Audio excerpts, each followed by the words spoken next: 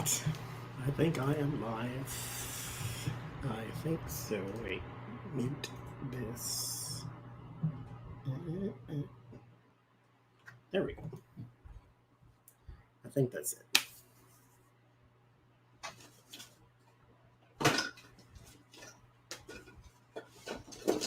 Okay.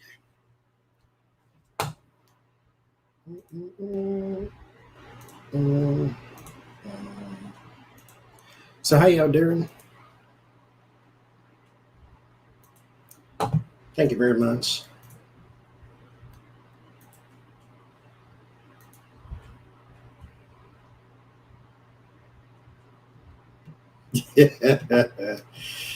I got your email.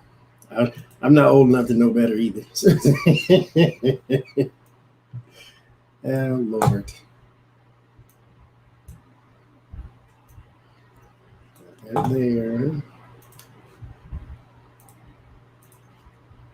I'm a little behind. All right. There we go. So I still got to make the list and other things. We'll do some reads today, but I figure we'll chit and chat and all that. So how y'all doing? Hopefully you're well. Show.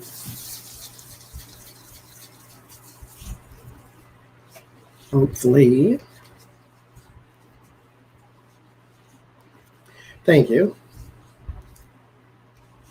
Old enough to know better, young enough to do it anyway. I don't know, Marie. I didn't go. Well, I called down to the UPS store to see if there was anything there. I called about noon. No. I called about 2 or 3, actually. He said there was nothing there yet. But I don't know if the Amazon was running late or what happened. But I'll check tomorrow because they close in 2 hours and we got stuff to do over here. So I don't know. Yes, this is a birthday gift. Well, it wasn't a birthday gift. It was a gift. I don't know the YouTube name. I don't want to say the real name. So it was a gift. I love it too. Okay. Thank you. Okay. I'll look and see tomorrow.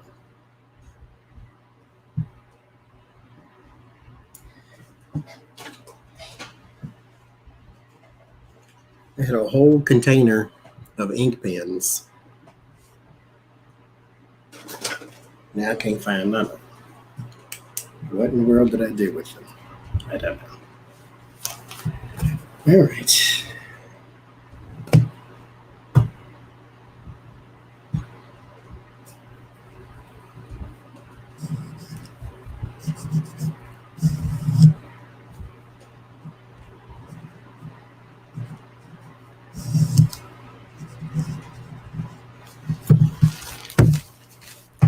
Yes, they do.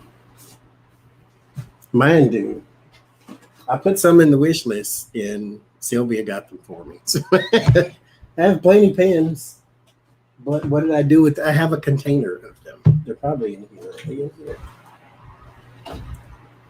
It's in there. Why is it in there? I don't know. Okay. It doesn't matter. All right. You got to feed the donkey some fruit. You know, me and Becca were like, I want a donkey.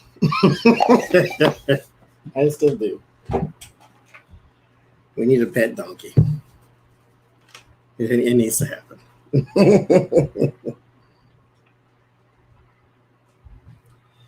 Well, thank you. Thank you, Catherine. I appreciate you.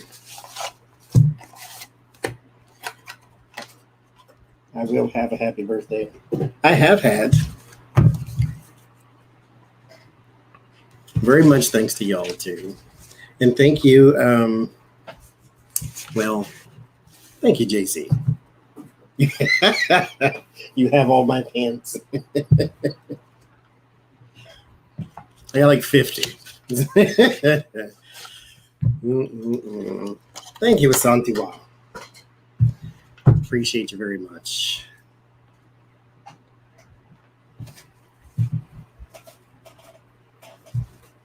All right, thank you very much.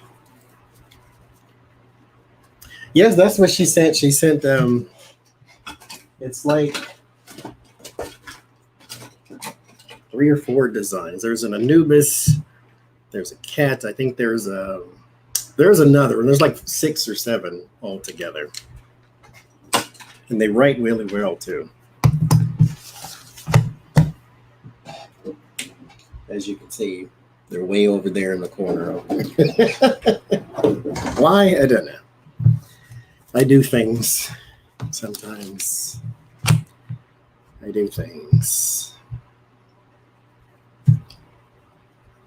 I love them. It's got the little push thingy here. All right. Screenshots.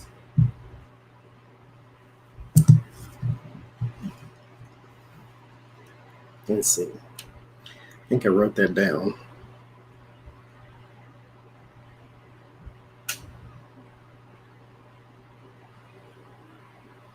Yes, I did.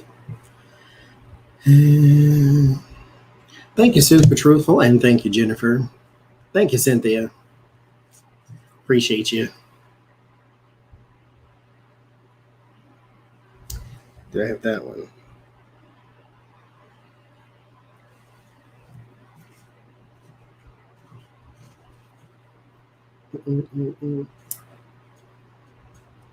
I'm a Gemini Scorpio. Well, Gemini rising Scorpio setting.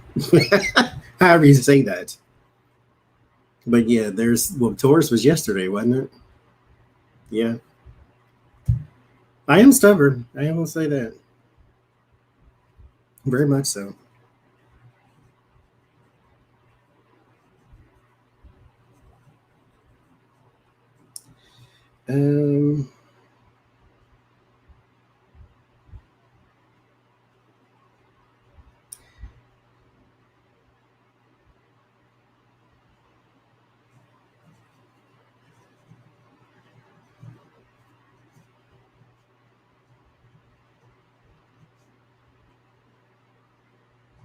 Thank you, Chris. Right.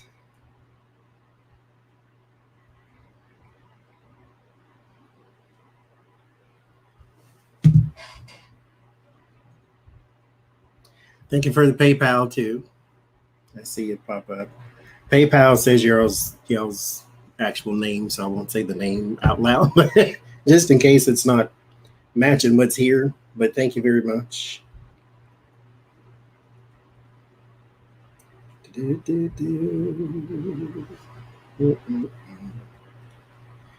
trying to write all my readings down. Oh, hi, Fred. And Freda's birthday is tomorrow, didn't you say? So happy early birthday.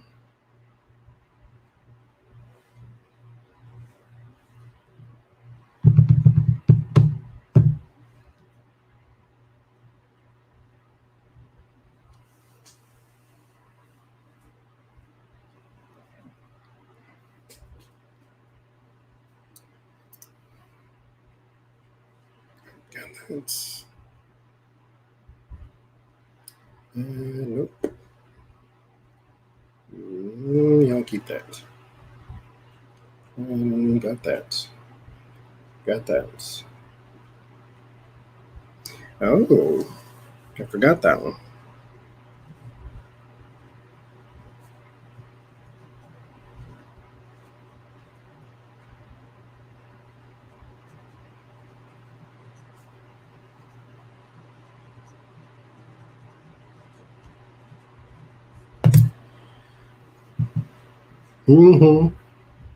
Happy early birthday. Beth Cat, your birthday is coming up too, is it not? Like on the 6th of next month or something like that? fifth or sixth. Thank you, Kathy.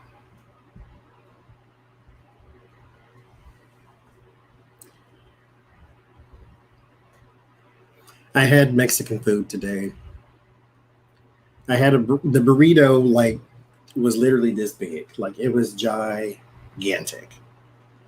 So I just like ate the middle out, and that's what I've been doing for the past hour.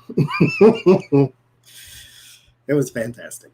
And then I had something called the fifth. Okay. Then I had something called no, it wasn't cold. It was chicken, like grilled chicken strips in a chipotle cheese sauce, which sounds so fantastic, right? And when it got here,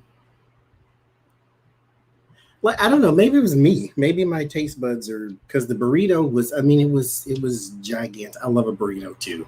It was gigantic, and everything kind of tastes like, when you put the queso on and the salsa on there, though, man, man, it helped. It helped a lot.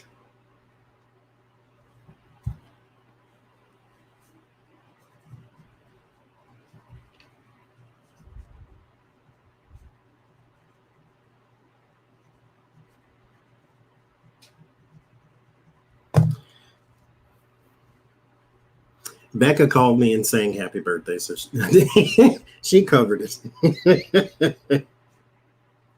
Because I'm not really a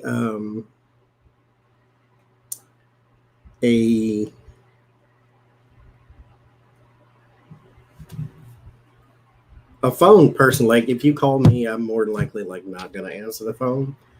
Thank you, Bob. But when she called me, I'm like, oh, this is out of the ordinary. And so I answer the phone, then she starts singing. So, so there you go.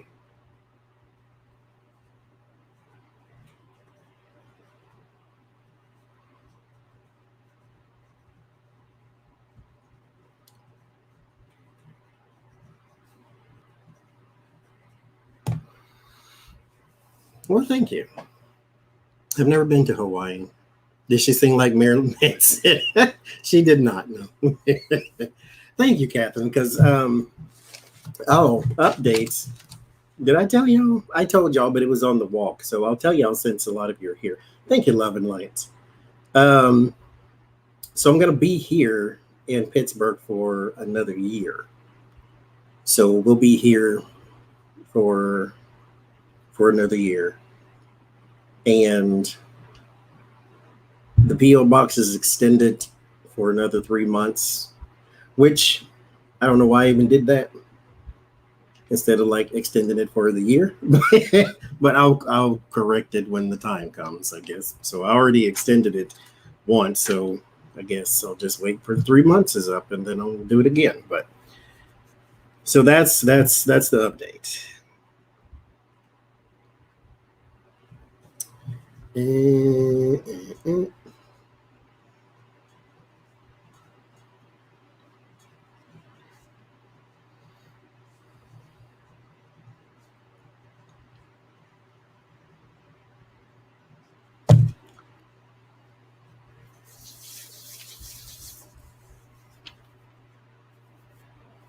Well, thank you.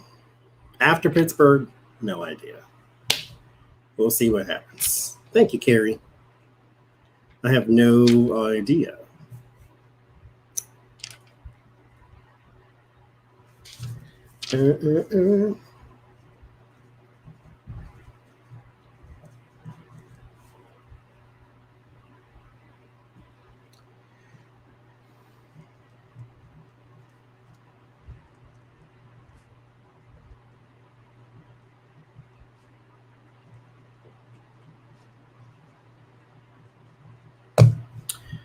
Thank you, Caroline. Forever 21.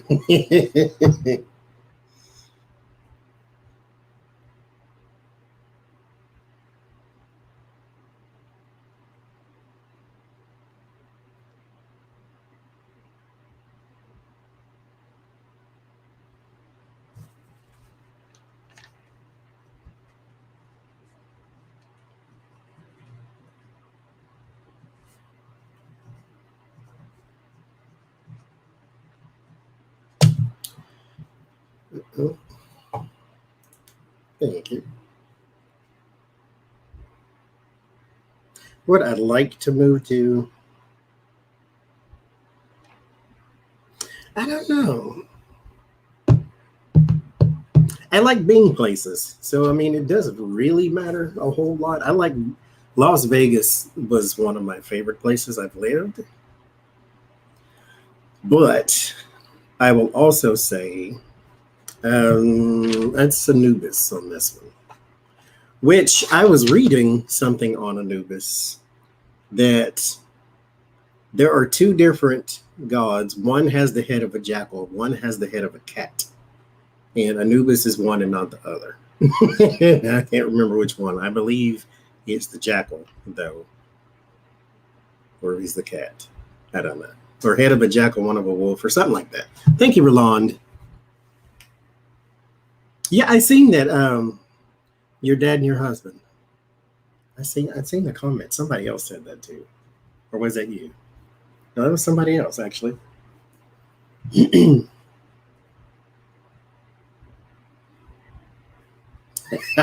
Look who's 40, not me. Thank you, Renee. Thank you, Leslie.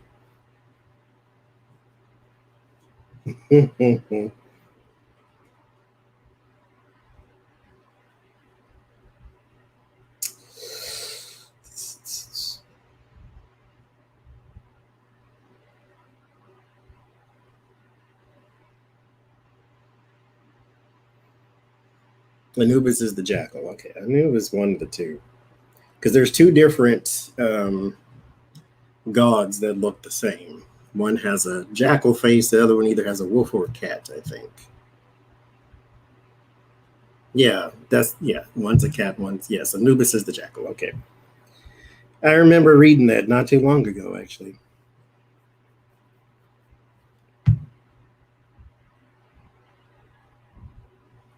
Um,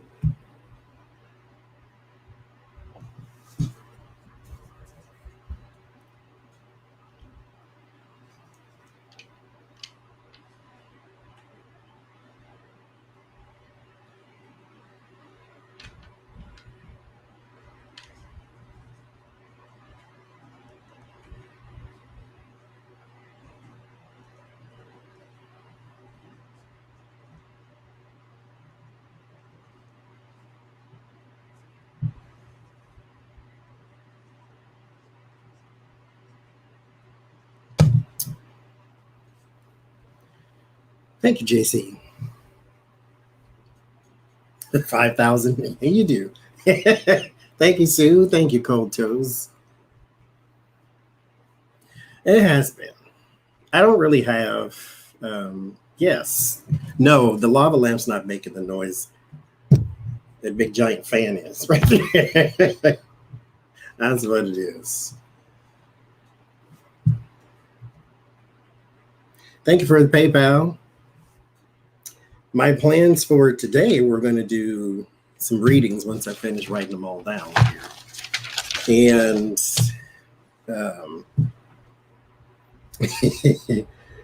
and then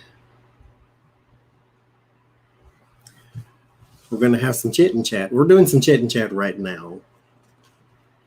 I sent an invite to a few people, so they might come in, say hi, and then go. The temperature is 72 degrees, but it is rainy and muggy, and so it feels gross. So I didn't feel like going nowhere. Thank you, Patty.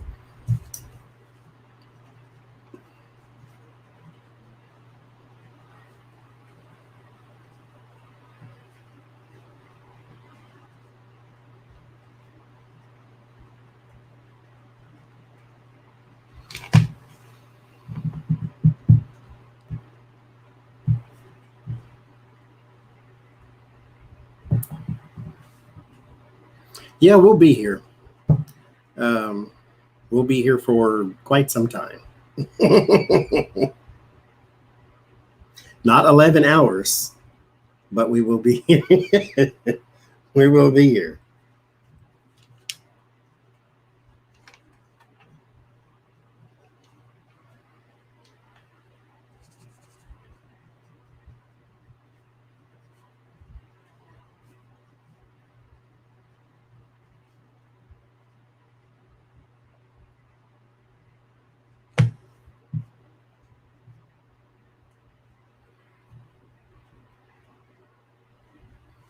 you, Desiree. Thank you very much. The whole day. Well, we got 6 hours left in the day, so that might be. I mean, because if you have never been here for the live streams we've had in the past, like we'll go for an hour, 2 hours doing readings and things like that, and then I say, okay, y'all, that's all I got. So I'm going to go and do something else. And then next thing you know, 2 hours later, we're still here. And then, thank you, Rosa. We kind of just, we play it by ear. And then 6 hours later, some of us are still here. Some of y'all went to sleep, woke up, came back. We're still here. That's our norm. Ask around. That's our norm. That's how we usually get down around here. We call it Southern goodbye. So you say bye, but you got to say bye to every single person. And next thing you know, you're still there.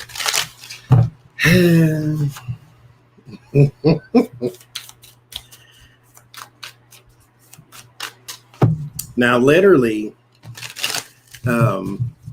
it's on the channel somewhere. Our longest one was 11 hours. We sat here for 11 hours, yipping and yapping, and then next thing you know, some of y'all went to sleep, went to work, came back. We were still talking. Oh, that's nice. No, we ordered Mexican, Joanne. You know what we did cook though? It was here. It was here the whole 11 hours. We were here. We had a good time. We didn't feel like cooking. We cooked a couple days ago. That burrito was gigantic, and that good old queso, man. And I invited all of them, Pamela. Thank you, Mara. What about the cake? The cake, we had an Oreo cake. Oh, me? I'm addicted to sugar. So yes, I like sweets for sure. My favorite cake is a yellow cake with chocolate icing or a German chocolate cake. German chocolate cake, I lose my whole mind. I lose my whole mind on some German chocolate cake. All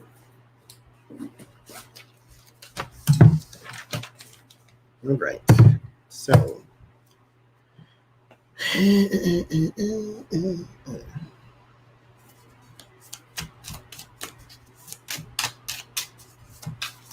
I have melatonin,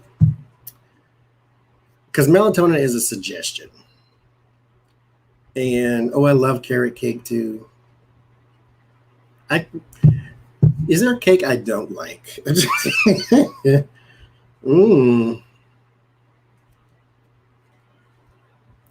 Raisins. Yeah, you never know what comes out of my mouth sometimes. I've never heard of that, Patty. Chocolate cake portillos. Oh, Lord. Thank you so much. Now, I'm going to mess up your whole name. Is it Kaolani? Did I say that anywhere close? Did I say that anywhere close to the actual pronunciation? Please educate me, pretty please. See, that's me too. I have ADD, and it's hard for me to. Melatonin is a suggestion. Maybe you should go to sleep, and then I think, no, maybe I should watch 3 more YouTube videos, and then next thing you know, I'm up. I did. Okay, Kaolani. Mahalo. I went one day. I'm sitting here because I've always wanted to change my name, right? And I'm sitting here and I'm thinking, this is how hubris exists in all people. So I'm sitting here and I'm thinking of some names. And I like the Alo in a name. The first name I had was like Montevallo. It was my name. So I like that sort of sound. And I'm thinking of like some variations of that. And then I come up with Mahalo. And I'm like, oh, I like that. And I thought I made that up. And then I type it into the Google machine to see if there's anything else out there with this name. Yeah, there's a few things out there with that. As in a whole language that you just did not make up, sir. I still want that to be my name. I think it's a fantastic word. Yeah, I like old cake. I like German chocolate cake is my favorite though. It's phenomenal. You know what though? Like the tres leche cake. The cake is fine. When you put the milk down at the bottom, I don't know. And for whatever reason, because I can eat cake and ice cream, which essentially is the same thing. But I don't know. When the cake is wet, it's different. And Dobosh cake, I've never heard of that. No, Sandra.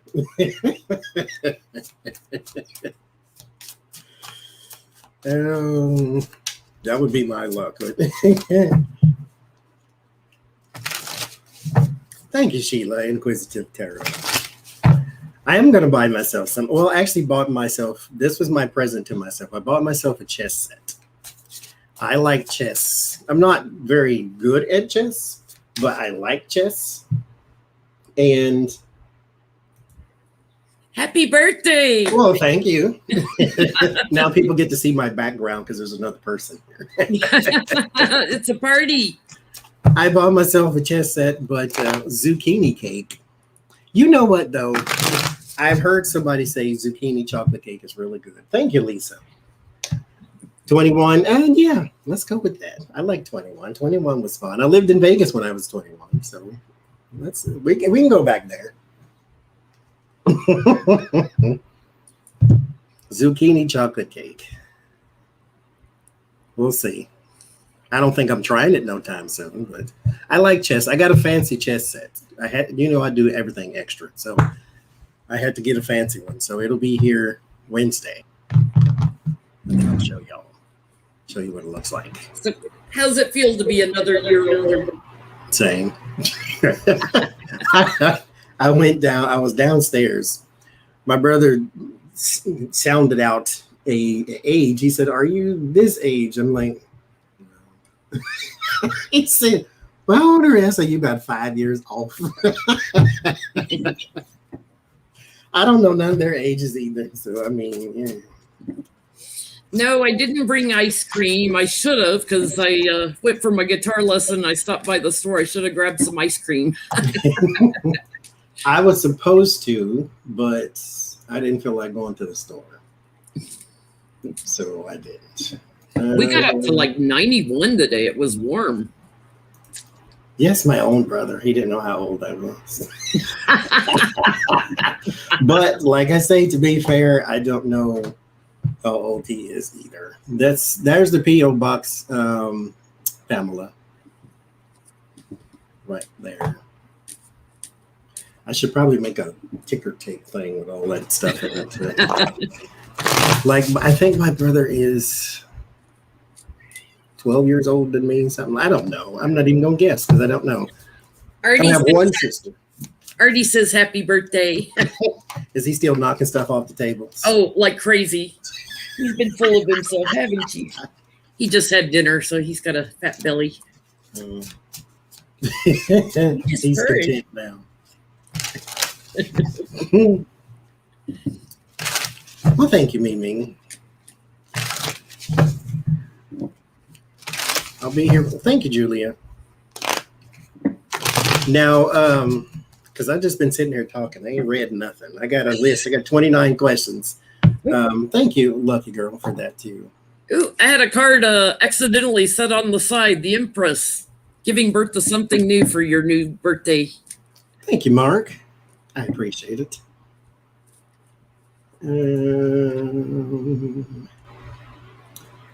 Wait. There. Now, you had some questions you wanted to do. We can do those if you want to. I've got some left from last night. Let's see. I'll do mine throughout the day because I'll probably be here till midnight. So this one I really loved, and we didn't get to it last night. I don't think we did. Andrew Giuliani, he's running, for governor. Mm-hmm. Is he doing it to grift money to pay his dad's legal bills? Let's see. Because these Trumpster people like to run for office so they can grift. And all of them needed lawyers.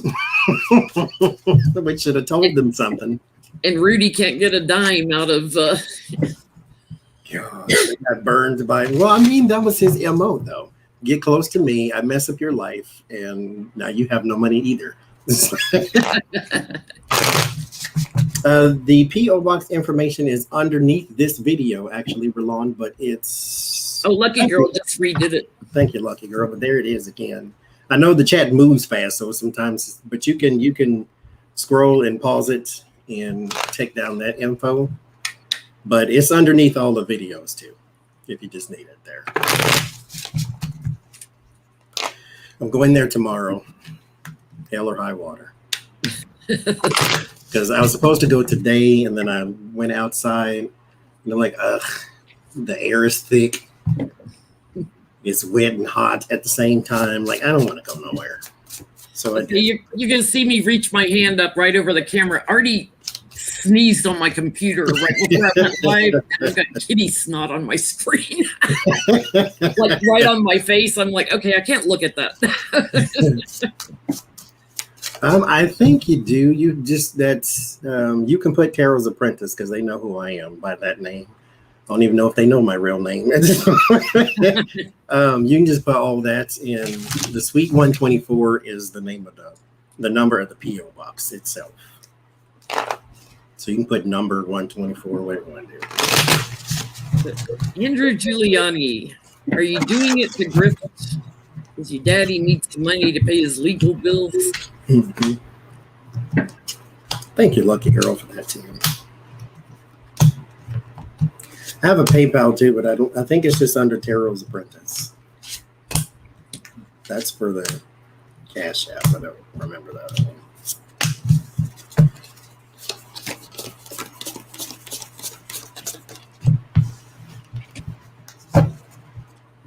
Ooh, I'm getting he's doing it for image, like trying to running for governor for image, like trying to do some damage control. Because Daddy might be going to jail. He's doing it for image. Knight of Cups. It's a typical stuff they try to do. He knows the judgment is upon them, and Daddy's getting ready to go to court probably. So he's trying to bring them up to higher ground a little bit in their image. It's not going to work. They're still losing money. They're like getting crumbs in money. Their finances have changed. The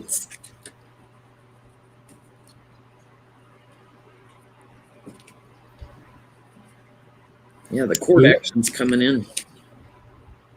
Wow. I'm getting it's about image. What are you getting? For the family, I get a bunch of people here. And then I get, in the beginning, I get the Hierophant, which that's him trying to get into the government. The Queen of Cups crossing, or King of Cups crossing that. There's your supports and all that type of stuff. And then I get a bunch of people. I got 1, 2, 3, 4, 5 people. So it's like it's for him and his crew. Like he's not trying to run for government to change government and do good in the world and blah. No, this is for him and people like him. Because Two of Pentacles and the Empress, they're going through a time right now where they need this. This is gonna, well, they think they do. This might be the solution to some of their problems. Now, New York is very blue too, even though it has little pockets of red like everywhere else. So this is going to take more than just getting the governorship to get your family off the hook. Yeah, because you can't pardon your dad for federal crimes as governor. Because he's got a lot of little cronies, and maybe somebody's, pulling some sort of purse string or whatever. But yeah, this is for them. So another question from last night we didn't get to. The prison guards in the Mr. Epps case got spared jail time after admitting to falsifying records on the night that Mr. Epps died. So I want to know, were they spared by the feds looking into someone else like Barr or something? Were they spared for a reason? Oh, you don't have to, Marie. Thank you very much. Were they spared? To catch a bigger fish. I love that we have people that watch us from all around the world. Mm-hmm. Were they spared for a reason? Like they want to go after somebody else like Barr or somebody?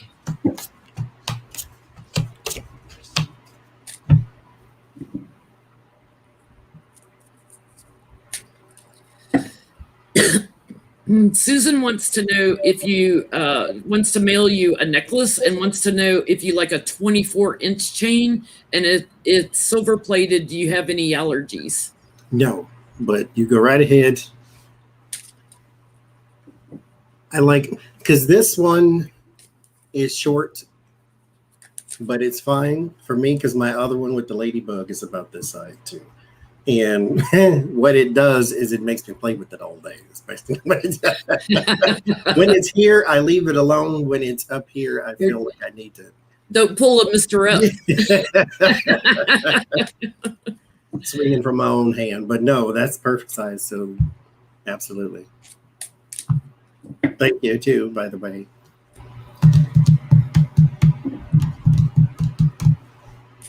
Oh, why were the prison guards? Why were they spared jail time?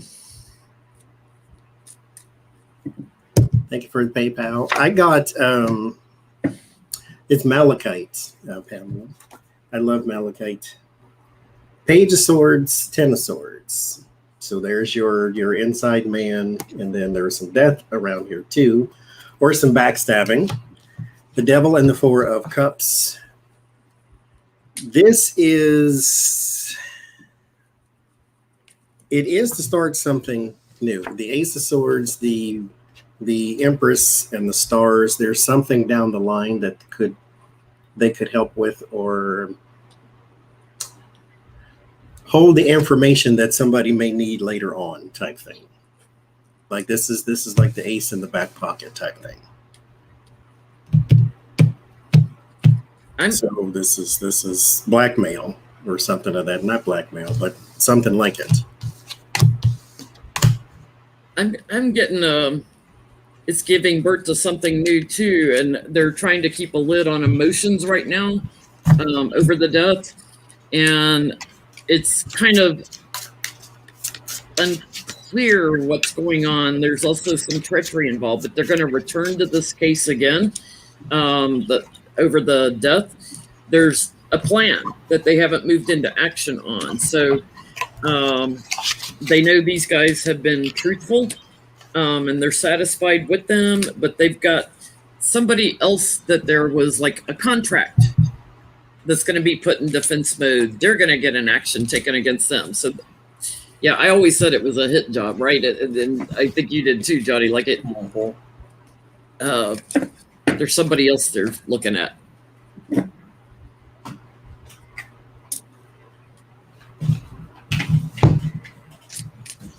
I have to switch cards. Those was dark. I can't see. I'm old now. I can't see. Time for some new glasses. And then this light, I need to turn it down. It's super bright, but it'll be all right. Oh, I'm doing a giveaway too at some point during these 6 hours that I'll be here. I'm saying 6 hours because that's probably how long it'll be, but we'll see. You could end up 11 hours, 8 hours. We're not doing 11 like this. You have to break your 11-hour record sometime. Do it 4-hour. That was crazy. I don't even know why I stopped then. Was I tired? I think you were getting tired after 11 hours of talking. I'm a Gemini. That's my superpower. I don't. That was the one, I think, where you pulled out the video on the red prayer handkerchief. Yeah. Oh, we had some madness going on there. Yeah, never say never. I might do. Hey, we'll see. I'll be here. Thank you, Cecil. So we have the same birthday. Oh, well, happy birthday, Angela. Happy birthday to all the Geminis out there. It's Freda's birthday tomorrow. So Trump keeps attacking McConnell while, Mitch keeps protecting him. Why? Do they have an agreement? Like, did Mitch ask him to do that? Like, attack me and I'll keep defending you? Is there some sort of agreement between Mitch and Trump? Or is Trump just being nasty? Thank you, Selfish Wing. Yes, Freda, I got it. I just say thank you for the PayPal because y'all's actual name was attached to it, so I didn't. I didn't want to say everybody's name that was on there.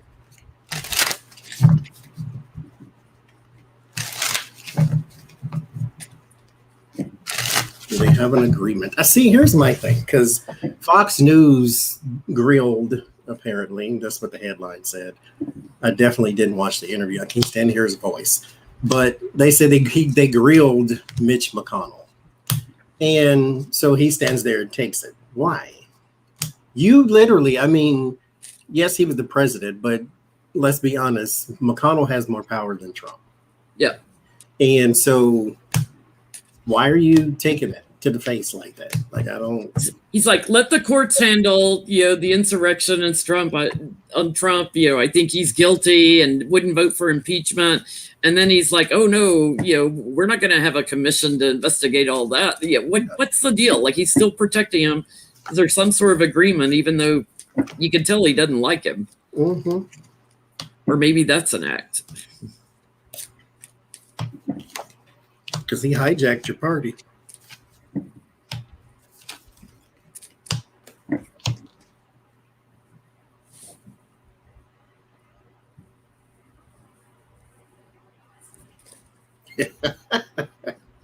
Yeah, Ninny, that's pretty much true.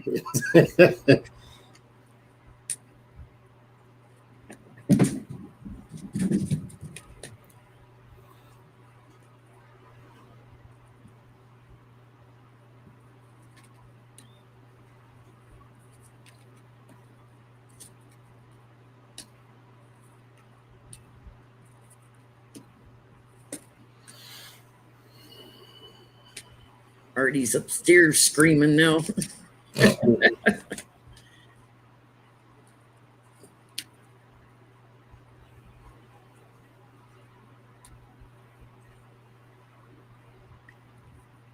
There's manipulations going on.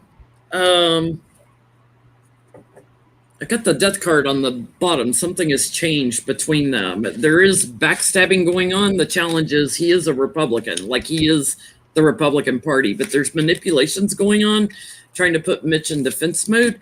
And I feel like it's got something to do with Mitch's wife. Like, he worked with her on something overseas, and they had some future plans. But now that she's gone and retired,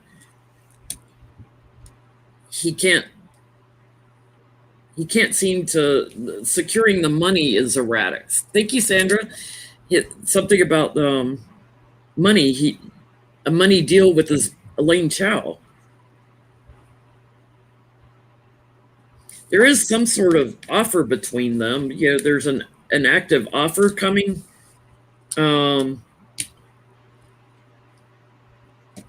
But whatever it is, like it delays Trump's money.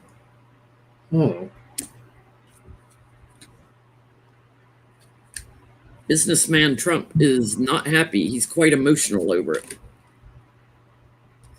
I got to ask what the deal is. What kind of deal does he have with Elaine? What are you getting? I get 8 of Swords, Page of Swords. There's an inside man, or inside this little encasing of the 8 of Swords being around a person. There's like a under the table handshake agreement between Mitch McConnell and a few other members of the GOP. I get Mitch McConnell and the 7 of Swords. So there's something sneaky that he is doing.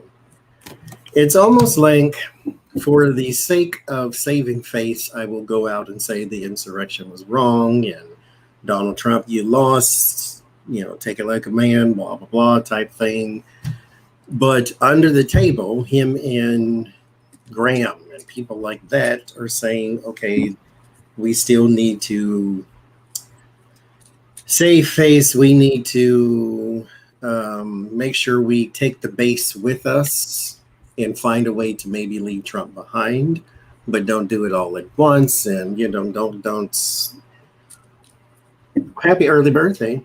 Don't cut off Trump right now. He needs time. Needs to revolve to make him obsolete. Like there is not a way you can just chop him off. You have to slowly pull this in particular cyst out of your Republican body. It's like pull the drain on the bathtub and wait for Trump to go down it. Because there is a 4 of Pentacles. So this is 4 of Pentacles, 7 of Pentacles, 8 of Swords, or 4 of Pentacles, 7 of Swords, 8 of Swords. There is something going on between him and a few select members, like Graham and a few of those other people. So I think behind the scenes, they're trying to find a way to maybe get rid of him, to get rid of Trump. But in person or in public, he needs to pretend he's still on his side. McConnell's the son of a bee, so he ain't ever doing nothing, for the greater good of nothing. He's always got an agenda and a plan, something crazy, something gross. I was pulling cards on, does Elaine Chao have a agreement with Trump? And I'm getting there was some sort of handshake deal with Trump and Elaine Chao.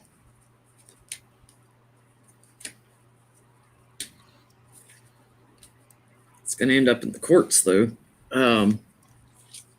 Like supporting each other, but they're out in the cold from the money.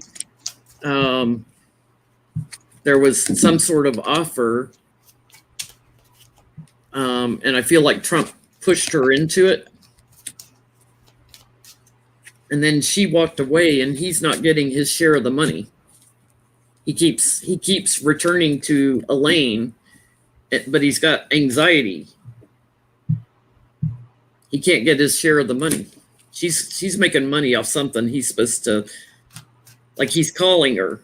He's calling her.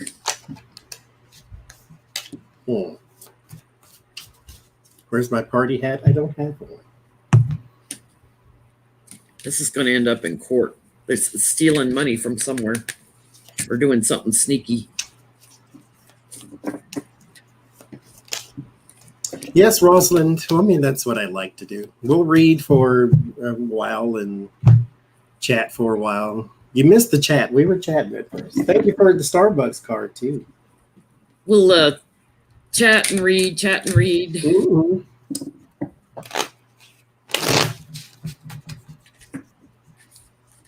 Jen's birthday was last month, Michelle. We did you can go back on her channel, and we did a live stream that day. 60th birthday bash. I turned the big 6-0. Had a bunch of readers coming and going. That was a fun night. I don't usually celebrate my birthday, but I felt like, okay, the big 6-0, I need to share that with everybody. I just eat and sleep, so that's what I did already. So I'm here now. It's like me and 2,000 of my closest friends had a birthday bash. That was fun.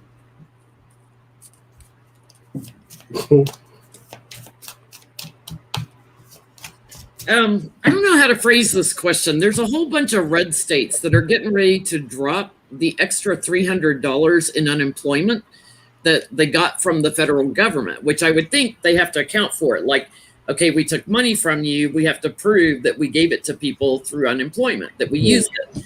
But like Texas is one of them. They're getting ready to drop that extra $300. So I guess my question is, will they get stopped from doing that? Because it's federal money. Florida's another. Mm-hmm.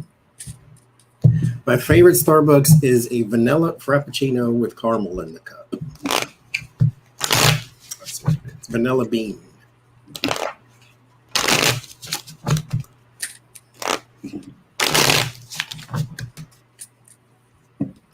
Okay, Asia. I try. I really do.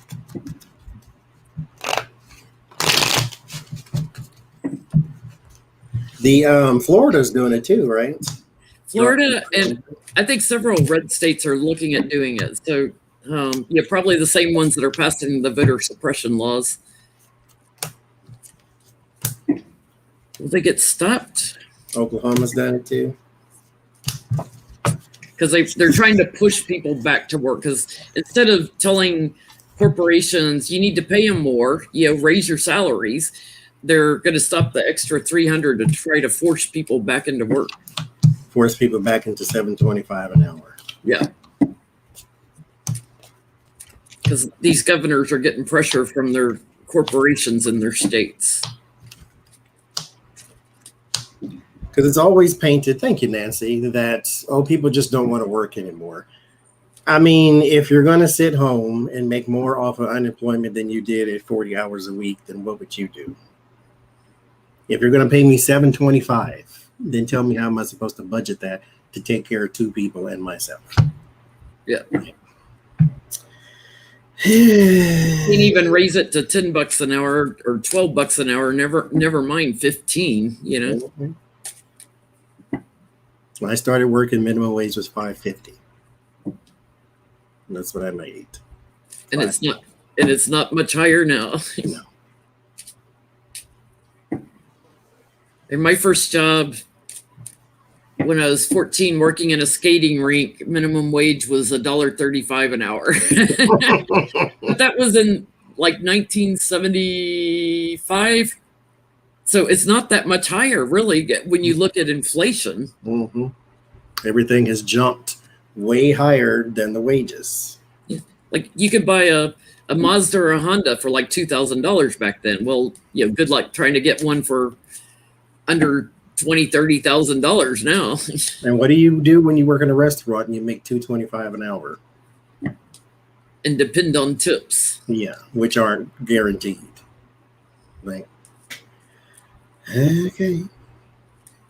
What's going to happen with this unemployment? Are they going to be allowed to cut it?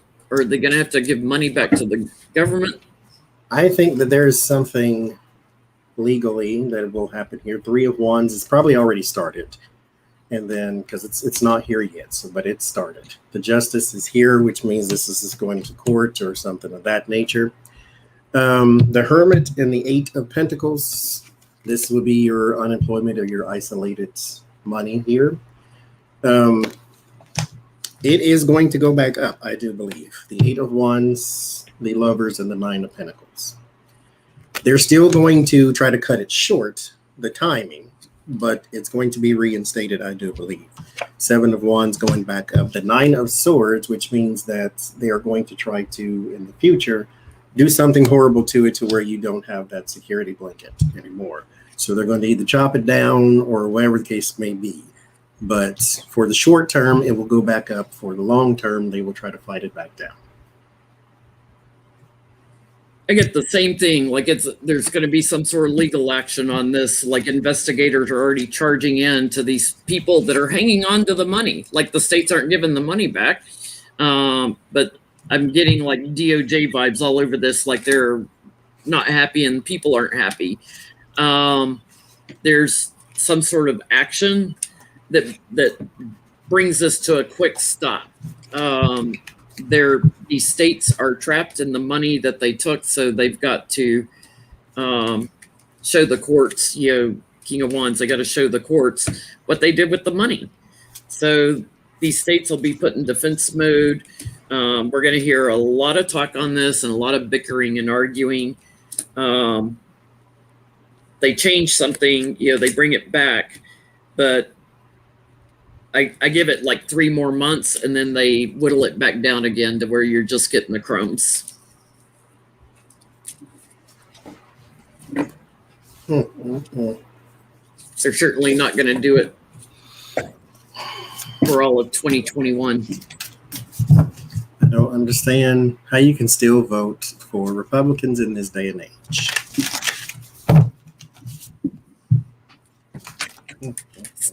So DeJoy doesn't want to use airplanes anymore for our priority mail.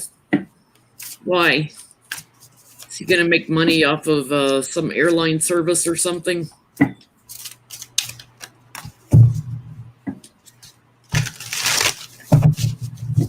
That governor of Oklahoma is a piece of work. I wrote him down for the Sunday stream, but we didn't get to that one either. He passed some sort of bill that says you can't basically teach all of history because it makes some white people look bad.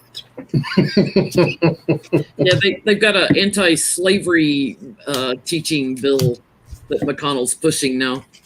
It's in Oklahoma. He signed it already.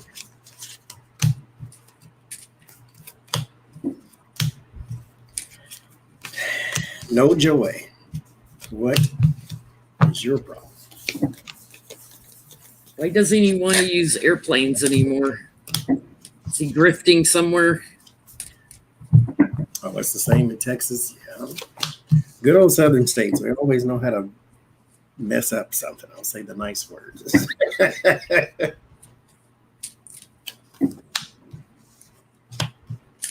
Governor Stitt.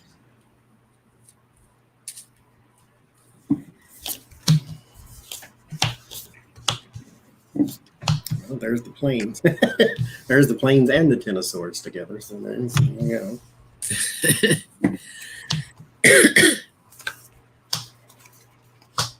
And the devil. I want to say it was a part of a past agreement.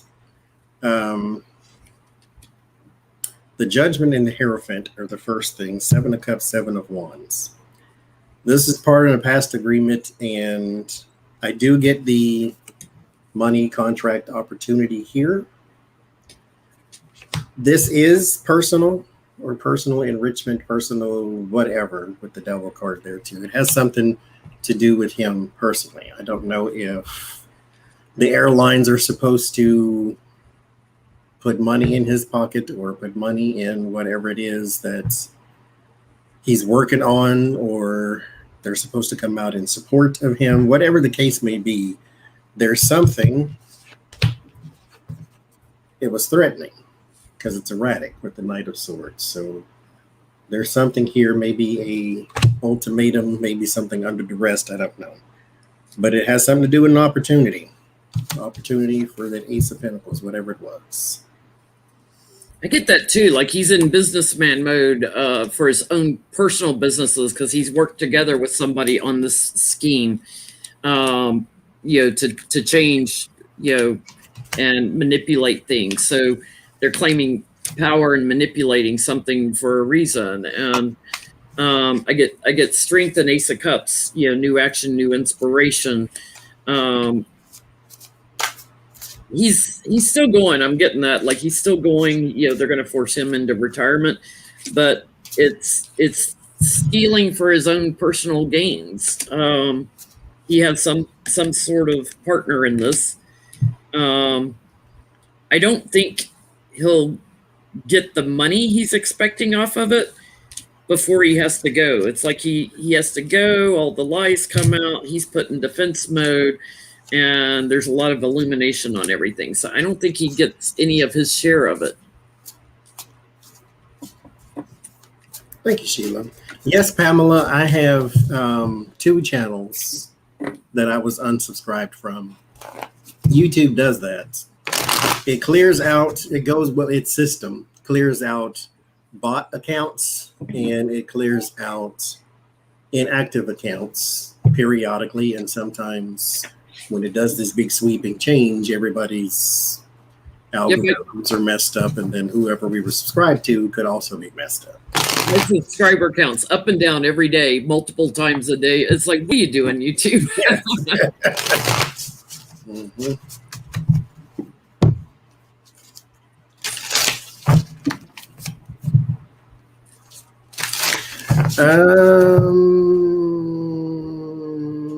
I've never got that sleuth, Jill, that it was a woman who took down Trump. I just sort of adopted that because that seems to be what everybody was coming to the conclusion of. So I never read on it, though. I always got that it was just justice itself, and seeing as how his main threat, well, in my estimation, I don't know his whole legal outline, but his main threat is Letitia James. And so that's kind of why I was like, well, that makes sense then.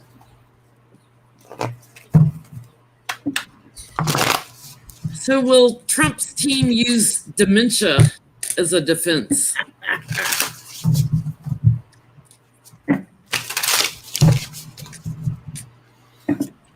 Oh, I still see him in a straitjacket somewhere.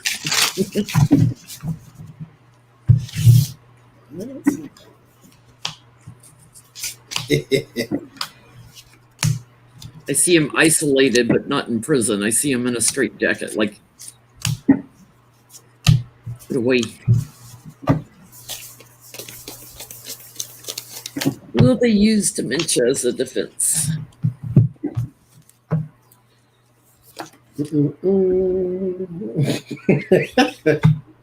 That's not funny. I mean, apparently Ivanka's got dementia too, because she doesn't know what. She doesn't know who nobody is. She's got a little dementia problem going on there at a pretty young age. This man who's known your family your whole life. Oh, I don't know who he is. He works in the company where? He's the coffee guy. Some position. I know I've seen him in the elevator occasionally. Goodness. Thank you, Jan. I'm glad you can make it. There is a talking about mental instability. Yeah, or some sort of strain on his body. It could be his physical, like his heart or bones or whatever case may be. But I got this. Now, this is not meant to poke fun at Alzheimer's and dementia. I just want to preface what I'm about to say by saying that. Okay, so don't get sensitive in the comments. But this made me laugh, kind of like, oh, he forgot what he was doing and just walked away. Because, you know, that's kind of how dementia works. Wandered off. He just kind of wandered off. And then the justice is crossing that. So it's like that might be his legal defense.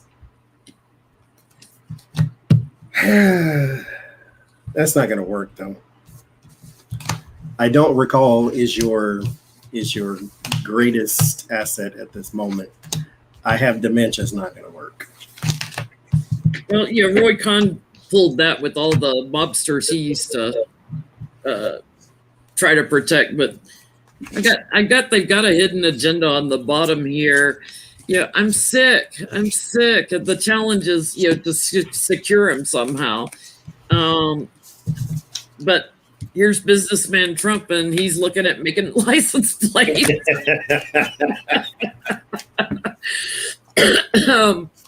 He thinks it'll get him to higher ground. I don't know if it's dementia or if they're going to say he's got like side effects post-COVID. But like he has to go away and has to like go in a hospital or something. It's sneaky. The judge, I don't think is going to fall for it. Like the judge is getting bullied. That they see this as inspiration for Trump, and the courts are going to be strong about it. So it's like, get well quick because you go into trial. Remember, man, woman, dog. Yeah, you know what you're doing.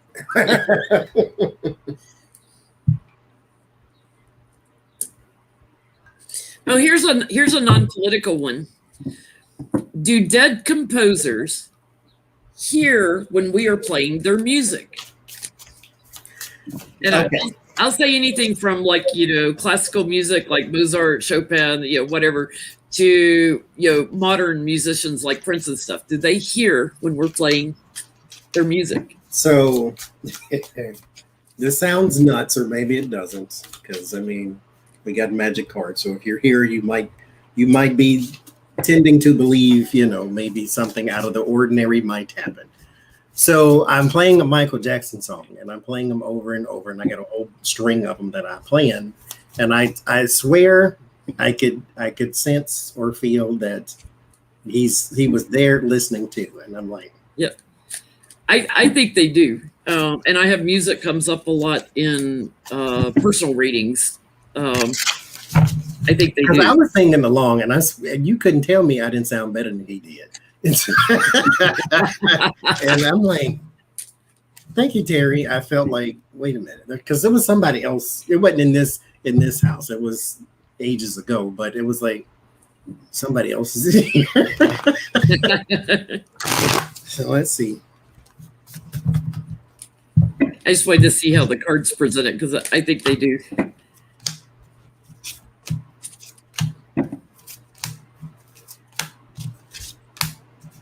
Because this is where my mediumship comes in at, on this side over here.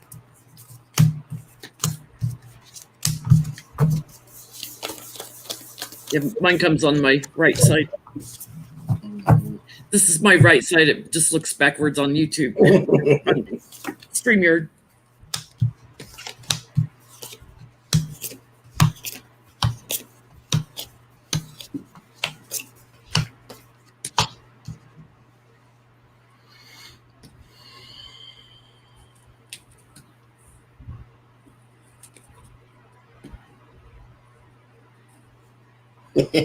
You're Not Alone. That's actually a Michael Jackson song too.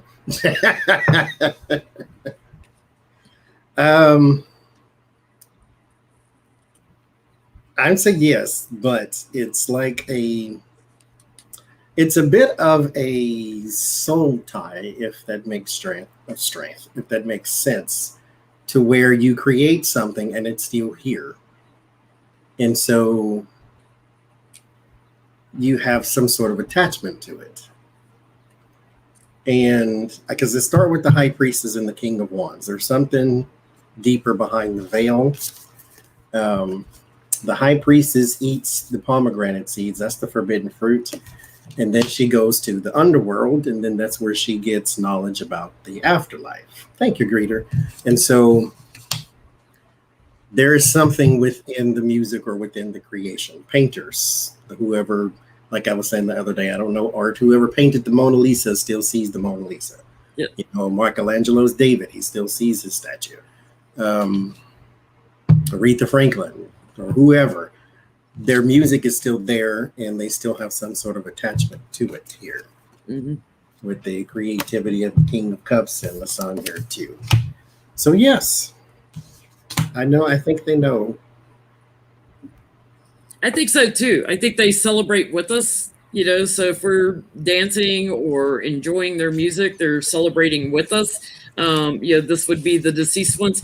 And it's interesting. The first card I get's winning at all costs. Like they still like to see that they're a success in some way.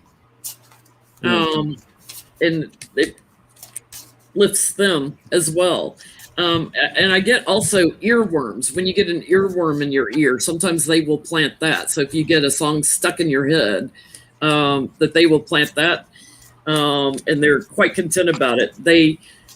They don't tend, because there's so many people that listen to their music. It's like they have to isolate, pick and choose, like who they go and listen to it with. Mm-hmm. But I think they do, kind of run around and listen to people. But this is their legacy work too.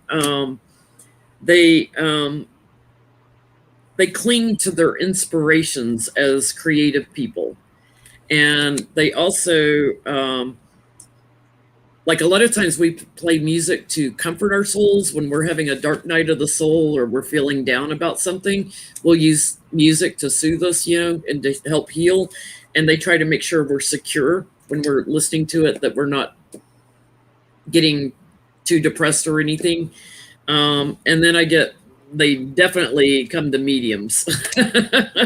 They like to come to mediums. Because now, mind you, a lot of times that could be the attachment between you and maybe somebody that read on or whatever the case may be, to where there was a person who mother, thank you, Texas Girling, actually, was on the other side, and they have a song that they had to where they, it was their song. Yeah. And so not the song wasn't playing. I kept saying the person who sang the song. Mm-hmm. And then they kept, I guess they were talking to me. And I'm like, because I didn't ask, I won't say who it was. I won't tell everybody business. But I didn't ask this artist to come forward. I'm trying to connect to whoever's, the other person on the other side. But it's like, for whatever reason, that was their bonding moment. And so that person was coming forward and telling me about the song. And I'm like, okay. And so then the rest of the reading made sense after that. I've had that happen. I've had John Lennon come into readings, and Frank Sinatra in personal readings. Like if somebody was a big fan and they shared a song and maybe got to meet him at some point. I had a personal reading where Perry Como showed up, and I was like, why is Perry Como here? And then the lady's husband on the other side came in, and she said, when my husband retired, we moved to Florida, and his golf buddy was Perry Como. And he said when they were buried, when they both died, they're like 6 feet from each other in the cemetery. Like they were that close. I was like, well, Perry's here.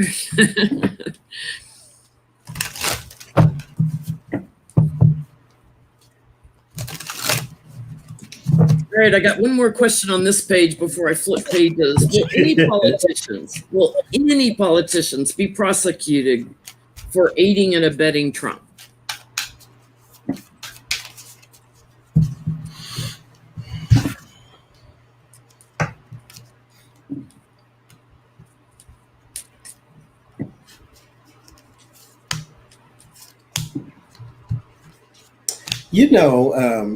Nancy, she likes this energy. This is how my channel started. So this is very fitting for my birthday live.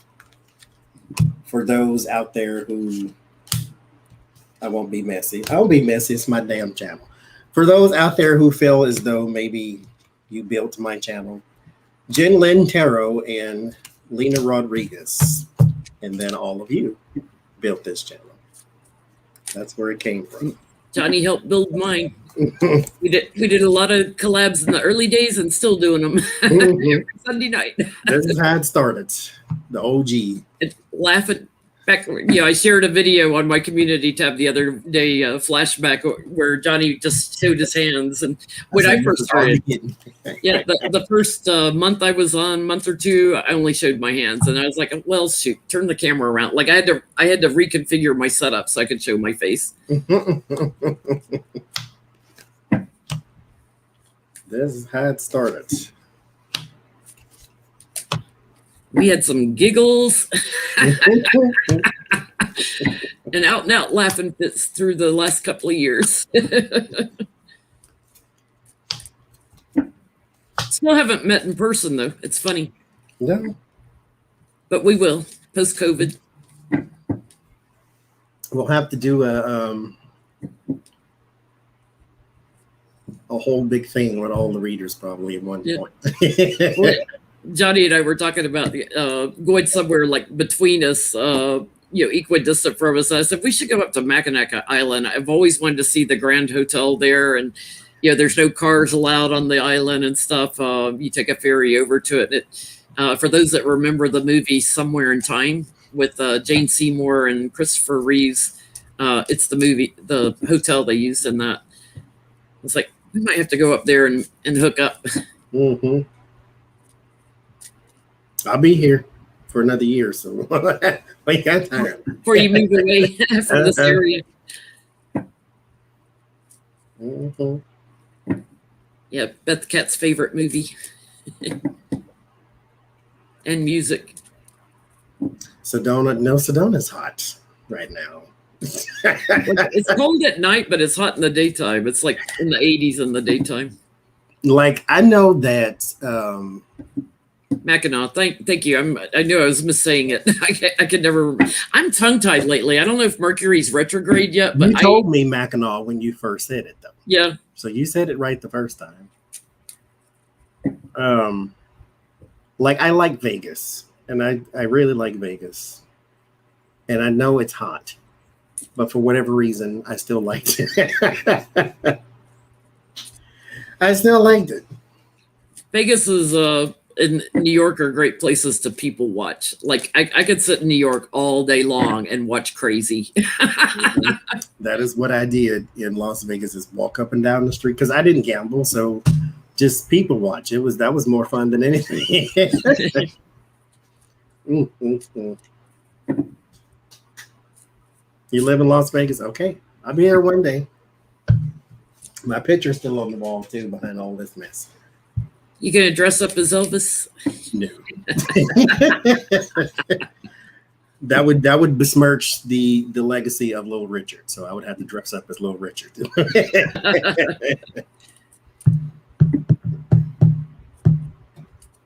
Whatever we was reading on, I pulled cards, but I don't know. Will any politicians be prosecuted for aiding and abetting Trump? I got it all laid out. I'm like, it said something. I don't know. Oh, Lord. Yes. There might be 3. It'll be 6 named altogether, but 3 will escape because they'll probably retire or whatever the case may be. But there's 3 people here with the 3 of Swords. 6 of Cups means that there may have been 6 people involved. So this may have been a, not a legacy. What is the word? This may be a group of some sort, but because I got 7 of Swords and Justice. So there's something sneaky that comes through the justice system. So they will find someone. The Hangman and the 8 of Swords. This is not, even though we have to temper our reactions. Just because they name somebody as a co-conspirator doesn't mean they're going to press charges or put them under the jail and all these type of things. But at the very least, exposure says a lot. Because remember, Donald Trump did drain the swamp. He didn't take out the creatures. He just pulled back the water so you could see everybody. So you take that knowledge into the voting booth and make sure people like Lindsay and so forth do not continue. But yes, there will be some exposure, I think, of at least 3 people. I agree. There will definitely, like some people that had a bond with them, work closely with them, will be put in defense mode. This is going to take a little time. They got to do the money trail. There's some big money involved, and so I don't know if some of this has to do with campaign finance, like money that he got from the Republicans or campaign finance, I'm feeling, but also some corporate money that's involved. Some will be going away. Victory on that, I get absolutely going to get some indictments, going to be put in defense mode, and some are going away to jail. I get 2 at least will be going to jail. And then there's a whole entourage, a whole group that will have to leave their positions that will be cut from Senate or House. And a lot of anxiety going around. That's what I get, is though it's kind of like, okay, there's 6 people and 3 of them suddenly retire. Suddenly they don't run for re-election or whatever the case may be. They get to go off and hide. And then these other 3 are like in the middle of their term, so you can't resign because it looks bad, so you're going to have to face the music, but you get called to the carpet at the same time. Or they get expelled so they can't run again. Mm-hmm. And that's when he needs to start passing those laws, that all those bills when they start going down a few.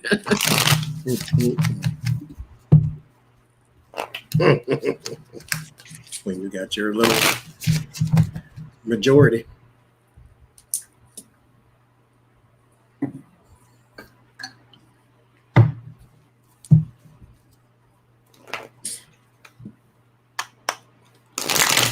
Paul Ryan had a big fundraiser for Rep. Adam Kinzinger. He's the one here from Illinois here that is very vocal about stop the big lie, do the Insurrection Commission, all that stuff.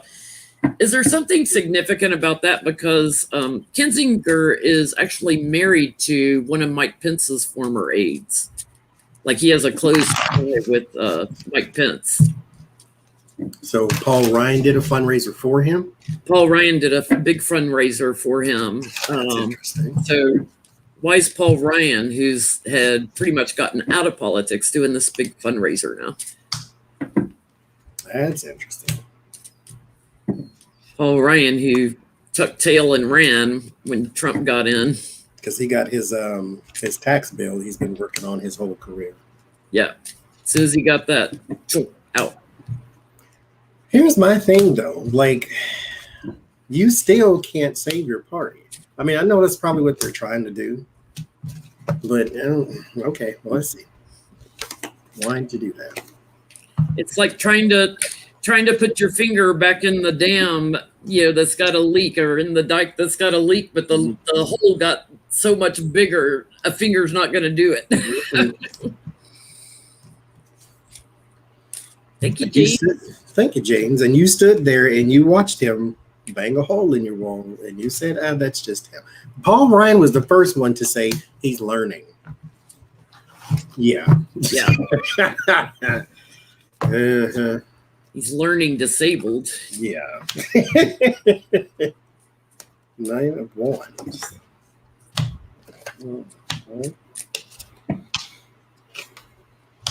And meanwhile, we haven't heard boo or anything out of him all through the insurrection. So.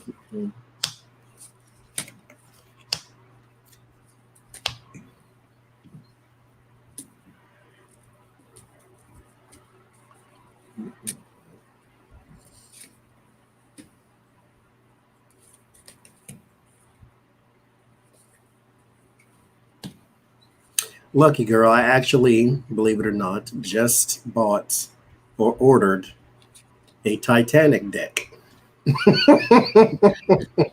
So when it gets here, we'll see it.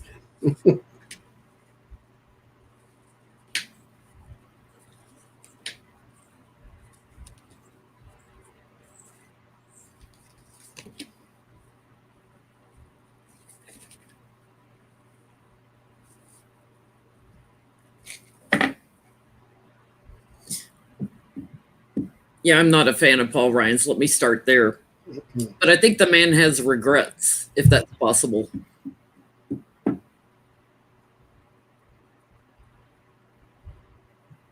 A little bit. A little bit of regret.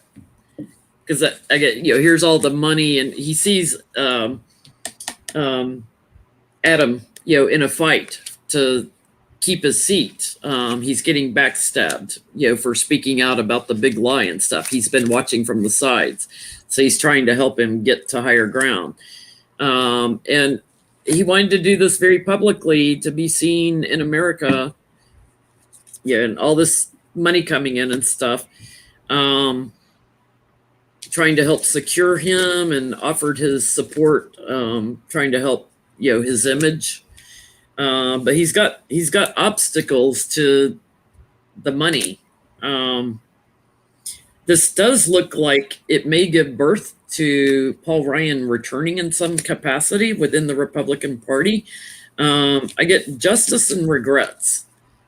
So and a new inspiration. I think he's got some regrets and is hoping the justice system maybe will take care of some of this. Because they didn't stop it before it got out of hand. Yeah. Because when he wanted something from his magic Sharpie, but all the while you were wanting something from his magic Sharpie, you were letting go of everything else that you had too. So it's like your hand was open and he started taking your whole party from you so you can have your tax bill. You ran off with your success of your tax bill, but he effed up everything else. And now y'all have nothing to stand on. Now you're divided between the crazies and the less crazy. 9 of Wands and Judgment. So there is some stress and some strain, and it comes from the past. They're trying to undo something because it's recurring. It's coming back again. Well, it's actually never really left, but it's coming back again. The King of Cups and the Ace of Swords. He also knows how hard this is going to be for Kinzinger, what's his name? He knows how hard this is going to be too. And so I think the old guard is coming in because of the people that are trying to stand up to Trump and his ilk are going to have a hard time getting reelected because the base has lost their mind. Now, here in the end is the Sun. So there will be some success here, but he's trying to highlight this man and others like him. So I think that they're going to do quite a few fundraisers because they realize what happened when you let the crazy man take over your whole party, just so you can get a tax break. Everything for money. Was it worth it? So the first insurrectionist used the I was just a tourist defense. How's that going to go? There's several of them that are using the I was just a tourist defense. Thought they were Antifa. Now you're a tourist. Now you're a tourist. An angry tourist at that. So if I go see the Liberty Bell, can I then look for Mike Pence and try to kill him? Can I do that? Is that a thing? Is that what tourists do? Yeah. Tourists carry weapons into our capital. Yeah. Didn't see him going through the metal detector, did you? Well, I saw him going through. Gosh, tourists. I was a tourist. Okay. Let's see about that.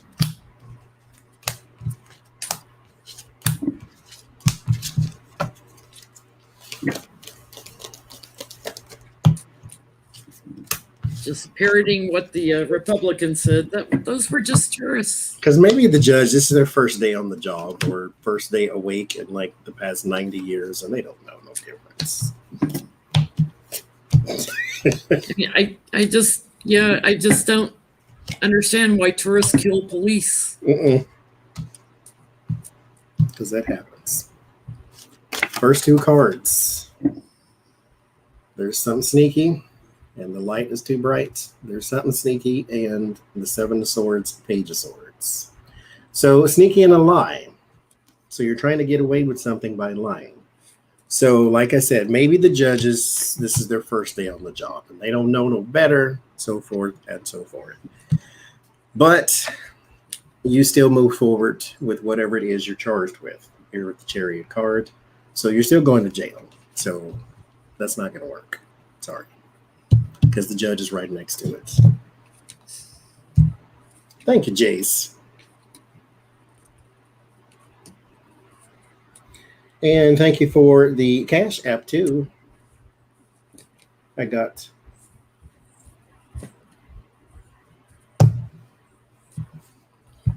Yeah, I get this is what you harvested. You're trapped, you're stuck. You're looking at jail time here. You can't get to higher ground. That's your obstacle. You're trying to manipulate things here, but you're going to get asked a lot of questions by the judge. Like, okay, you love your country that much that you burden it. What'd you buy in the tourist shop? let me see the receipts of what you bought and what you messaged and what you tweeted out that, while you were doing all this. It's not going over well. What I have on the bottom. Oh, moving on from this. Yeah. It's like you affected our national security. Don't think so. So damn stupid.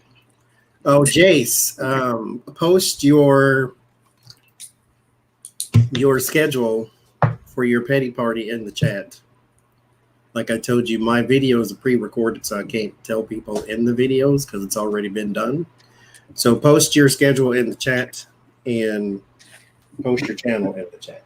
Well, your channel is Jace Harnage, but post all your stuff in there because you're a moderator, so you can do that. Thank you, me, myself, and I. Thank you very much. So, Elise Stefanik replaced Liz Cheney. I can never say her name. Y'all know who I'm talking about. My mouth isn't working right tonight. How's she going to perform for the GOP? Is she going to perform as they expect her to? Because she didn't vote with Trump as much as Liz did. She went against him on a few things, but now all of a sudden she's got the power seat. So is she going to stick with the GOP expectations? What's going to happen here? I saw that, Gary. I haven't kept up on his lawsuit with Comcast now.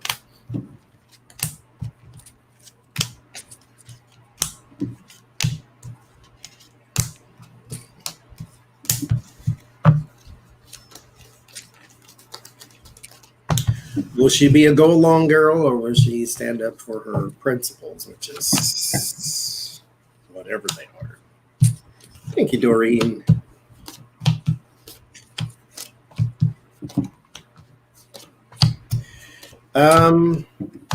This is interesting. I think her time's coming to an end too, like close.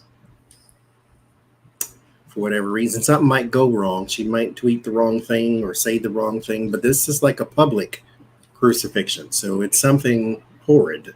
Can these guys tweet the wrong thing? I mean, they still say, like, look at Ted Cruz. Come on, if they there's something. Look at Marjorie Taylor Greene and her Holocaust comments last week. Yeah, what is wrong to them? What define wrong? What is wrong to them? It might be an accident. You know, kind of like when you get caught sending pictures of Michelle and Barack Obama and they look like gorillas or something stupid. Or she says Trump lost. Because I get something erratic around her job. So it's like it has something to do with her and her official capacity. But it's like I get the tower and the world. So it's kind of like it was an accident of some sort. And then it's the star. So the star and the Ten of Swords, something for the future goes very, very, very, very, very wrong. And Six of Pentacles is how it ends up. So she may be submitting to some sort of agreement, or if she's not out, she would be under the boot heel of whoever's in charge. Because she's submitting to something here with the Six of Pentacles. Everybody in the Six of Pentacles is not sharing. There are some people submitting to what this person's given them. So there's some begging and submission. So if she is in this agreement with someone, she's begging for something because something goes horribly wrong and everybody gets to see. I guess she's actually begging the donors, like, forgive me. She's trapped in this position. I start out, with the Eight of Swords. She's trapped. So I don't think it was really her choice, because it's just chaos. She was manipulated into it. Everybody's watching her, and especially the donors, the people with the money. I got Trump on the bottom there with the Fool. She's secure for 2 months. And after that, your guess is as good as mine, because something very emotional is going to come up. It's something returning so through the courts. Thank you, Deborah. And she's going to be burdened. She's going to be blindsided by it. It has something to do with the big lie. Don't know what that is. Pamela, they're actually called Black Gold Tarot.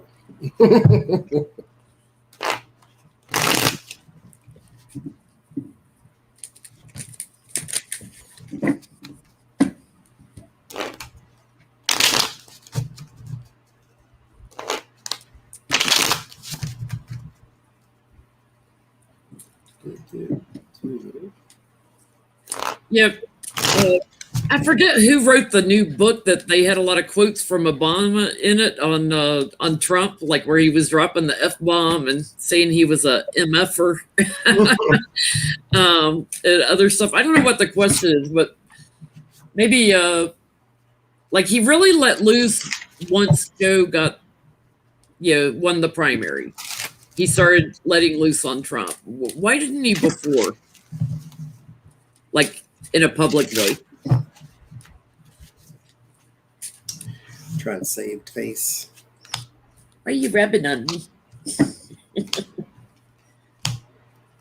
Silly boy. It's like Artie knows I'm getting ready to leave for 10 days, so he's got to get all his pets and rubs in.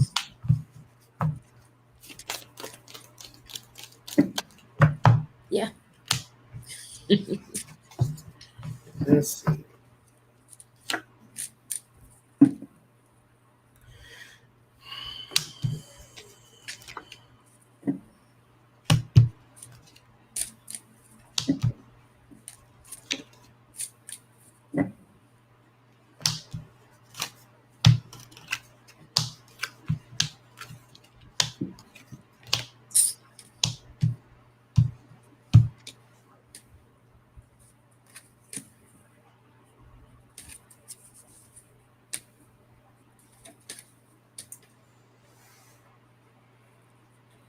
Yes, Rosalind, I like it because it's shiny and glitter.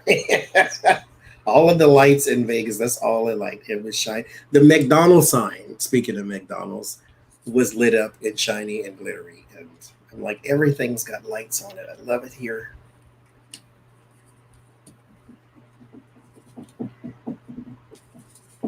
Thank you, Becca. Thank you for my song earlier, too. She sang happy birthday.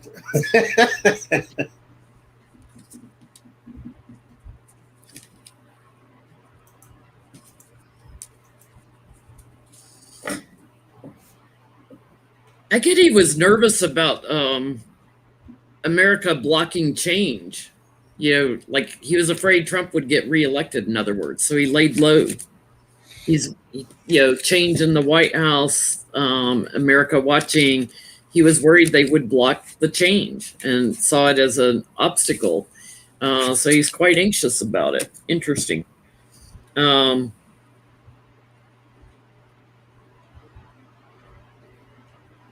He was always, kind of in the background with the network supporting the Republicans.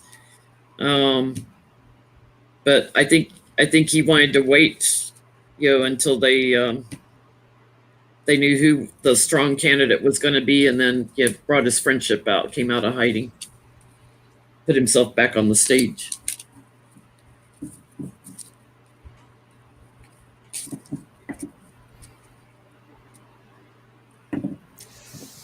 I get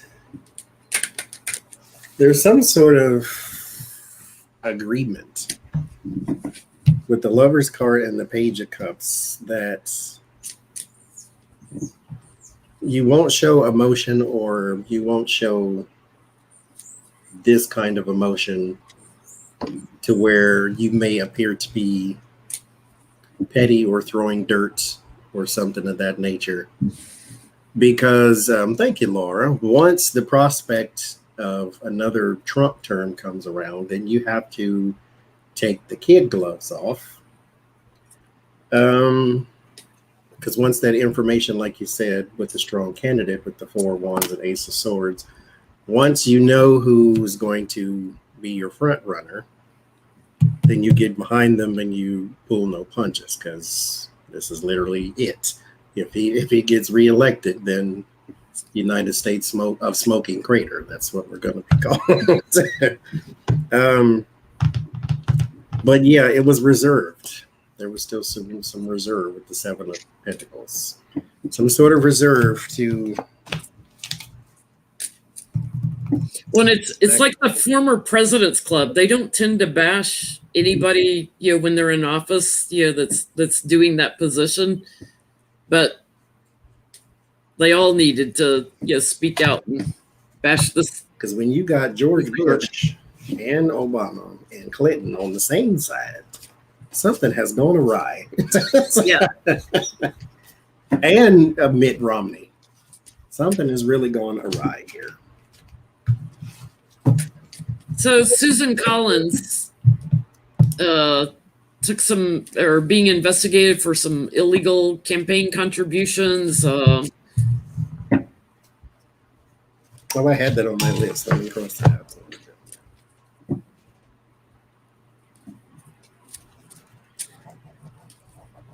I don't think she would have gotten reelected without a bunch of money coming in, and because she's just like the rest of them. You got horrible approval ratings, no support, but you won. I think he's learned his lesson. I think he's learned after impeachment, I think he's learned, and it'll be better now. Oh, yeah, and then he turns around and does more crap. He's 70 whatever years old. He learned nothing at this point. No. You have to be open to learn at all ages, whatever age you are. He is not. So what did he learn exactly? Slap him on the wrist and send him on his way. Susan Collins, how's her? I keep seeing the devil on the bottom, so I have to keep shuffling. I don't like it when I see what's coming. Let's see if it shows up again.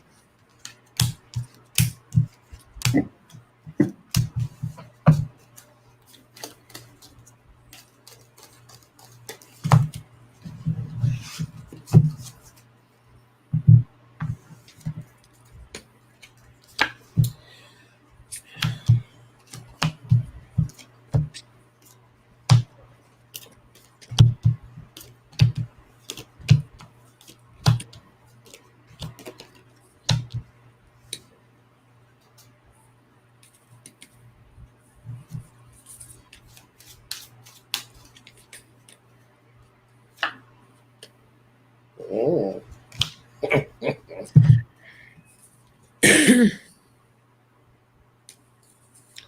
So I did just a general. There is something here. There's an investigation. There's some speaking. Text messages, phone calls, whatever the case may be, that they're looking into with the Hermit and the Eight of Wands. The Death card and the Ten of Pentacles. Here's I think her major problem is that, let's say for instance, just for example's sake, you have a campaign that has $50,000. Overnight, you have $2 million. Where'd that money come from? How did we get from 50,000 to 2 million? There's a huge change in the financial structure of her campaign. There's a huge change in the financial structure of just everything around her, period. And so with that imbalance, there is going to start some fighting, some bickering on the world stage too. We will see this play out in the media, or at the very least, local news will have it a lot more than the rest of us. Thank you, Zol, because there will be more likely some things going that they'll focus on that has nothing to do with, oh, well, look who it is. Oh, Hi. oh, Hey, Lena. I'm always amazed when it works. Every time. Oh my word, how are we, guys? Good. How you doing? I'm okay, I think. Oh my god. Oh my god, what a week. Let me get a coffee to celebrate being alive. Okay. I get for the High Priestess, she has some secrets that the Justice Department will be looking into. So I think whatever this money was that was coming in is going to cause a lot more trouble than she anticipated. I agree. I got my Merrick Garland card on the bottom, and It's like she knew Biden was going to win. Like she knew that, so she had to do some sort of action here. So she wants to be a part of those blocking Biden's agenda. And there's something about a phone call or text, some kind of communication that they're going to find within the structure of things of who she was working with. There will be illumination on that, and in investigations. There's like a whole network of them within the government, and she's going to lose big time on this one. She's like howling at the moon if she thinks she's going to keep her seat, because there is thievery involved. She's trapped. She's trapped in it, and anxious, of course. I'm curious. Who was this question about? Susan Collins that took the illegal campaign finance. You know, the one that Trump's learned his lesson. Yeah, that one. Yeah. So let me go back, because I seen the comment. Let me go back to what I said before. This channel was started by me, and it was elevated by these two women right here. Jen Lynn Taro and Lena Rodriguez are the first people who told people about my channel. So that's your answer right there. This is what built my channel. I actually had 15 subscribers all by my lonesome. Thank you very much. YouTube algorithm. And then Jen Lynn said, there's this guy, because we don't have that many male readers, who did a very good reading on Donald Trump. Y'all should go see it. And the next thing you know, it went from 15 to like 300 and something. And then it went from 300 and something to 500 or 800 and something, because someone said, oh, go watch this guy, and Lord have all the mercy. And so next thing you know, here we are. It was funny because in a video I said, where are all the male readers? Because I've gone to a lot of male psychics. Where are all the male readers? And someone in a comment said, check out Tarot's Apprentice. Janet, wasn't it Janet? I think Janet. Mm-hmm. And Janet, that's who built this channel, right? Yeah. So I went and checked him out, and I was like, oh my gosh, he's great. There's another new male reader on the block. And his name's Hogarth from the UK. And I saw him on Diane's channel. And he refers to Trump as duck à l'orange. So you've got to love him just for that, you know. He's an astrologer and a tarot reader. Yes, you were, Linda. I tried to keep track of who was who was subscribed. It was easy when it was 15 of you. Yeah, that's right. My friends. I'm like, this is we kind of grew together, Johnny, because I didn't have a lot of subscribers back then either. And we just kind of grew together and figured it out. Because I don't think of any of us as rivals. I think it all builds. There's so few political readers. That's what and of course, our viewers overlap. And I think that's great. Yes, there is no, well, I should say there should be no competition, because we're all doing the same thing. So yeah, and let's also face this too. When you watch a Trump reading, you watch everybody's Trump reading. So it's not even like, okay, I already seen what's going to happen to him, so I don't need to see nobody else's. No, you go to every single person. Thank you, Roses and Bees. Oh, shout out also to Roses and Bees. Has an Etsy store where she makes candles. So if you want those roses candles, there's those chakra rose candles. Go over there and get you some. And the sandalwood candles, what you sent me, I loved it. I burned it, and I didn't want to, because it was like pretty, because it was a rose, and I'm like, okay, if I burn it, it's gonna melt and mess it up. So I started burning it, and mind you, now it's in the box that never arrived to my house, so now I don't have it.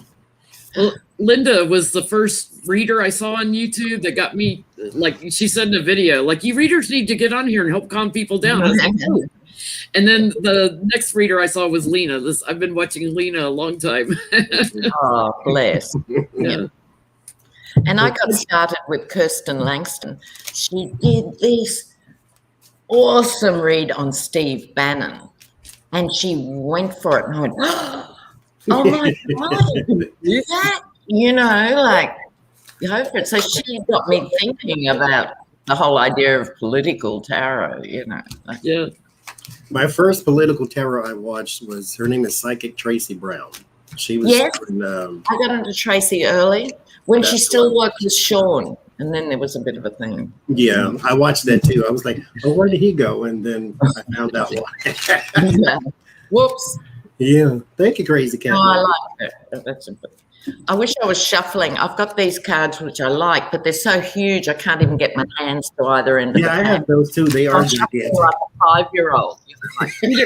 I have a deck. I love the Druid Craft deck, and it's too big for my hands, and I have a little arthritis in my hands. So Johnny goes and has the deck copied onto smaller cards so that I can handle it. How impressive and shuffle it and send it to me. I was like, oh my gosh, thank you, Linda. Thank you, Linda. No, Johnny, you could get work as a croupier. You're marvelous with the cards. I have another one coming, I told everybody. It's a Titanic theme deck. Oh, right. It's on the way. The GOP, dedicated to the GOP. It is on the way. I use this deck mostly for personal readings because I don't like to gunk it up with political. Oh, exactly. I keep dedicated cards for personal readings, you know. Like, yeah.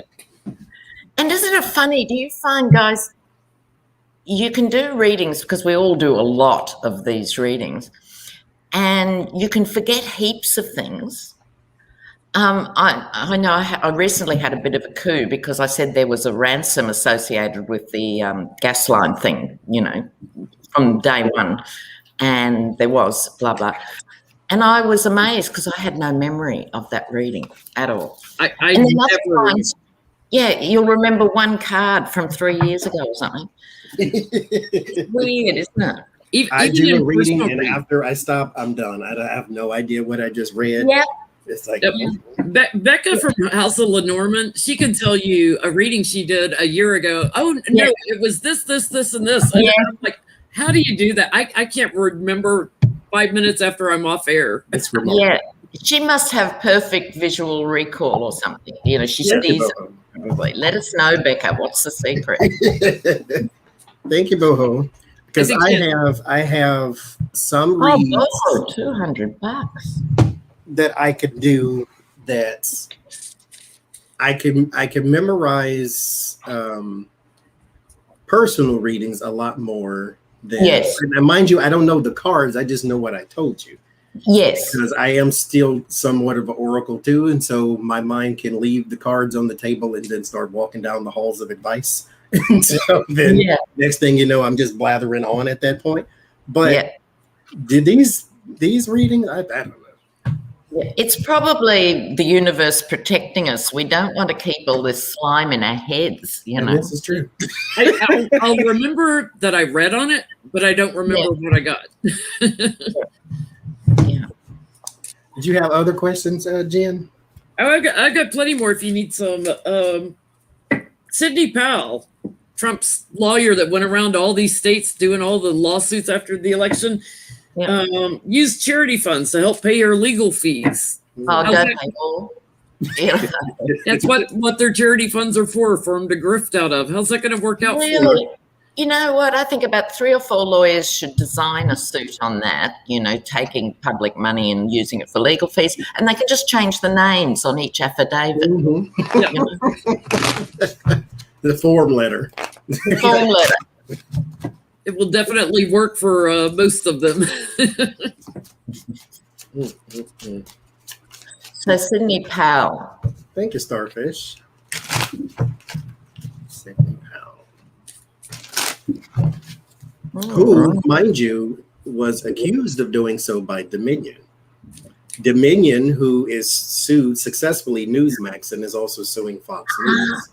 They said Sidney Powell's using her campaign money or her nonprofit money for her campaign.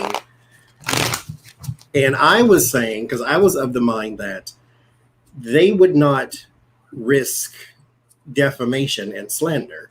So it has to be true because that's what they're suing for is defamation. Yeah, exactly. They got a settlement out of Fox. Yeah. And there's Newsmax. one of those cases going on. I can't remember this minute. So who is it? Sidney Powell. Sidney Powell.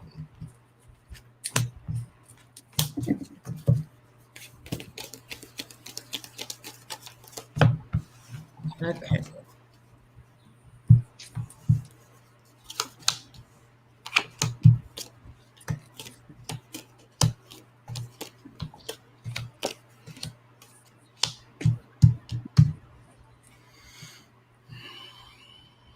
Oh, well, mine are crystal clear. Tell us what you got. Okay, I've got the Knight of Cups. And Johnny, since you talked about the Knight of Cups being the false knight, I never find that happens in personal readings with normal people. Mm-hmm. But in these readings all the time, the false knight, and she was false in this action, followed by her heart being broken by not only this court case going against her, but I think a lot of people's reputations get ruined. And Duck à l'Orange, thank you, Hogarth, keeps going. But I think it's going to be devastating for her because she also gets the Ten of Wands, traditionally the burden, and justice. You know. The Justice card and the Devil card have been very busy these past few years. They're almost worn out in my deck. Yeah. You know, it's interesting. I get that she worked together with people on this on the bottom. Yeah. So there's other people involved that are going to come into this. She, you know, it's like la-di-da, happy family. I need to secure some money. Look, I've got this charity fund. I'll just go take a bunch. And the illumination is getting ready to come out. She, in secret, has been stashing a lot of money in this fund and stealing it. She's like, I've got to win at all costs. I'm under all these legal battles. This is not going to go well for her. I think she's looking at jail time. I get the judge like coming in, breaking her little heart and maybe her fingers dipping in the till. She may be going away to jail. Yeah, this is not a one-off. I was surprised. Johnny, what did you get?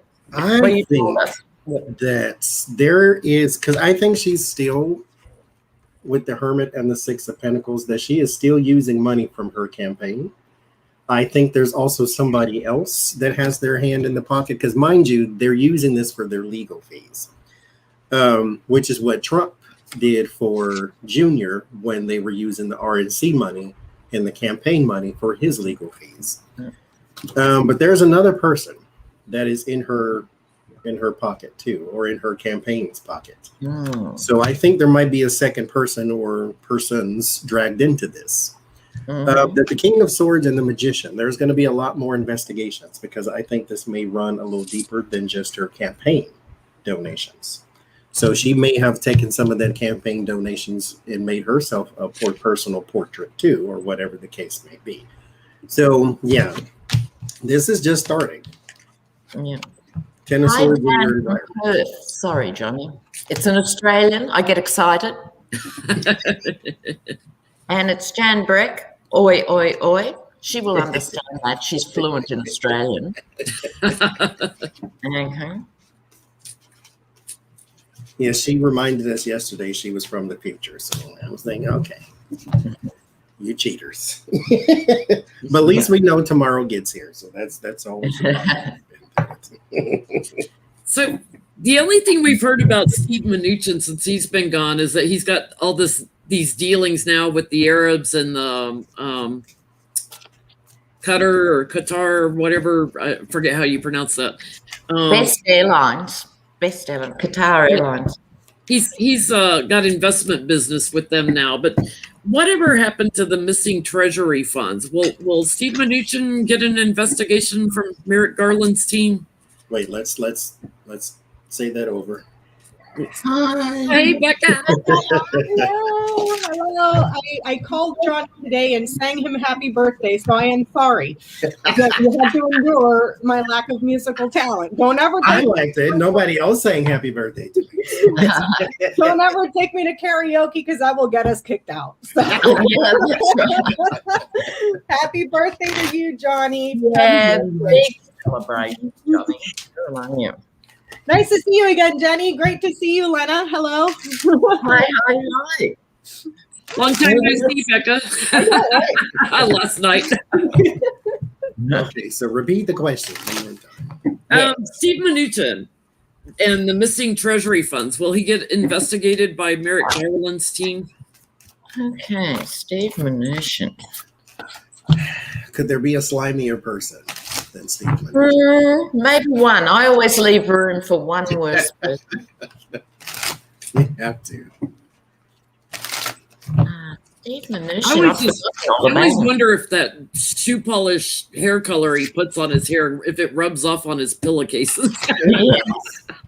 He gets it from I the book. wouldn't know because he'd drop it all behind him and keep walking. And some minion being paid $3 a month would have to clean it.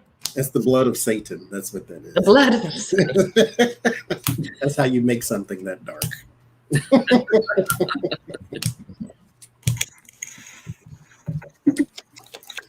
Yeah, someone said Steve Bannon is slimier. Yeah, right. Okay. That's true. And Stephen Miller, maybe. But like Lena said, life will always show you the thing that you said did not exist. So, so you got to leave room. Yeah. Because we would have thought Trump was slimier until we seen all his other friends. Yes, exactly. Oh, good old devil, there you are. Steve Mnuchin.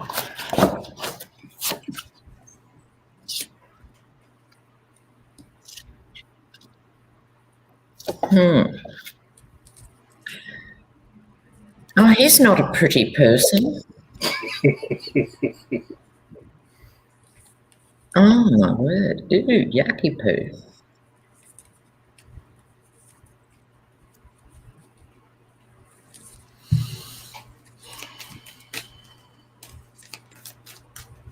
No.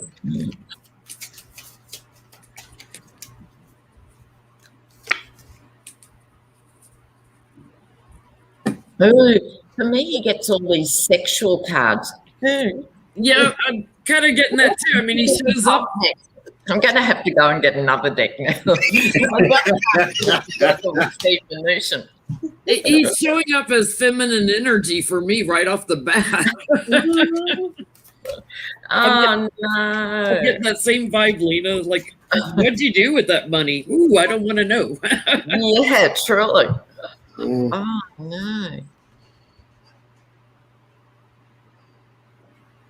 Wow. Who wants to go first then? Well, I'll show you what I got. I don't have anything like that, so I'll show you what I got. I got the Page of Cups, King of Cups. There is a relationship that he has that is going to come under some scrutiny. It is a business one here with the Temperance and the Emperor, but it has something to do with his stint as the Treasury Secretary. So there is some documents, some in and out.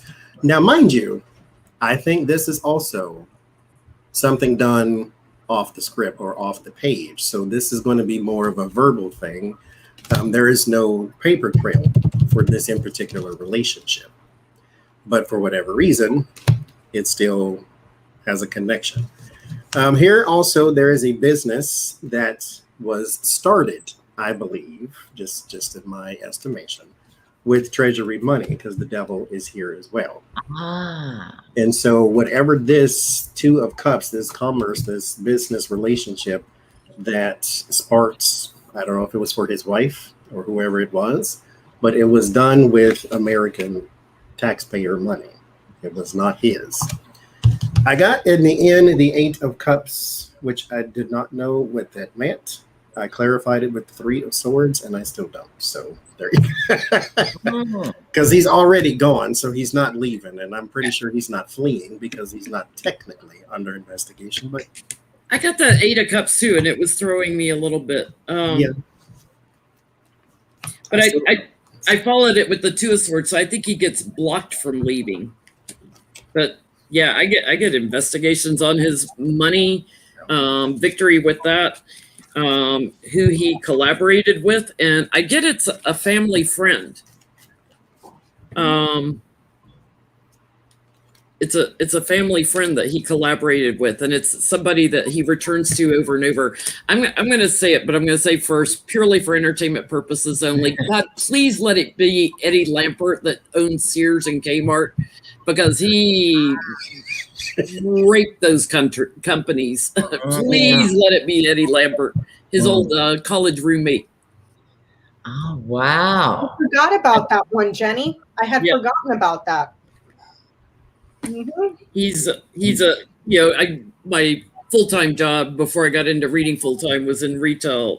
He's going to be quite anxious. He's going to have some regrets and be put in defense mode. But I think they block him from leaving the country. I think that's what that's about. It looks like he may try to move somewhere. What did you get, Miss Lena? Well, like I said, I'm reluctant to even touch these cards. I mean, it's kind of weird. Right. So, the card of debauchery, right? Now, the mind caves in when you sort of try and think about it. But I think what it's talking about is he had such a free reign, because he also gets in the top deck the lust card. Ooh. And I don't, despite all this, I don't think it's so much a sexual scandal, although who'd be surprised, but it's more talking about the money is sex to Steve Mnuchin. Yep. You know what I mean? So all those emotions and qualities and things we talk about in relation to other people, that's where he gets off with money. And he was so used to doing it, and probably still is. He then gets the card, the 9 of Swords, of cruelty. So I think he stomped on other people at every step of his career. I don't think this is just since the Trump time. But the Prince of Discs, or the Prince of Pentacles, is coming up here. This is him riding high on the hog, right? You know, when he didn't have to worry about anything, think about anything. And now it's the 10 of Cups, but because it's the top deck, it's sort of got that other edge to it. It's called satiety. I don't even know how to pronounce it, meaning enough, saturate in this stuff. So it's dripping. These cards are dripping, right? With everything that's not good about money, you know? It's just like, ooh. So almost like a lustful desire, unsatiable appetite for more and more and more and more. Yes, and more. That's it. He gets his rocks off on just more money. God, I wonder if he's like, I wonder if he has a poster of Jeff Bezos's, brand new. He's probably got a picture of like George Washington, Abraham Lincoln, Hamilton, Grant, like all the people who are on the money is on him. Yeah. Wait till they put Harriet Tubman in there, then it'll all come down. That's right. I get that there's a good chance that he's going to be investigated for contracts and agreements that he had knowledge about, and also agreements to keep things hush hush and quiet. Kind of sort of like when they subpoenaed Trump's taxes and he was like, I don't have to listen to you, piss off. Kind of like that. So there's a good chance here for the promises and agreements that he made for projects and stuff to keep quiet. So that's what I get. Yeah. We got to read on Ivanka, who claims she doesn't know Weiselberg's title. No idea. Doesn't know. He's EVP. He's CFO. I don't know. I might have met him in an elevator. I don't know. Known him since she was born. But Lena, she was only a temp agent there. She only worked there temporarily. It was not her full-time job. Yeah, she was an intern at her father's company. Yeah. He had an EVP title. You know, she had a title, so She got paid in lollies, you know, candy. So I guess the question is,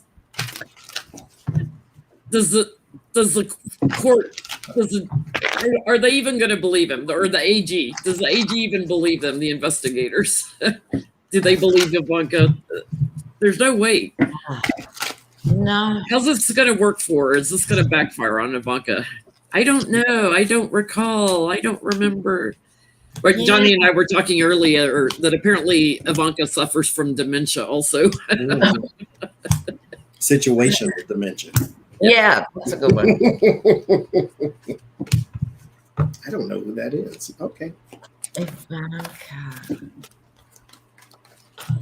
That's when the investigators need to like present her with a picture of them standing at a picnic somewhere. It's like, you just take pictures with random people, or when she was 2 and 4 and 6 and 8.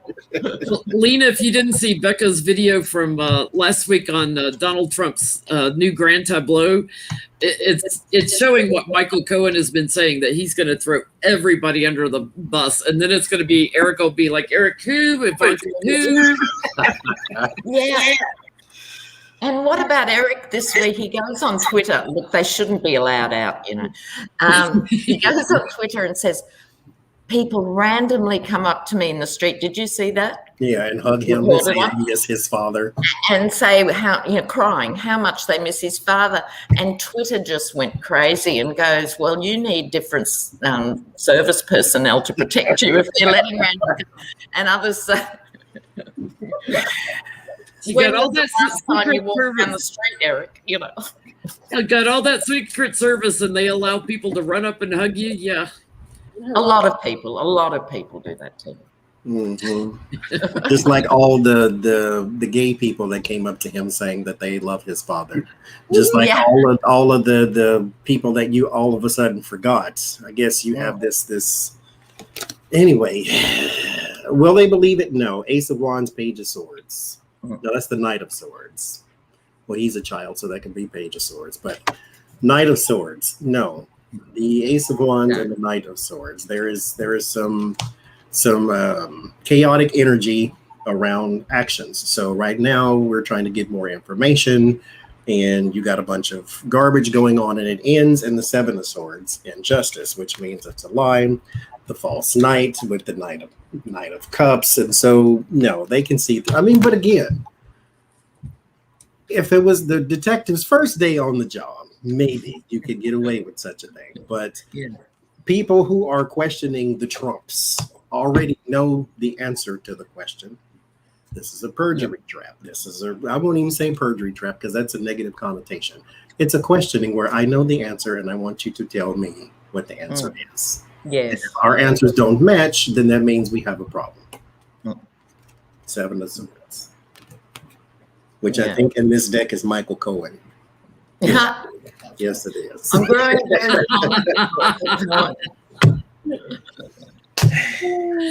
That's brilliant.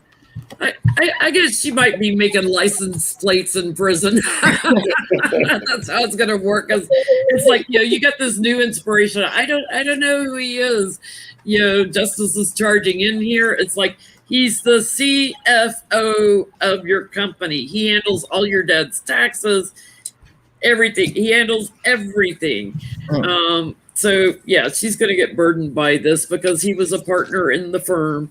They're going to take an action against her. I think she gets a subpoena, and she may be looking at possible jail time. I don't know. I got Justice all over this too. I don't know if they're gonna ask her why she lied. Yeah, that's what I got too. Yeah. Why did you lie? Just go ahead, Miss Lena. Go ahead. Oh, okay. Well, exactly. In the top deck, this is the Judgment card, but they're balancing up exactly what Johnny was just saying, what she said against what they know, right? And it's fundamentally stupid. It's not as though they met secretly and she's denying it or something. It's so blatant and so blatantly stupid that they can't quite believe it. The Queen of Swords, I think one of the female prosecutors is going to nail her over this. And then she gets, this is called art in the top deck, like the dark arts. She's going to be working overtime trying to reword it. You know, I didn't mean I didn't know him. I just didn't spend a lot of time with him. You know, that sort of thing. And it's too feeble. It's not going to make it. There's the pot going in. That's what they're doing right now, because it was actually quadruply stupid for her to say that. You know, she could have said, you know, I wasn't party to many of the discussions with him or something, the usual escape route. But this who stuff just doesn't watch it and puts her right in the caca. But as they say, if you tell the truth, you don't have to have a good memory. Exactly. So just say the what's what the first time, and you don't have to worry about the next time. I'll be right back. I'm going to make some tea. But nobody ever said the Trumps were smart. So No, the whole I wasn't privy to what he did, they would never think of that. The only thing they would ever think of, who, what? Yeah, I don't know him. You know? Yeah. I get that they're very privy to there being two sides of a story, and they probably had a very good laugh. Yes, I agree. It was like, can you believe this girl just said what she said? You know, like that's the Yep. And there's a very good chance that she may try to say something like, oh my gosh, I was too emotional, I couldn't think straight, but to weasel out of the problem she got herself into. But there's two stories. They know she lied, they ain't buying it. So that girl. Totally. Okay, so I have a question here. One of the guards of the Blackwater Corporation, or whatever we call it, thank you for the PayPal, got pardoned by Donald Trump. So I want to know why. Exactly. Oh, okay. This is Eric Prince's Blackwater. Little band of Betsy DeVos's brother runs mercenaries. We've got to get some other cards. These and they were at the insurrection, the coup on the United States, and one of them got a pardon. And he says he acted correctly, which means you were there doing what they told you to do. You were taking. But why would you get a pardon? Did they promise Trump money? Did they give Trump money for your pardon, like Lil Wayne did, or what happened? This whole prophetized private military going on. It's very sinister. It's really not good. It's not good for the world. You're paying these contractors 10 times the amount that you're paying a U.S. soldier. Yeah. Why? Why? Yeah. And have no shame in doing so. War crimes committed? Well, no, it's not. You know, it's a corporation. They can handle it. Like, yeah, no accountability. No, none.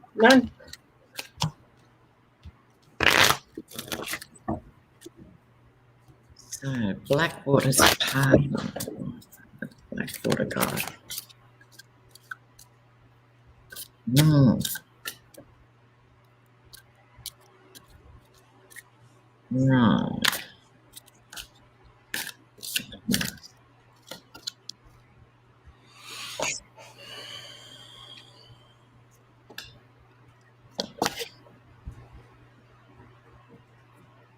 Why? I'm getting sort of how, but not why, or why, not how, or something. That's what I get too.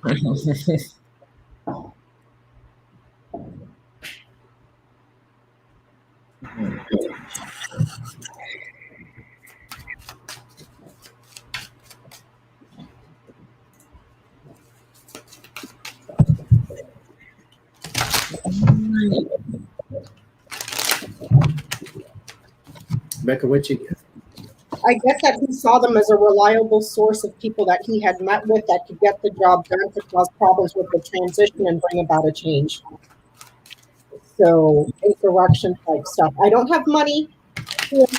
I just see that he saw them as reliable to achieving the goal of causing problems with the transition and overthrowing something. So.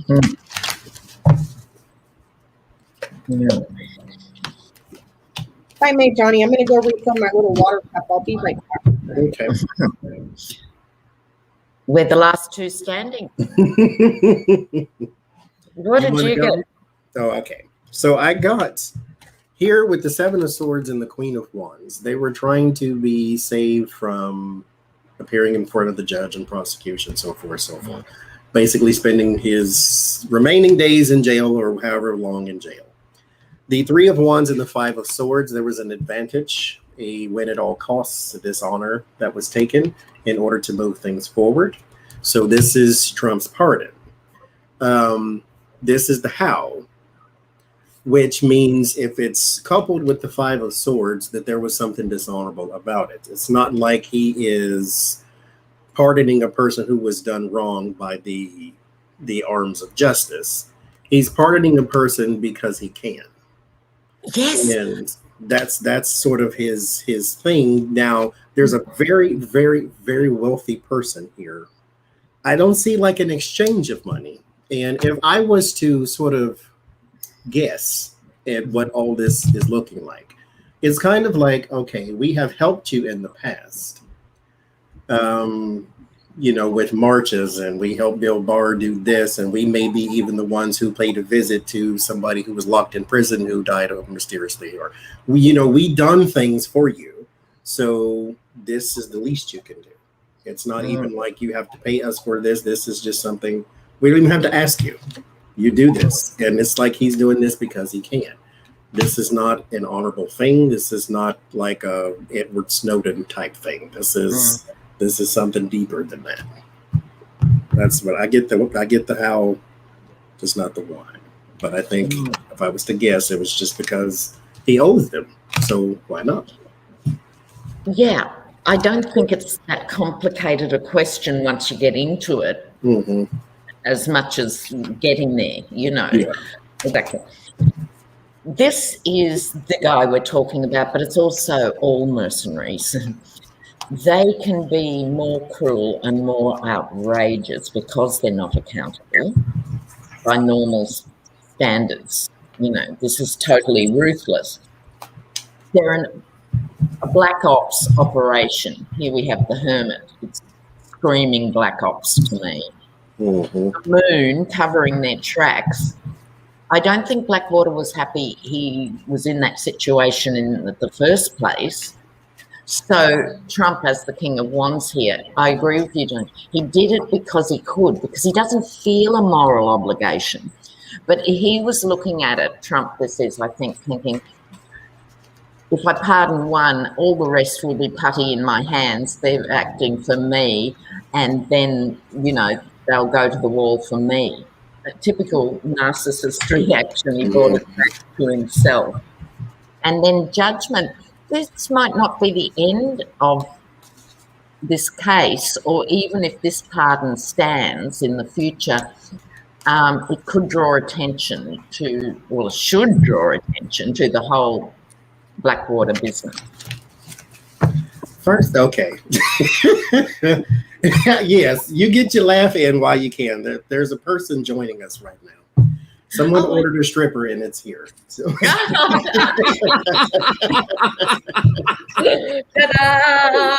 Happy birthday!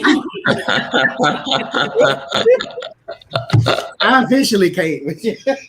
Oh, that is so cool. Oh, Lord Happy Jesus. Birthday, Johnny. I Thank just you, came in to say, happy birthday. I love you so hard that when I see you, I will squeeze you so hard, all the chips will fall out. I mean, I can't wait. I can't wait to hold you. I'll see y'all one day. Y'all ain't but a couple. I know you're going to. I know you will. Yeah, we were saying. We're gonna get him over this way, Ona. Good. I'll be there in a couple months before Okay. the summer is out. Excellent. Excellent. I'm just beat. I got home and there was a ton of stuff to do. I just want to drop in and say, Thank you very much. happy birthday. I love you guys so much. Thank you so much. Thank you. Beyond thank you. Thanks so much for doing that. That was hilarious. It's made my day. The stripper, your title even says the stripper owner. Thank you, Rosemary. I had a customer come in and she was giving Sorry, me all her that sounds a bit singles. weird with your title. Okay, go on.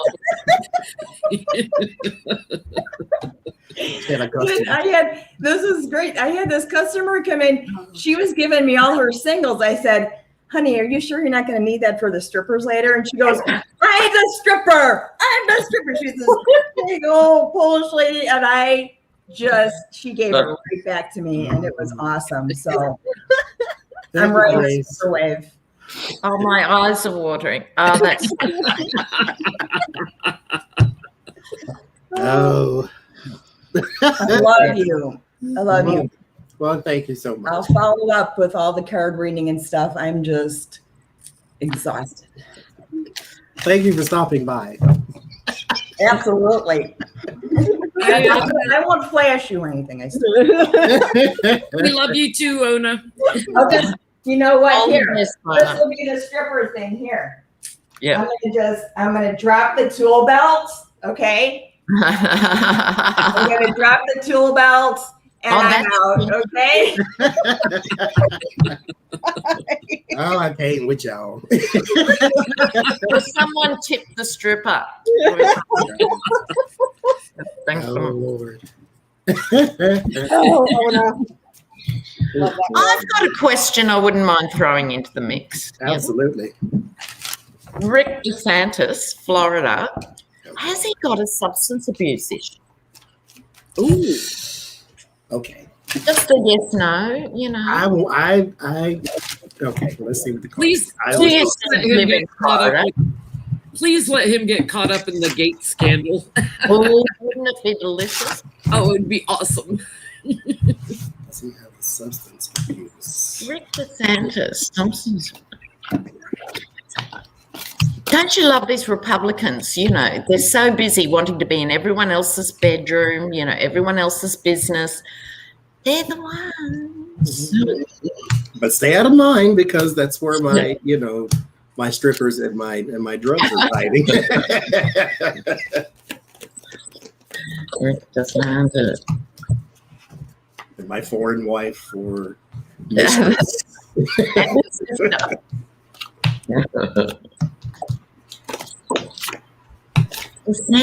what are you on?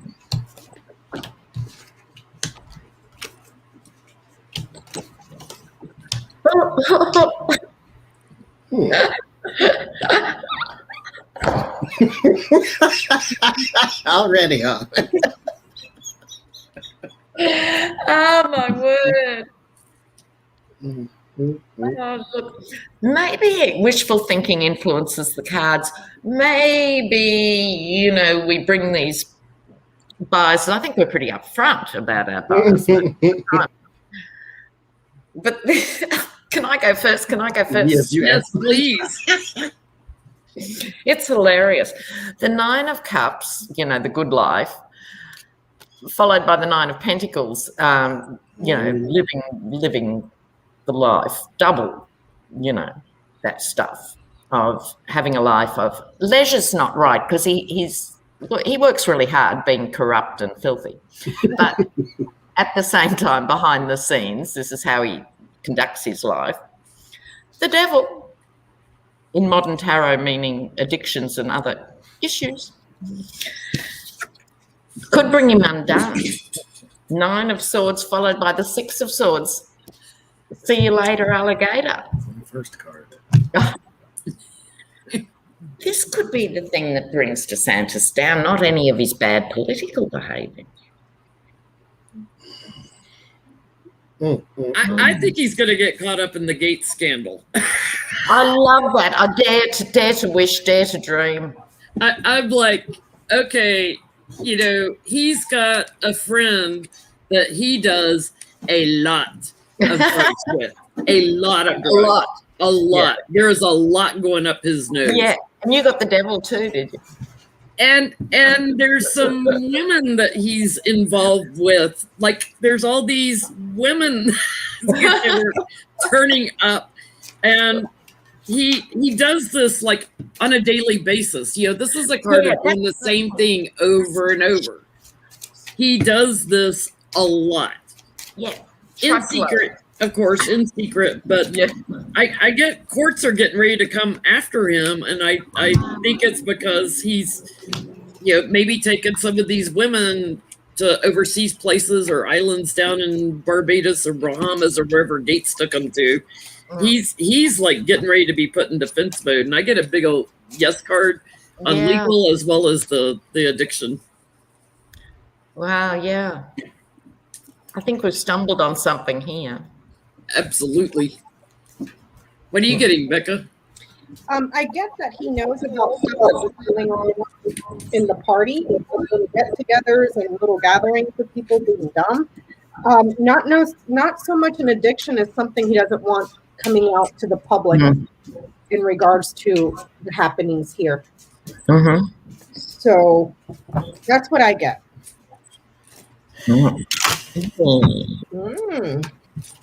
So okay, I'm gonna do some runes here too. Okay, did it twice, same thing. It doesn't get any better, does it? I didn't get drugs, but I got 3 women, and none of them are his wife. One is indeed, and I was joking, but it's here. One of them is indeed foreign. She is from elsewhere. There's the King of Cups and the Page of Cups. This is also something to do with drinking. The runes, I got Isa, which I mean, you can read that as it's a rock of some sort. It's a white rock of some sort, because this is technically ice or blockade or something of that nature.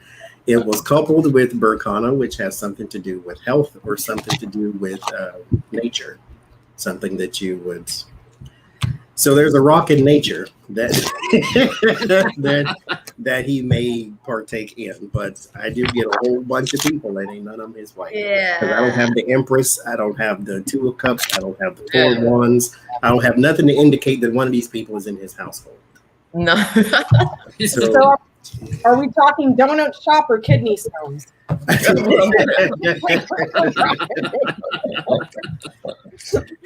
got to grab another bit of coffee. Yeah. Okay. Now my deck is all reversed because of him. Damn you. Thank you all for joining me here tonight. It's 930 in here. And thank you to Lena, thank you to Jen, thank you to Becca as well. Thank you to the stripper who just left too. Thank you very much. You can't miss your birthday, Johnny. Oh Lord, I had we a stripper. winding up? No, I was just commercial break. As long as Becca doesn't get her little plan out and do her Ted Cruz imitation again. I am so sorry. I ruined the show yesterday with that stupidity. I just couldn't help myself. That when inspiration hits to make fun of Ted Cruz, you must go with the inspiration. Thank you, Crystal Tarot. I appreciate you. I'll tell you what, my face was hurting so bad after our live stream yesterday from just cracking up. So I had a headache. I was like, oh dear God, what did I do to myself? Just being dumb. We have a good time. Yeah. Okay. Thanks all you guys for watching. It just is such a buzz. It's great. Look at this. Let me see. I have a question. Now, somebody asked this question in the comment, not the comments, but the comments of the community post. Not that we're trying to help the other side, but I'm just curious as how it would happen. So the right now is extremely fractured. because they let a crazy person take over their whole party, which, congratulations, we are enjoying that. Thank you very much. But the person who asked the question want to know, how will they unite? And I think that the reason I wanted to do the question is because I want to sort of see what the signs would be to show that they're sort of gaining their strength back. And so how will they actually come back together? What is the method they will use to reunite their ridiculous party? Okay. Take all the quackers and go drown them in a bucket somewhere, or what are you going to do? What's Start with Marjorie Taylor Greene. So how will they fix this rift? How will they unite? Or is it over forever?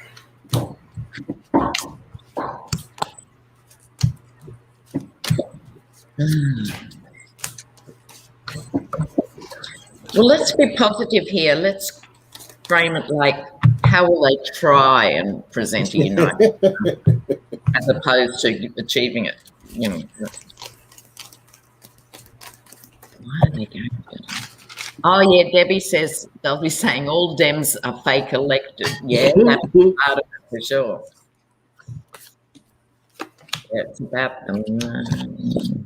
Oh, you guys are good.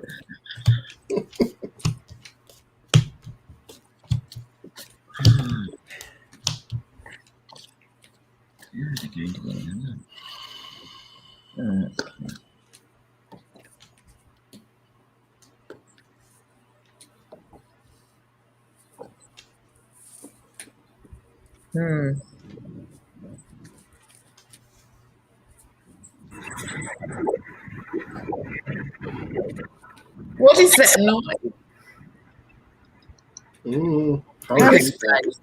noise? Probably feedback.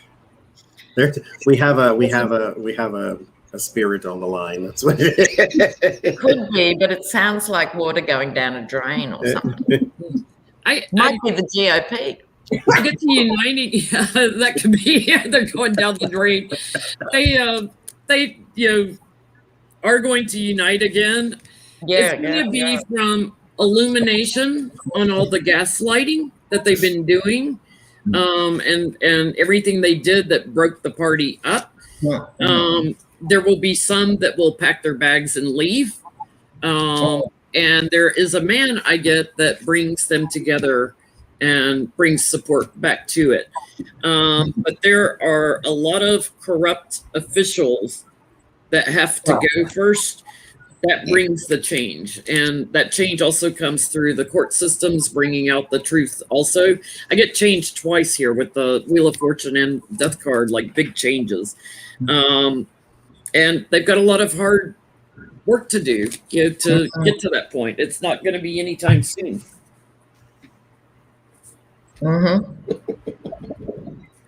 What'd you get, Lena? Well, I got, strangely, because I don't know who on earth this would be, but a younger member who will become the new face, the new voice of the attempt at unity. It's all very murky, as we know, with the moon, but they know it's super important to pull together, and they're going to manipulate their little buttocks off trying to make this happen. And they will achieve it to some extent.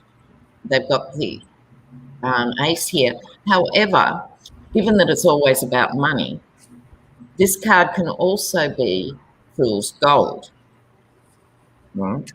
And another little tidbit that I remember from 30 years ago from somewhere, I don't know why, but the pathway in the Ace of Pentacles that goes through the hedge, there's that little gap. And a reader told me years ago that if you follow the same path and don't learn, you're destined to repeat it. And that was right after those lines. It was the downside of the Ace of Pentacles, which is normally a whoopee happy card, right? So grey clouds.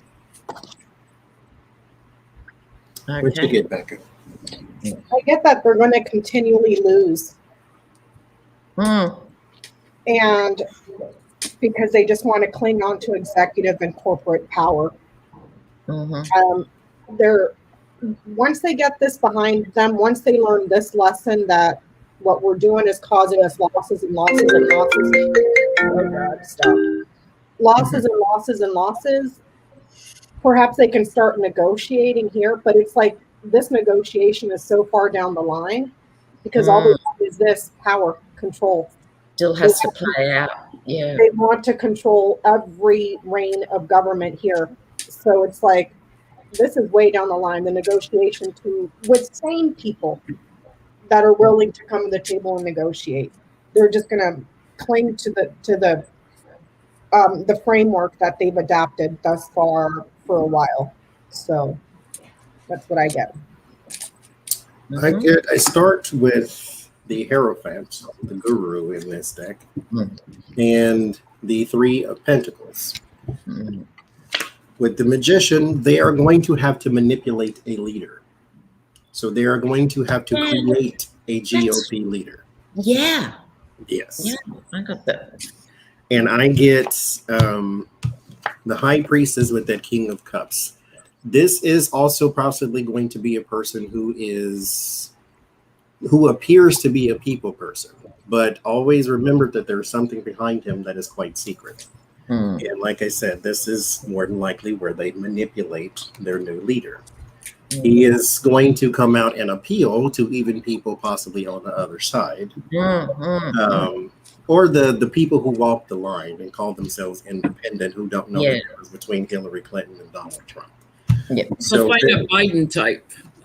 They'll find a person who sounds sensible, but it is a person that is manipulated as a leader. And so that is the only way that they can get back to balance here with the Justice card, Two of Wands. But this is a ways away because they're still putting out the dumpster fire. So that is Donald Trump. So they're going to have to try to put somebody out there that looks like a normal person. Yeah. But that's a ways away. Gordon Sondland is suing Mike Pompeo. Good.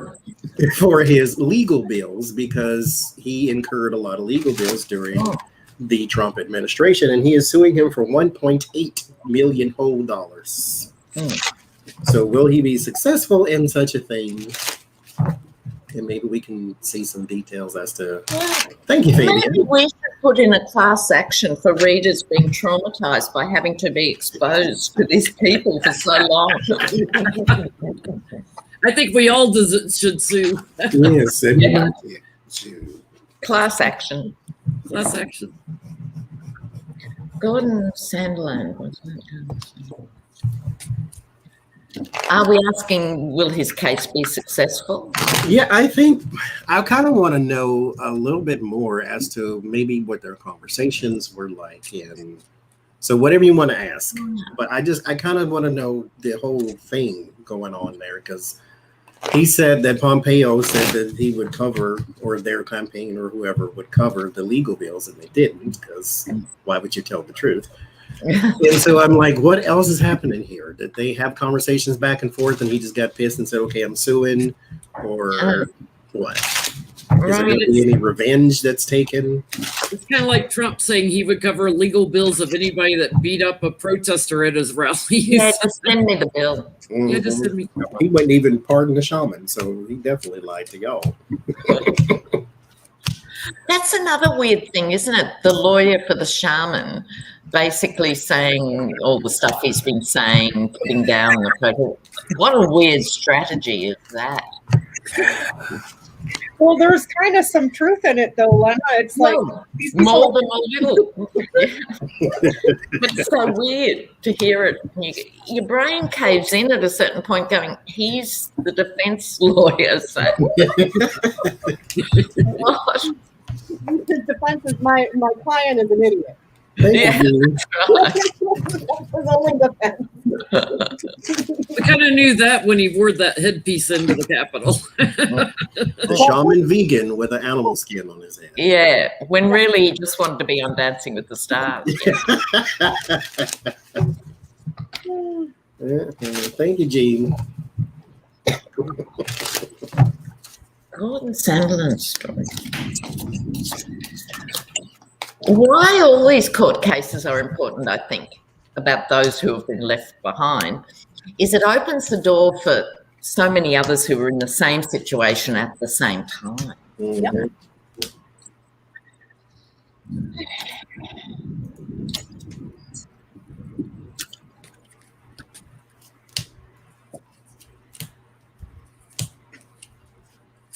Oh, we've got another Australian there. Hi, guys.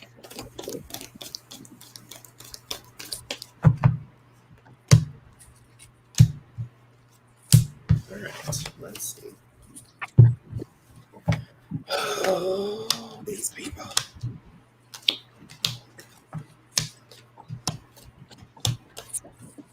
Oh, another viewer said 45 might file for bankruptcy to avoid all the payouts in the end. There's a question for down the track. Sharon Lee, former student. Hi, Sharon. At least he's getting backstabbed by I bet. Pompeo. Probably front stabbed too. You know, Yeah. It's It's like I cooperated with you, I supported you, and I'm charging in. I got all these legal bills. He's taking it, the action, filing the court case, but it's like there's confusing messages coming from Trump about this. So I don't know if there's like texts or phone calls or something. There's some sort of communication that's very confusing that Trump's involved in. well, it would be confusing. He's got receipts. He's got the details. Ah, good. He's got the receipts, but then he might get stuck because there's another investigation coming in that's bigger on corruption. So I think Pompeo is going to get caught up in so much other stuff that Sondland can't go anywhere with his suit. That wouldn't surprise me. Yeah. Will I go, Bunny? Yeah, correct. Well, it kicks off with the happy family cards, so it's like Sunderland was told, we are one big happy family, we're one in this, so tight, so close. Then the 10 of Pentacles, the intergenerational money. So it was all this. I think he was genuinely shocked by being kicked to the curb by the King of Pentacles, as if there wasn't enough money going on. Of course, this is the Yeti, Duck à l'orange. He's going ahead as the Knight, trying to pull back what's his, but there's bigger cases coming. So everyone's forgotten his name behind the scenes. As each new crisis hits, the other ones fall off the radar. This is sort of happening, and they're getting more and more. He could end up writing the book. How boring would these books be? I was screwed over by Donald Trump, 2017 to 2019. I was screwed over by Donald Trump, 2019, 2020. I mean, spare us the book. But I think he might go more public with it. Turn up on the talk shows.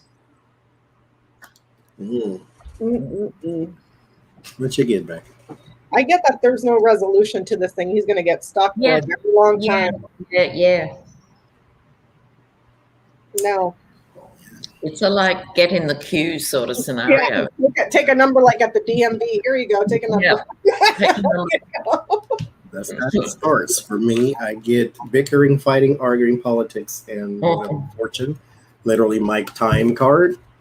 And the 8 of Pentacles. This is going to be a day in, day out, day in, day out. They are people who are guilty, are the masters at diversion. So they are the masters at delays. They are the masters that keep this going. And Sondland, do you have as much money as Pompeo has to keep legal defense going for the next 3 years while you're trying to get $1 whole $1 million out of him? Yeah. There is an abuse here, so you have a case, but the thing is, do you have the time? the over and over and over and over, day after day, year after year. And maybe this may be one of those things where now it's not even about the 1.8, it's about the principle. Like, you owe me money and I'm not going to stop or something like that. But Yeah. I mean, you do you, boo. I'm just saying. But there is a bunch of waiting you're going to have to do. And again, a higher ground you're going to have to try to climb to, because can you keep this going forever and ever and ever? Your word of warning is the moon, which means there is no end in sight. The word of solace is the Six of Swords. You can win, but you have to go through this first. There is a tumultuous time when you are trying to go through the Six of Swords. And so you have to go through the horrible time in order to get to the calm water in the first place. And it ends in the Sun and the Five of Cups. This might be a road you don't want to walk down. You may have regrets in the end. I mean, it'll work out in your favor, but the $1.8 million you receive for your legal fees, how much now do you owe in current legal fees? So you know, if you're suing for that too, thank you, Seijin. Didn't he make double that when he was working at the administration? I mean, they were all doing their own self-dealing. Why is he crying about paying 1.8 million when I'm sure he made 24? It's just going to go to appeals court after appeals court. Yeah. So I seen an article today that said Giuliani, where is it? I want to read it. It said Giuliani basically pressured Arizona in this situation. Oh, and that recount debacle is just becoming a total nightmare. The Maricopa County Supervisor, Bill Gates, a lifelong Republican who has expressed a staunch opposition to the recent trajectory of his party, Rudy Giuliani pressured Arizona official to find a nice way to resolve this election. Will this in particular piece of information, just like the thank you, Kine, I don't know how to say it. I always say it wrong. Thank you, Alexander. Will this piece of information result in an investigation? Just kind of like Lindsey Graham in Georgia, to where he called and said, hey, if you could maybe lean a little our way, that would be great. Find us some votes. That's basically what Giuliani did too. So will this get him in any further trouble?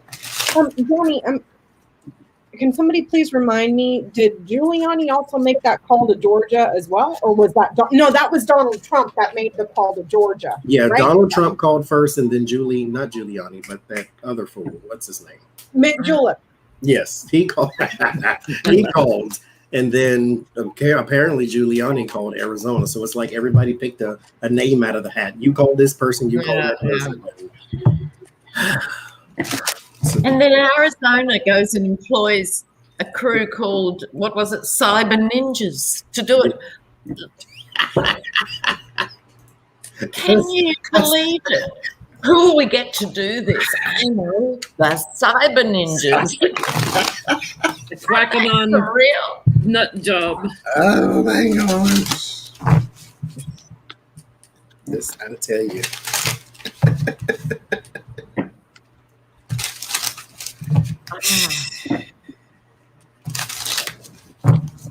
Okay, so this is Giuliani in Arizona. Yes. Okay, Giuliani in Arizona.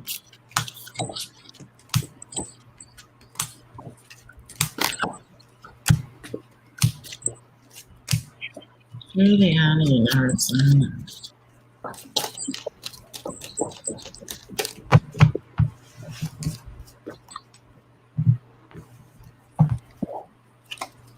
I think Rudy's greatest defense was, I can't go to jail, I'm too rich.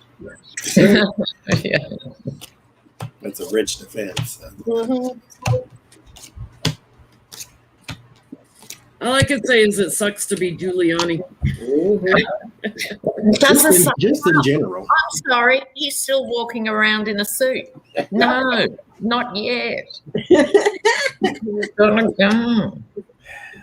He's going to be put in defense mode over this. This was a major betrayal. He's like calling, like, "Hey, we're friends. Can you do this?" And the guy's like, "Yeah, no." And going quiet as a tomb right now. trying to affect the security of the elections here. Giuliani did this over and over. We're going to hear about more states he called. So like Lindsay, we know Lindsay called more states. He did this over and over and over to try to manipulate the election. He gets justice and judgment and another investigation into something else and a lot of illumination. So it's not good for Giuliani. You better flip on your buddy. Yeah, really. Oh, Lordy. Will I jump in? Yes, Sure. ma'am. Yeah, okay. Well, it was all about the loss and every other loss. So, yeah.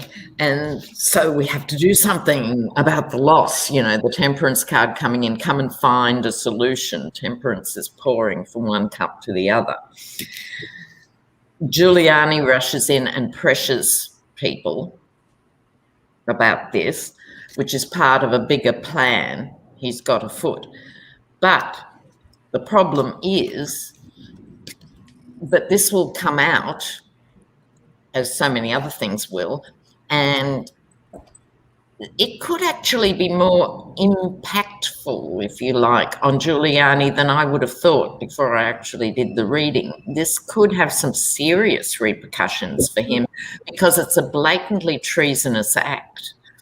Yep. It's actually a big deal. We all joke about it because that's what happens when things get normalized, right? But it's actually not. If they go all the way just on this case, and whether they will or won't's another thing, but I suspect it will come out in the wash. This is worse for Giuliani than I would have thought. Sirs and more. Well, couldn't happen to a nicer man. I know. I get that there was widespread criminality. Yeah. Crime gold. So if we're just now hearing about Arizona, I would not be surprised if there was phone calls made to Michigan and Texas and Florida and Pennsylvania, Milwaukee, Idaho, Hawaii, like Virgin Islands, even though because they're too stupid to realize the Virgin Islands doesn't vote. Like, it's going to be widespread, just craziness. So I get it. Yeah. Yes. I still remember when their president said, I just spoke to the president of the Virgin Islands. Did you really? Really? And what did you say to you? Oh, my word. Okay. Yep. So I get the Two of Cups in the world is how this starts. Now, actually, I'm not going to even go through all the cards because they don't make sense if I tell you what this card means and that card's mean because the overall message came from somewhere else. So what this looks like is this piece of information, like Lena said, does impact him a lot more than I thought it would too, because I figured this is just a story. It'll probably be over 2 days and then move on. But what it looks like is this is going to be part of, let's say this happens. This is going to be part of a plea deal or a package deal. Like, okay, you are guilty of this, and this. Election tampering is in there. And then this election tampering carries a minimum of whatever. So I can charge you with 84 different charges, or I can charge you with 4. And one of them is election tampering or something of that nature. He's going to be like Greenberg, 33 counts, 33 indictments, and they take him down to 6? And I think the reason this is important is because it's going to yield evidence. And I think that is why this is such a big deal, is with that Hermit card and the investigations, there's something extremely strong around it that causes an enormous change. And so there is some pertinent information that is going to come out of an investigation, and I think it'll be used against him, but at a later date. Yeah. So I guess whenever they get him to flip, there you go. Well, Johnny, I gotta go get something to eat. I am starving. You go right ahead, ma'am. Put me down below, and I'll try to come back for food talk later. But Lena, it was so good to see you. Becca, it was good to see you. Have a wonderful vacation next week, and I will. I'll try to come back later for food talk. Okay. Yeah. Bye, everybody. Bye-bye. Yeah. Ciao, Jim. Yeah, it's like, let's face it, Trumpsters and most Americans don't care about the Ukraine, no matter how evil and wrong it is. So it's this down-home stuff is so important. Yes. Mhm. Because if anything, it'll show a pattern Yes, good point. to how they operate. Well, they did it here, and then we saw that same pattern here, and we saw it here. So they can overarch and perhaps build a stronger case because there will be a pattern. I think you've nailed it. And that's probably what we've collectively stumbled on. This is the one that gives the nitty gritty that allows something else to build on that. Yeah, that would make sense. Totally. So I have a question on what is this child name? Let me find it in here because he is one of the investigators investigating Giuliani, and he's quitting. Oh. So let's see what the boy name was. The chief of public corruption unit at the Manhattan U.S. Attorney's Office, which is handling the criminal investigation of Rudy Giuliani, is stepping down at the end of the week. To return to private practice. Like, he's out very quickly. His name is Edward Discant. Discant. Who has been a prosecutor at the office for 9 whole years, and then all of a sudden he's quitting. He's going to go back to private practice, and somebody else is going to replace him. Rebecca Donaliski is going to replace him as one of the prosecutors who will be leading the investigation into Giuliani. So why is he quitting all of a sudden? Or was this something that was coming? Let's see. Because he's going back to private practice. Yeah, very private, probably. That's weird. The prosecutor. I'm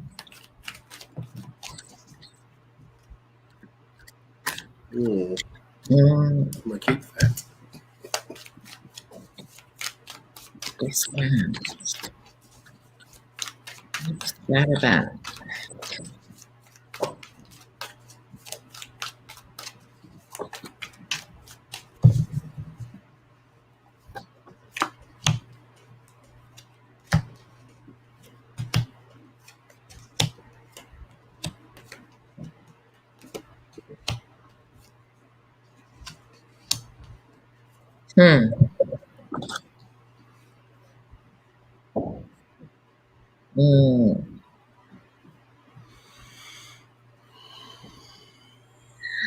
Well, you know what? Here's the thing.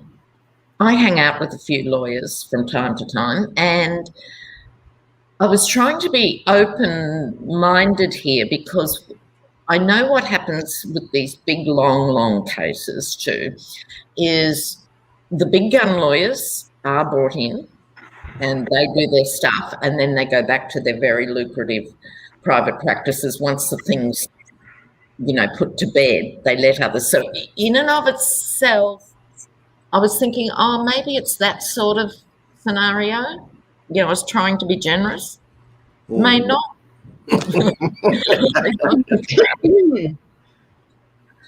Oh my word. Shall I just tell you what I got? What did you get? I think Giuliani has dirt on him. That he's captive to something in the mix. This is not attractive. And like I said, with good faith, I tried to just see. But the King of Wands, I don't think this is Trump. I think this is Giuliani. But Giuliani's had something on him for a while. And then I got the Lover's card, not once but twice, because I always forget to take this random extra printed card out of the deck. What are the chances, 79 cards, of getting the two side by side? They were very close. And he thought he had Giuliani's number, but I think Giuliani had his. They have prior dealings, is what I'm trying to say, that compromised him on some level. Giuliani's managed to get hold of the fine print, or even if it wasn't with Giuliani, it was with someone else very close, and they got this knowing things were going to go south. They went and got this, and we'll see what he does in the future. He might fly under the radar because of the huge volume of stuff that's coming, but it could be very messy. Very messy. Thank you, Alana. What'd you get, Beck? I'm getting that he was perhaps some sort of a change or promotion, which doesn't make sense because he was the lead prosecutor, correct? Yeah, it's weird. Yeah, it's like there's a promotion or something that gets diminished and delayed, so he transfers to do something private. Yeah. I wonder if they were going to ask him maybe to step down or step out or something of that nature, and he just gave it up altogether. Yeah, perhaps like Yeah. interest or something like that, because it's like there's a promotion here that gets diminished and blocked. Move forward. So then he picks up and leaves and goes private. So well, that could be the double lovers too, the contract, the deal that he thought he was entering into for promotion or something didn't work. Yeah.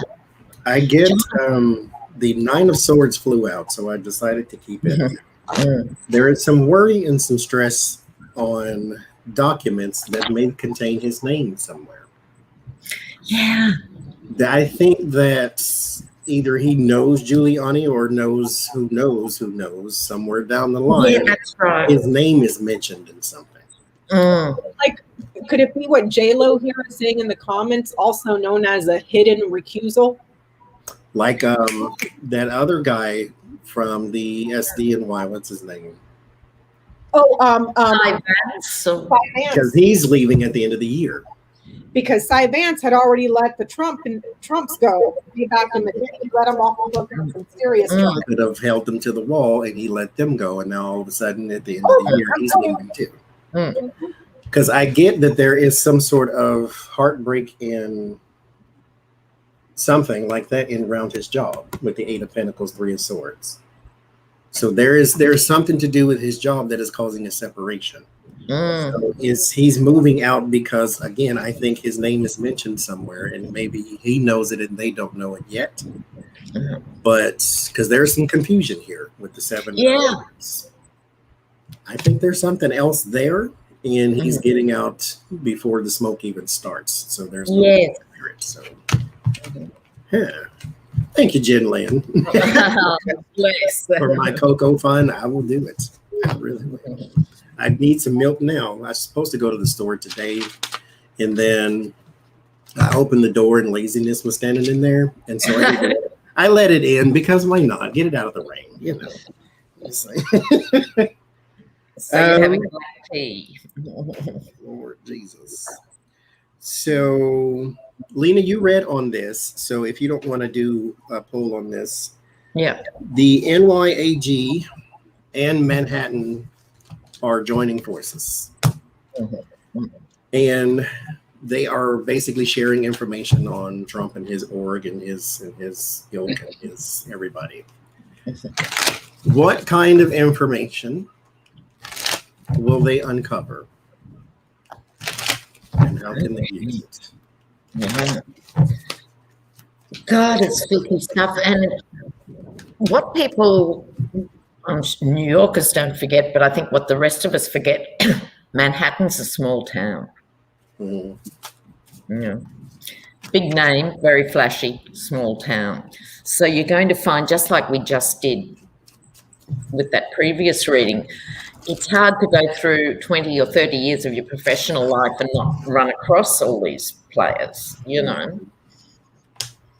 who either don't have allegiance or you screw them in some way, and maybe they yeah it's a thing, isn't it? Careful of the company you keep, I guess.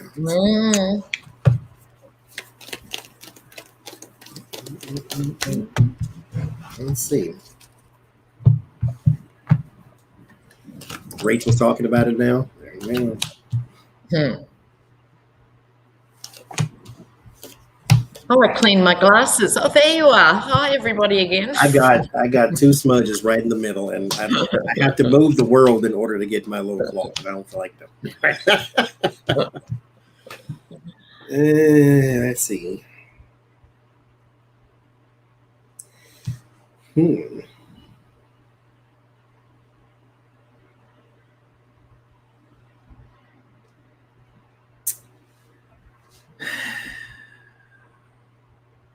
let me say this. I think, okay, Donald Trump is a horrible person. But there's 931 people watching. Well, now it's 930 watching. There were 5 people on this screen at one point that I never would have met if it hadn't been for him. So he served one good purpose in this world. Absolutely blessed for that. And so that's all I had to say.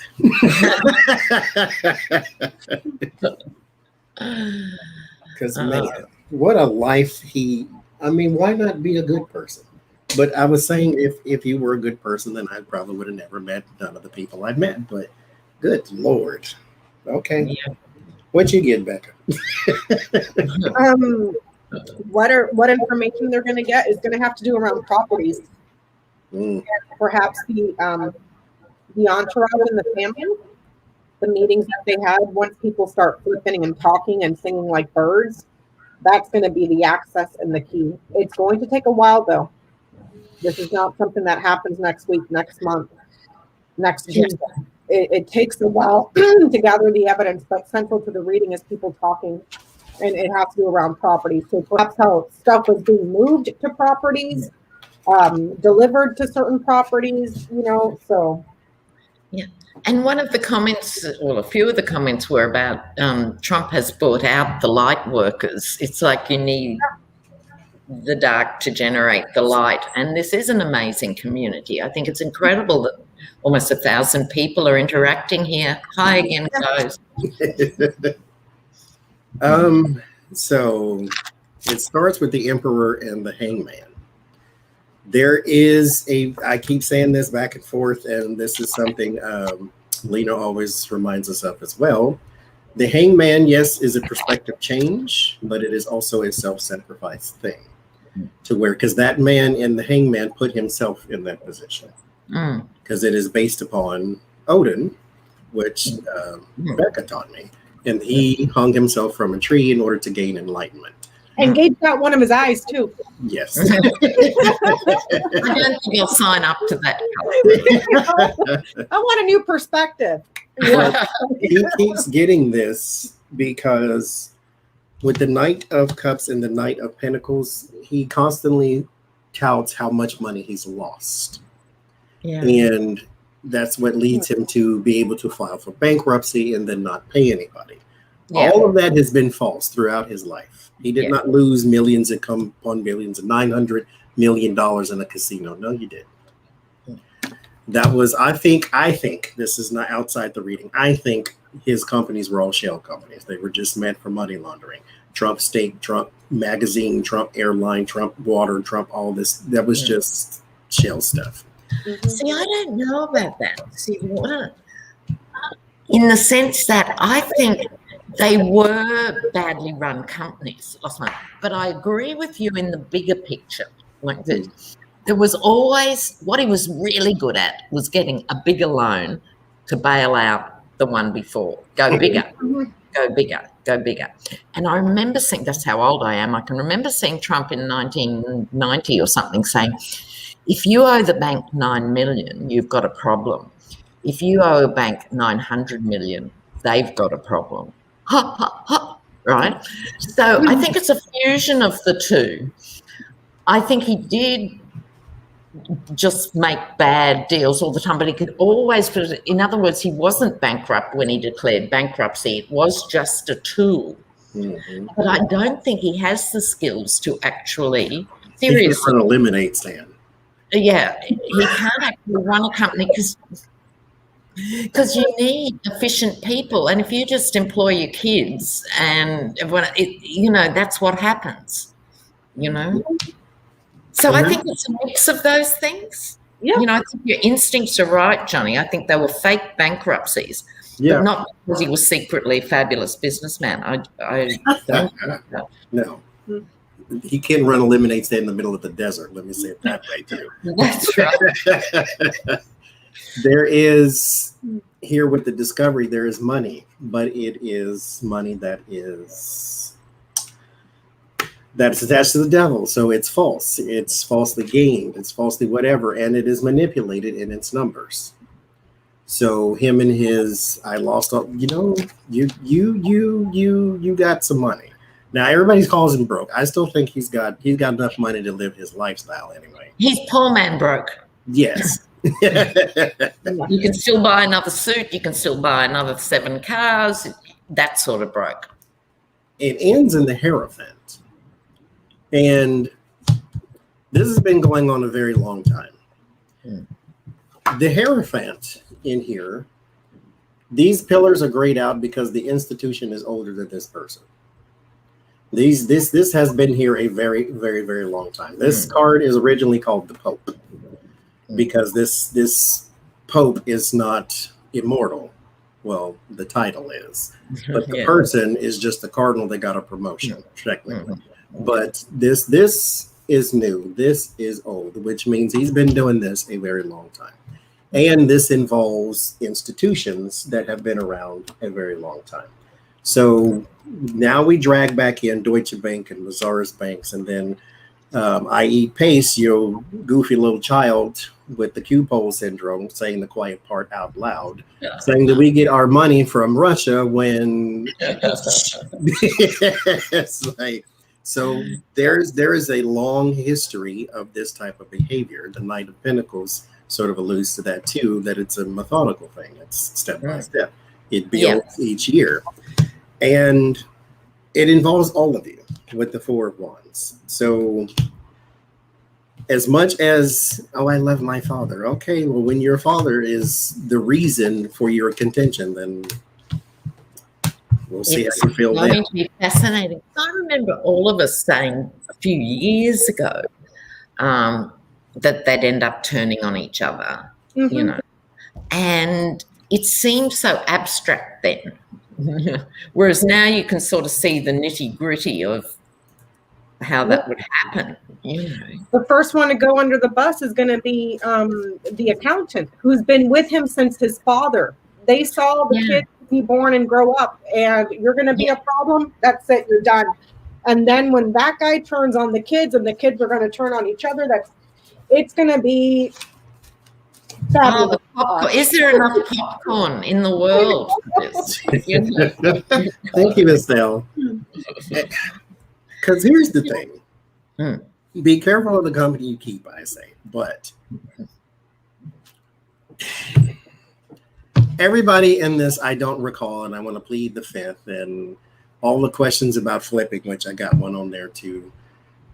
All of that is unnecessary if you just don't be a horrible person. You got money handed down to you from your father.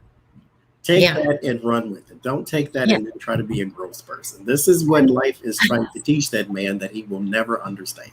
And then Ivanka and Kushner got themselves a cushy government job that they were not try to do, and build their coffers, what, $382 million. Stop. And what's wrong with people who think a Manhattan real estate mogul would really know about their lives? How did he get away with it all in the beginning? That was one of his new rules segment Bill Maher had on there, where, mind you, now he preaches to his echo chamber, so it doesn't really reach Republicans like it should, but it was very, very potent. He said that Donald Trump is not you. You are from, the backwoods of Mississippi in your pickup truck, and you got your old coveralls on and your camouflage hat because you need to hide your head, I guess. And so you got all of this. Donald Trump is not you. He would not dare step foot in a swamp. He's got a suit and a tie that's way too long. You two are not the same two people. He's got a life and money and family and friends that you will never have, that you have never seen. They got more money than you do. They have more money than you will ever have. And they are not the same people. And yet, thank you, Linda, and he speaks to you. How? Yes. That's the thing, Johnny. The people that love him the most are the ones that he despises the most. Absolutely. This is the cruel bottom line. It's so bizarre. And I guess because he said it himself, I love the poorly educated. Yeah. They did. I love because you're easy to lead by the nose. I can sell you my BS and you will buy it hook, line, and sinker. You're an easy con. And the problem is they only hear the first part of that sentence. Yeah. I love the poor. You know, like, because I can rip them off. They don't hear the You forgot everything else. And I've always said, if he was in your family, you wouldn't like him. No, that's good. He's a thief. Yep. Yeah. And he's a cheat. He's a liar. He's a snake. He's a con artist. You would get tired of him coming around. Yeah. He'd hit on your daughter at Christmas. Yeah. One of those. The sleazy uncle. Oh. Yeah. I mean, come on. Gross. Anyway, okay. Oh, someone's just asking about Ivanka's mom, one of my favorite characters in this play. The mother of dragons? Mother of Dragons. How does she feel about about story about Ivana.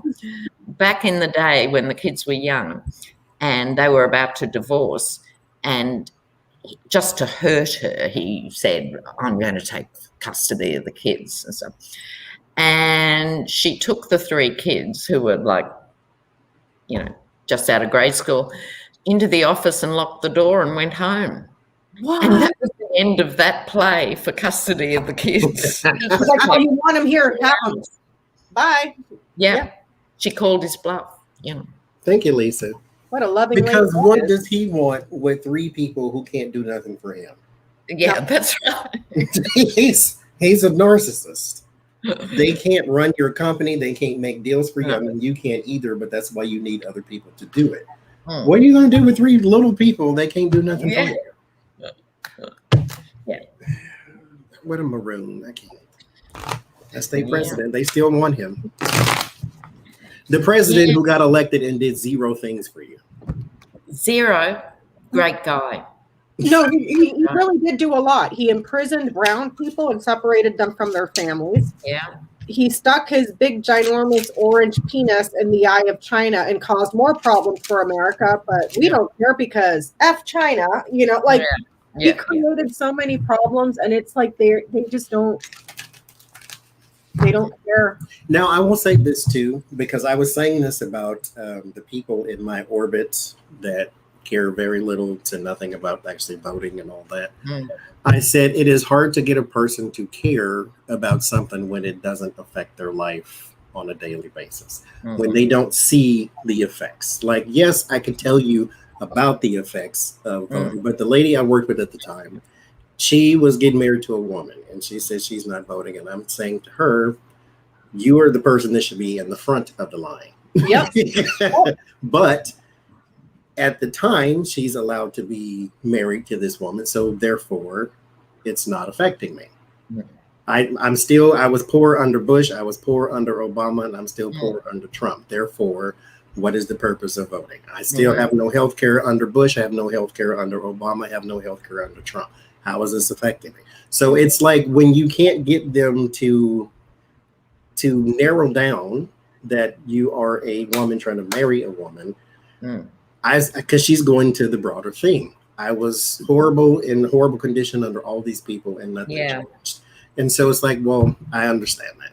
And so when you look at a Trump voter and they are in this arena of their life is not what they want it to be, and they find a person on TV parroting their same message of not liking brown people and so forth, then they think that he's just like me, even though he's really not. He's just pulling you in so you vote for him the rest of the way all of them do. And so it's just it's that cycle that I understand, but it's still gross. Yes.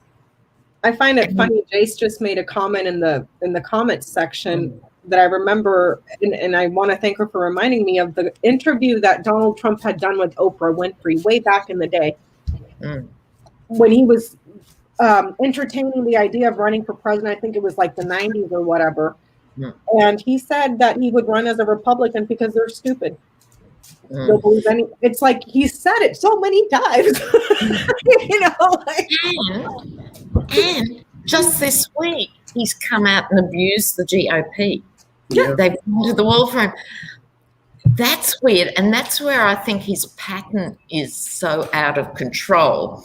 If you're a cult member, let's just jump to and accept that this person has the answer and they're going to win. And then the Trump leader kicks you in the head. Where does that leave them? Maybe we should do a little throw on that. How are they going to react this week for him saying they were weak and stupid and they're all rhinos? He's written them all off, And yet they all go to his defense. Mitch McConnell is right now actively stopping a bill to hold a commission to investigate. Yeah, absolutely. I think Johnny had a great theory on that the other day. You and Jenny last night, Johnny, about that whole situation. Like, I'll just come and kick me, I'll play cover. You know what I mean? Like, but. So say that again. Sorry.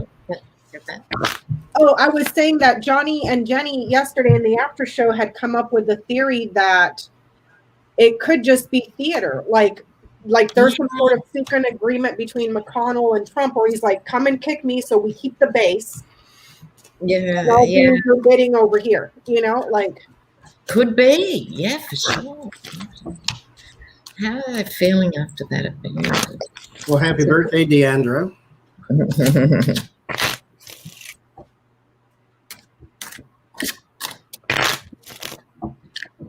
Okay. I get they don't like it, but Lindsey Graham, I've seen his. If his tongue was notarized, I still wouldn't believe what he said. No. So he came out and he said that basically Donald Trump has us by the short hair. He's got us on a lead, and we're sitting here, and he said he's got this magic. And he has the power to elevate us or do us in, and we can't fight that. And this is he sounds desperate, and yet at the same time doesn't sound like he has a solution either. And so I think they are fighting.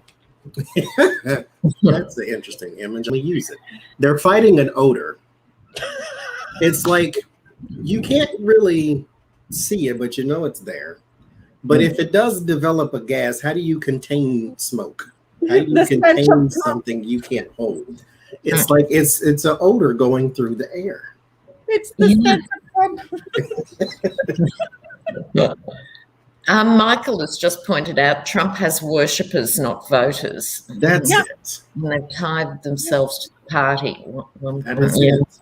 Because I get the Page of Swords and the Three of Cups. Thank you, Carmela. They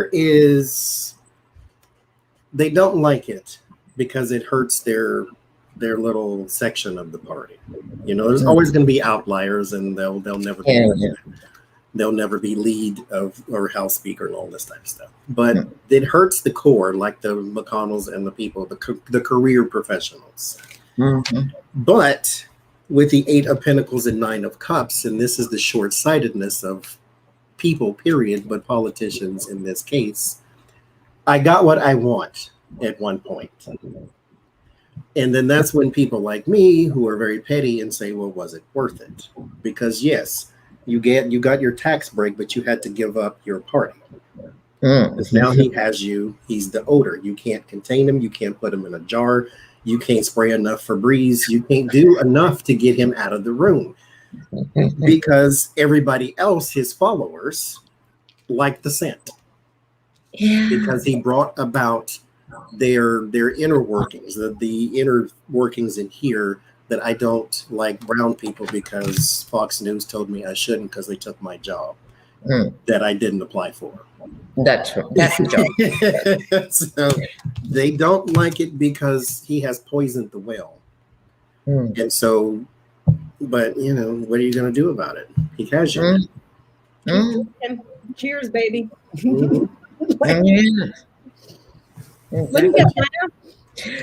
Well, it's short and sweet, really. the lovers, he speaks their language, even if he makes it up as he goes. But also we're talking about, the GOP after this abuse this week. They're still prepared to be the willing sacrifice, and that's why it's on its way out big time. They could pull it back even at this late stage. They could pull it back and work together and stuff, but they won't. They will go down with him. They will go down. It's bizarre. There's no self-preservation past next week. No. No one's got any vision about anything. So it's like, I just want to keep this, luxury appointment I've got here and this office that has my name on it. Yeah. And they don't care. They're not doing any governing anywhere. No. Tax breaks, that's all we do, honey. That's anything else. No. All I can see Lindsey Graham, Ted Cruz, and Mitch McConnell singing that song on the Titanic. And I will go down with this ship. As it's sinking to the bottom of the ocean. That's right. There is no life jacket here. No. There's no little rubber ring. They're going down with the ship. There was life jackets, Lena, but they're like, we don't need it. We don't need it. That's right. I'm an American. Don't try to control me with your flotation device. That's right. I get that they feel small and they feel blocked and delayed. But at the end of the day, it serves a purpose. Why? Because of the division that has to do with purity here, racism. Yeah. That's the magic, baby. Yep. They're too small to get to where they want to go, and he would provide them a quick win.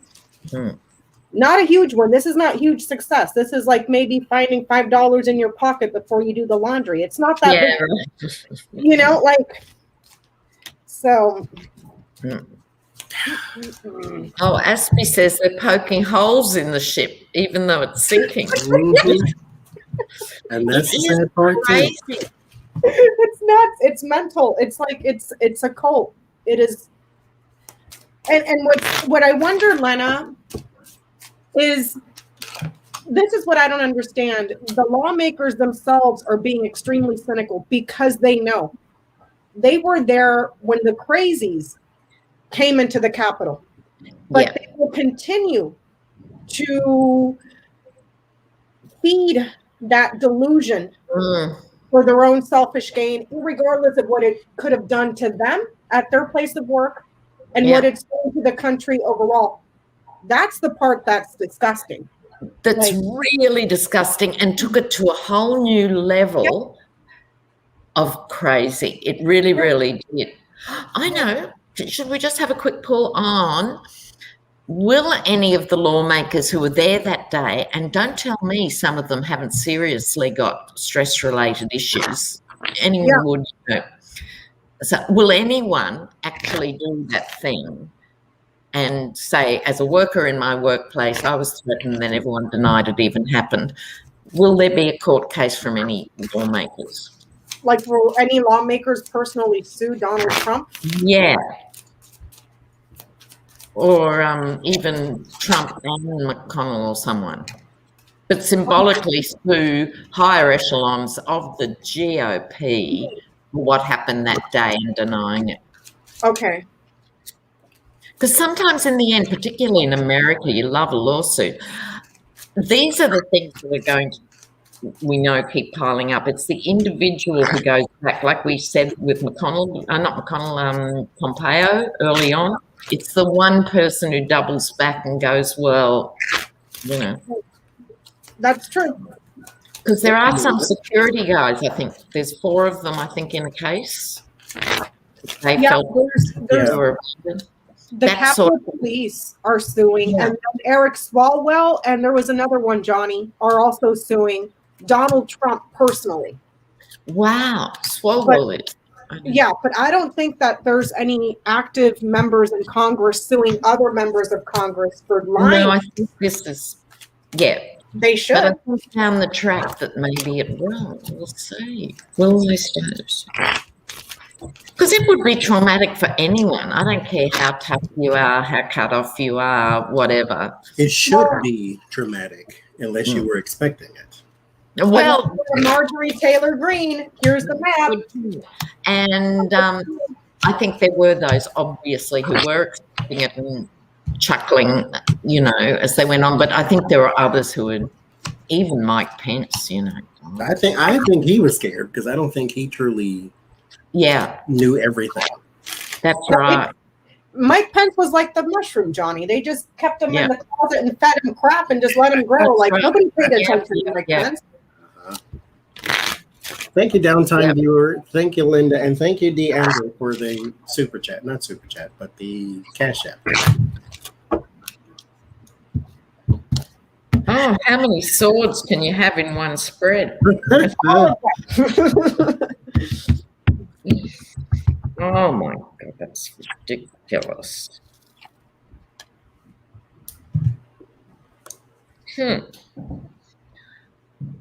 Will I launch?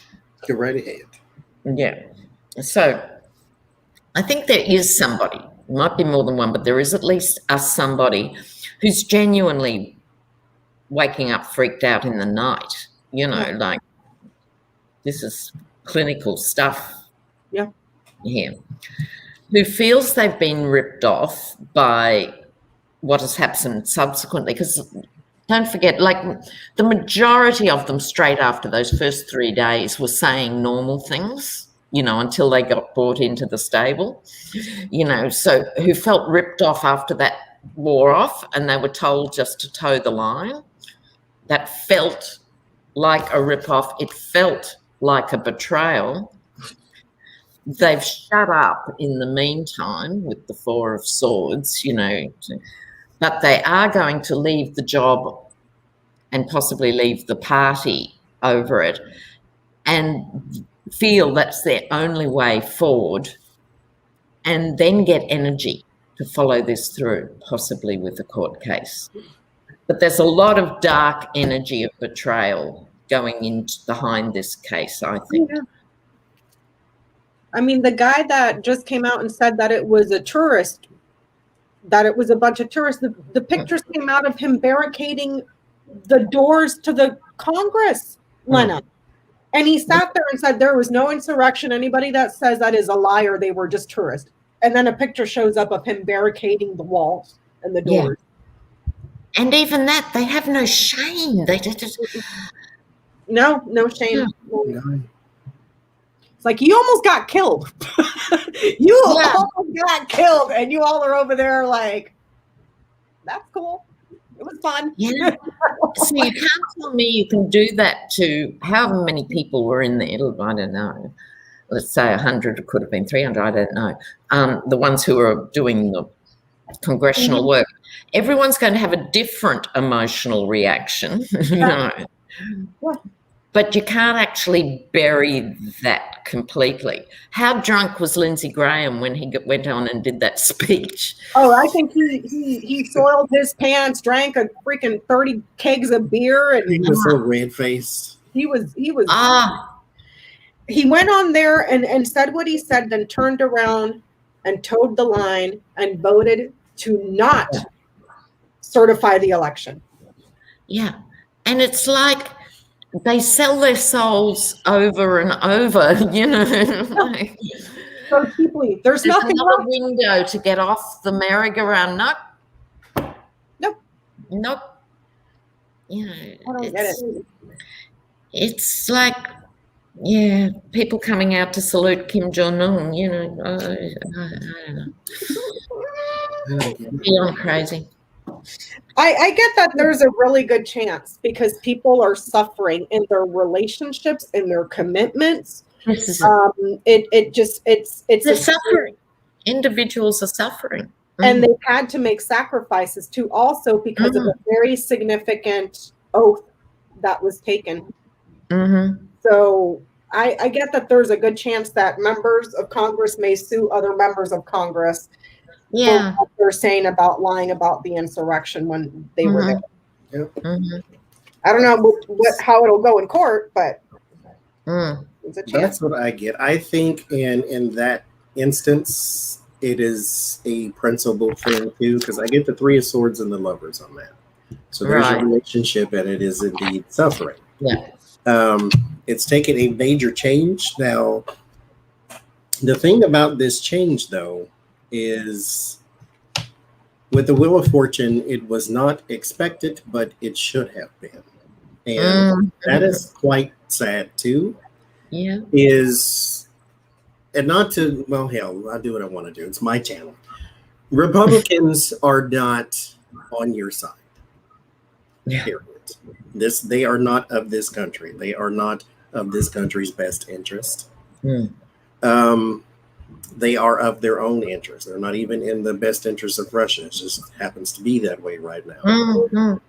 What happened is the people on the Democratic side, at the very least, thought that this is not the type of thing that would have ever happened. That at the very least, we have an understanding that we are against an overthrowing of the government by the quackernons and the quackerdoodles. Thank you, Linda. That we are of the understanding that we are not about to have a bunch of people rush through our, because mind you, I have to interrupt myself. They did not break in. They were let in.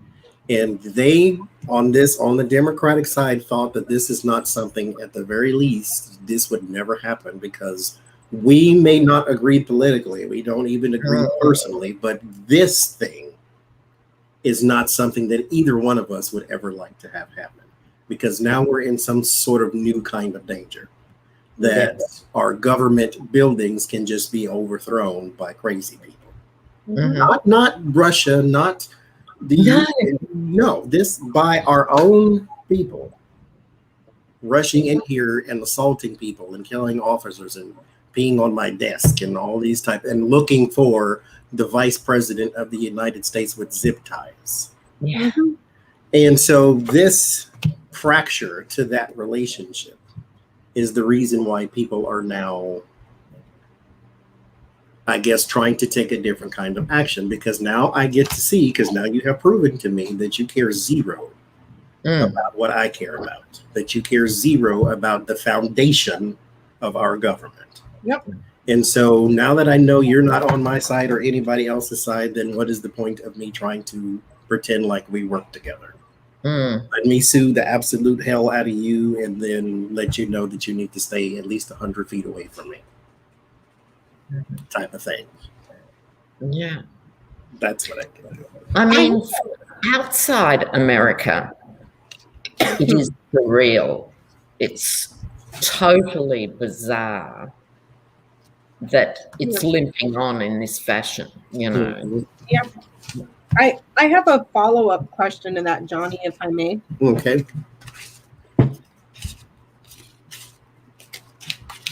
Do they consciously recognize how actively they are helping to destroy democracy? And are they just being cynical about it for their own personal gain? Or did they drink the Kool-Aid and believe the BS? Like, do they know for sure that if we keep going down this road, we are going to end democracy in America as we know it, and we will? Yeah, that's a really good question. Do they know? Do they know, or are they just throwing the dice like this is just politics? It's just the way it is. Like, they don't realize how off the rails the party is. Like, they maybe because they're in that bubble. So do they not realize? Excellent question. Yeah, I don't know the answer. We'll see. Yeah. Because I believe it. It just seems like, how can you not know? But at the same time, when you are reaching for greed, you don't really see everything. Nope. Let's see. So yeah, do they realize that their party is completely off the rails? Like, next stop, fascism. That's what it says on that box. You know what I mean? Like, do they not see that they're off the rails? Yeah. See and not see. And Johnny made a great point too, that when you're just so focused on one thing, you don't see everything Yeah. around you.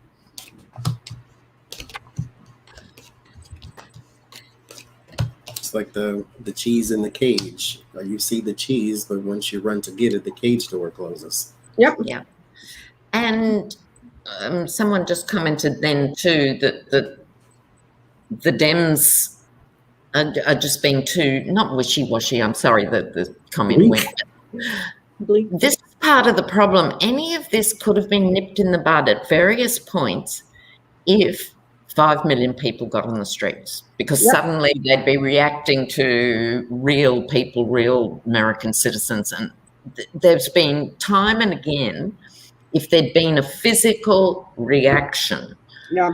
but they've got away with it because everyone sort of rolls their eyes in exhaustion and other things, you know, like, and just go, Yeah. like you were explaining before, they're getting on with their own lives for that day. But there should have been enough with 360 million of you to get something more outrage about it, you know. So Address, it's like them in a way. Yeah. Boho says, we won. We got the fat fascists out of office. Well, see, here's the thing, too, you have to keep in mind. You planted that seed. Trump was never your real problem. Yeah. Your problem stems all the way back even to your educational system, that you can raise a group of people that believe he was a good idea in the first place. Yeah. And that will still to this day vote for him. 70 Even though million he proved he was a 70 horrible million. person. Yes, Yeah. 70 million people still think he's a good idea. That's your real problem. Donald Trump is just the cyst. The disease is in the inside. Yeah. Mhm. That's the part you have to deal with. He's out of office, sure, fine, whatever. But his influence is still there. Because now Trumpism is half of American politics. Yeah. Yep. It wouldn't matter if he had a heart attack and dropped dead next Wednesday. Trumpism has been unleashed on the nation. He's radicalized part of the country. Yeah, Completely radicalized. Like, absolutely. Good point. Yeah. they're people that think that if we can't solve it, we'll just commit political violence. Because we're America and that's what we do. No, that's not what we do. You know what I mean? Like, no, but I get it's almost a 50-50 with the lovers card. Some of them know, some of them don't know. Some of them are for their own interests, for their own gains. So they don't really see it clearly as they should with the moon card there. And some of them do, because I think personally, this is not in the reading per se, with the Six of Pentacles or Six of Wands, it could be. But I think that when you get to a certain station in life, you think that there are a certain amount of problems that are no longer yours to face.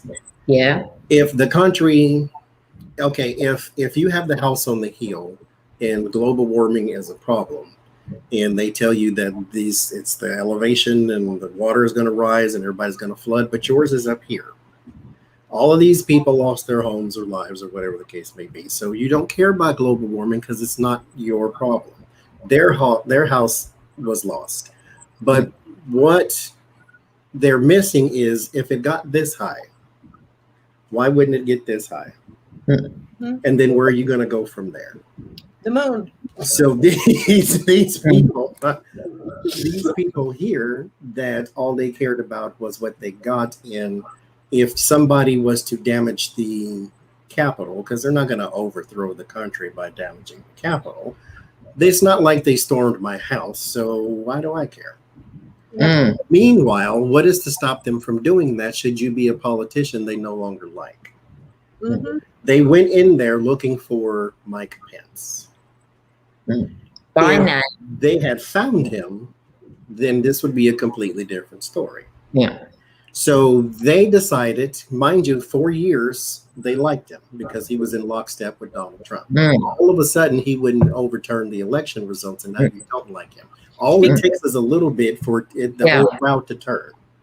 Yeah. But he didn't have that power, and that's the stupidity. The stupidity of the Trump supporters. Yeah.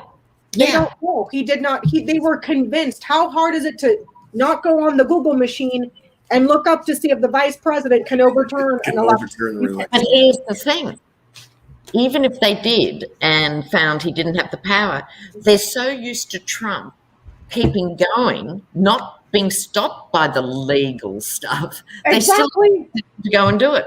And then stop that later, you know. Then the problem becomes, well, we will force the Congress to overturn the election. Yeah. It's, hey, babe, what'd you get, Lena?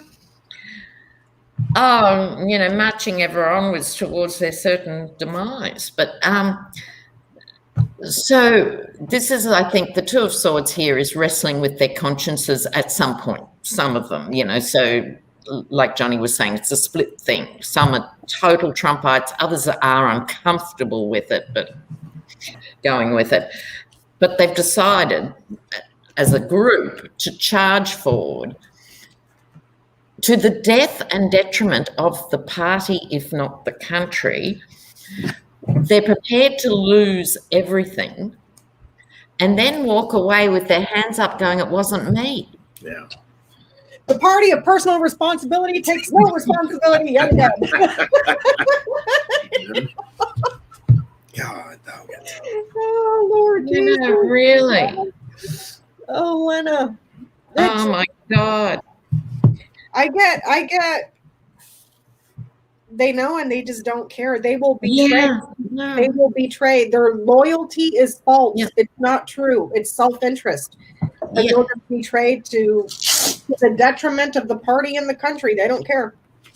And I think it's hard for any Americans when you're brought up being told from birth, you know, this is the mightiest country in the world and all the stuff. They can't conceive it could actually be brought down. Yeah. They sort of think, well, this is bad, you know, I shouldn't really be doing this, but it'll be okay. I don't think they actually see it, which is why they don't care. If you see what I mean, they're assuming America as a nation state of great status will continue, when in fact it may or it may not. It's a really big decision. Because I think that is part of what I say in my what's the word? It left me just now. In my interpretation of the Tower card, is you think that you are untouchable. Yeah. Until something touches you, and then it all comes crumbling down. Yeah. There is no secure nation. There is no anything and everything can be overturned just like that. America should not go around the world making enemies. It's like not the smartest thing. No, let me bomb all the brown countries and say it's for peace and it's for stopping terrorism. Meanwhile, you're making enemies along the way. Yeah. All that violence abroad finally washed up on our own shores. Like it's been there. Violence against blacks, violence against browns, violence against women, violence against, it's always been there. He just came in and like Johnny said, drained the swamp, and then you can see all the swamp monsters throwing a party. Yeah. Yeah. But in the bigger scheme of history too, America's only been a superpower for 70 years. Yeah. Right. Now, in terms of human history, that's 5 minutes. Exactly. Right. And we're babies. So, really. America, I think the upside of all this conversation is if America fights to get this right at this point, it'll be a better country. I think that is what we're looking at. Probably 4 years. I get 2024. I think there'll be lots of ugliness. But I also read something the other day that gave me heart too. It was a breakdown of the youth vote. So we sort of knew it after the election, but just to recap, more young people voted than ever before. Mm-hmm. And it was something like 20 odd million in the 18 to 21 year olds and another 23 million, 21 to 35 or something. And so they're naturally more progressive than their parents and grandparents. So there's a democratic, shift going on, or a demographic, probably the right word. Yeah, and that could accidentally save America. I always say that. Youth. Yeah, I think that the country itself, the vast majority, is fairly progressive. It's just they've gerrymandered the crap out of everything to where it's ruled by minority at this point. Yes. The majority of the country is totally cool. If 2 gays want to be married, or a person wants to get identifies as a different gender, but because of the rule by the minority, even though the majority does not accept it, they force it down the throats of America by the way that they've played the long game in engineering. Yes. The landscape, if that makes sense. It totally makes sense. So, and again, they've come up against very little pushback. Yeah. You know, everyone expects a lot of the Democrats in Congress and in the Senate, but they need a bit of support now. Yeah. Right? They actually need it, you know. Yeah.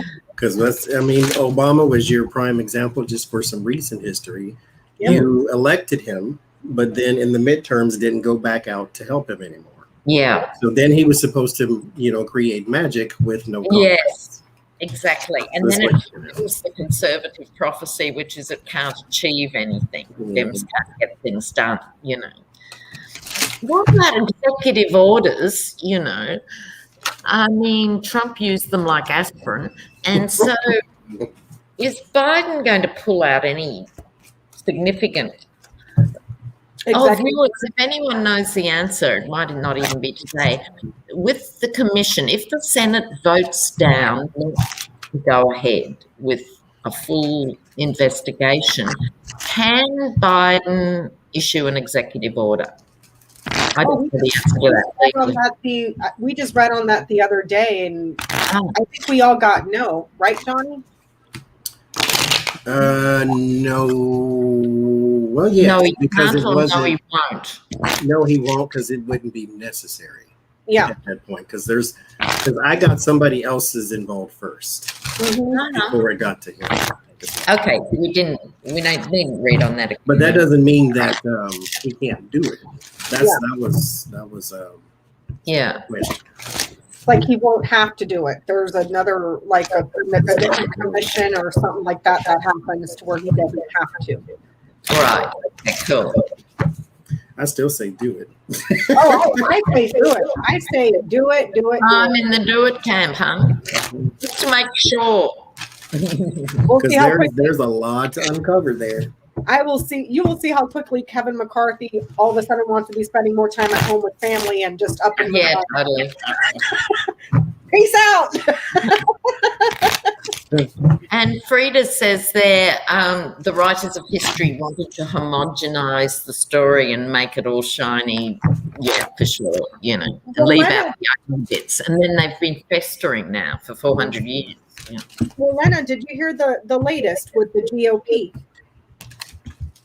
They don't want to pass the bill for infrastructure. They don't want to have a special commission. They have no interest in passing legislation. Their pet baby right now that they're trying to pass is a bill that will ban teaching the history of slavery in this country at schools. It says it all. Never happened. Pretend it never happened. Ay, ay, ay. Oh.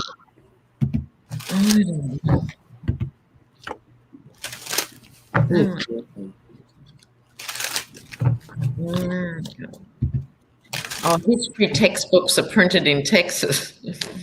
Well, maybe they need to buy a printing press in Detroit. I don't know. You know, like ridiculous. What are we reading on? On your question, if Joe Biden would sign any meaningful executive orders. Oh, I thought it was something different. Oh, that's what I went with, because that was Lena's question. Yeah. She said something before that. Yeah, but we'll just go like generically. Will he use that power more than we've seen so far? Yeah. Okay. I get that he will. It may have something to do with certain communities having very difficult chances of voting. Not that if it has to do with the voting rights bill or the John Lewis bill or whatever, if he does an executive order on that, absolutely 100% certain that the Republicans will try to veto it in the Senate. Hmm. They never vetoed anything Trump did, but voting, we don't want people to vote, because I get news here or feedback about a community and families voting and making choices and decisions are very difficult and painful and burdensome. Oh, wow. So it may have something to do perhaps with making voting very difficult. Mm. So Yeah, that wouldn't surprise me. Yeah. So Biden, what are you going to do? Yeah, I've got something on families. on families, Yeah, too. Not about voting, though. Little House on the Prairie, fantasy families. oh, Page here, the young people.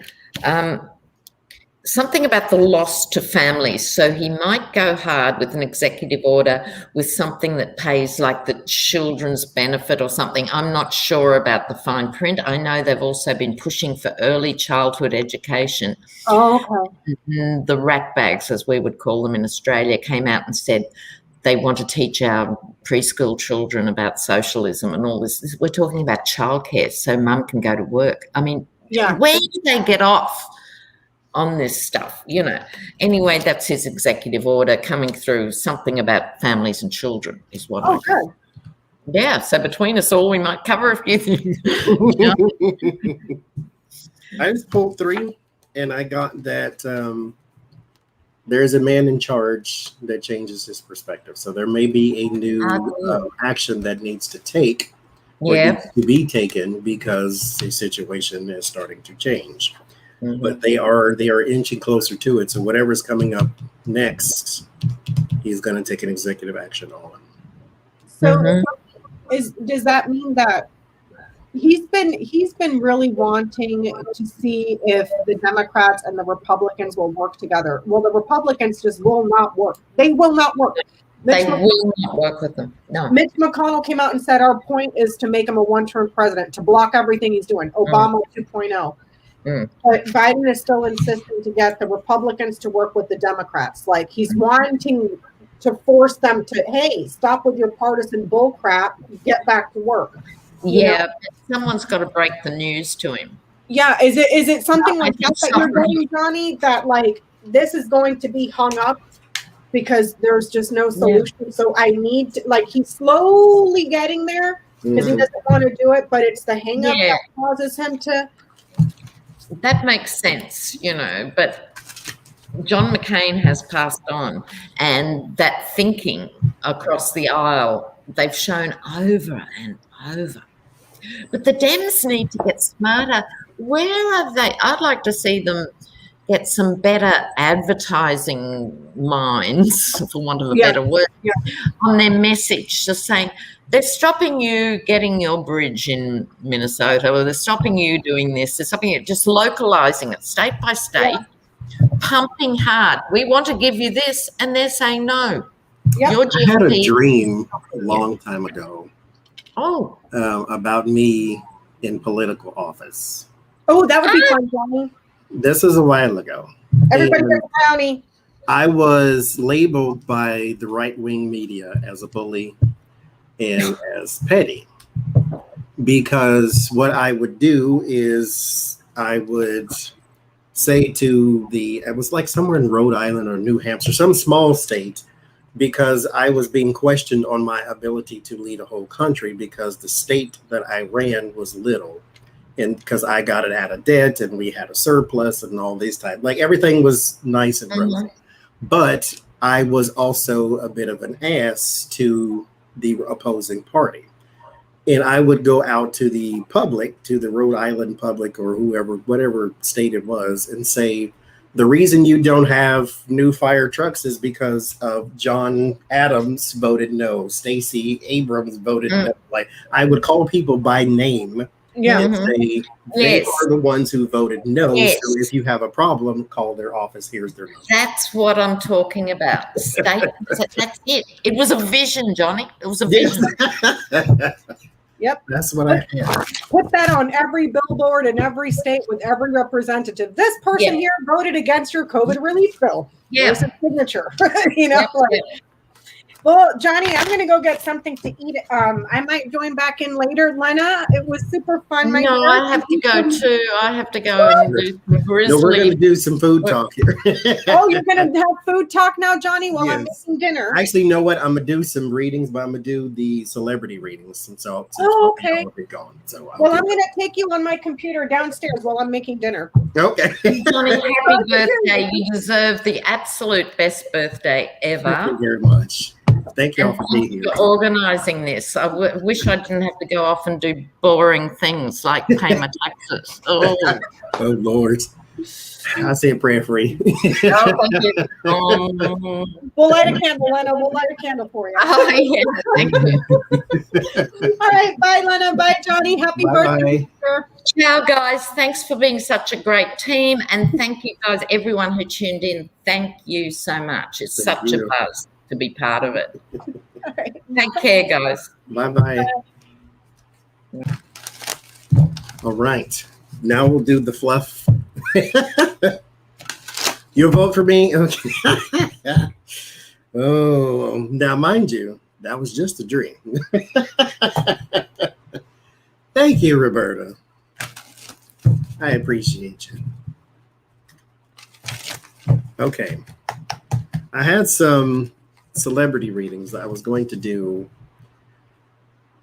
last week, and I forgot to record them.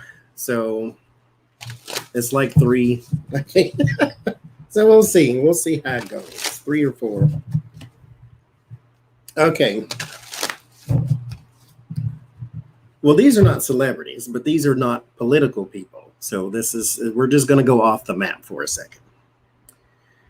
There is a woman by the name of Emily Grover, and her mother is Laura Cardle, something like that. So Emily, who was 17 years old at the time, was running for student class president or homecoming queen, something like that. I think it was homecoming queen. And her mother was, I guess, the lead of her campaign to be homecoming queen. What they did is they hacked into the school system and changed the votes. A total of 274 of those votes were changed so that she could become homecoming queen. Now, they were caught. Let me look at this just so I got it right. Oh, you making lemon cake too? A Florida high school student was accused of working with her mother to rig a homecoming election and is being charged as an adult, the prosecutor says. She was 17 years old at the time, and it is being charged of the unlawful use of a two-way communication device and criminal use of personal identifiable information. And so the main problem is she got access to people's information through hacking. She changed 246 fake votes is what she cast. And she was expelled from high school, naturally. She and her mother were released from jail on bond. Crazy thing is, with all of the different counts, she could face life in prison for changing votes to be homecoming queen. But like I said, the broader picture is she hacked into people's personal information. And so, let's see. Let's see. Because I'm like, really? You're going to throw the book at her like that? But she hacked into people's personal information, and it was 246 false counts or false votes, and like it's a big deal apparently. So let's see. What's going to be the outcome? Her and her mother.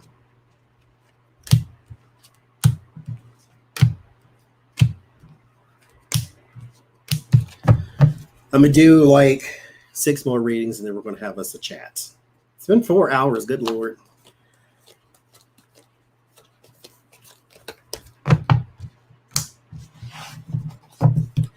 And thank y'all for the birthday wishes. 7 of Cups, first card, 2 of Swords. So there is some confusion already. There's a woman there. So they're not going to put them, now mind you, they've been booked. They bailed out.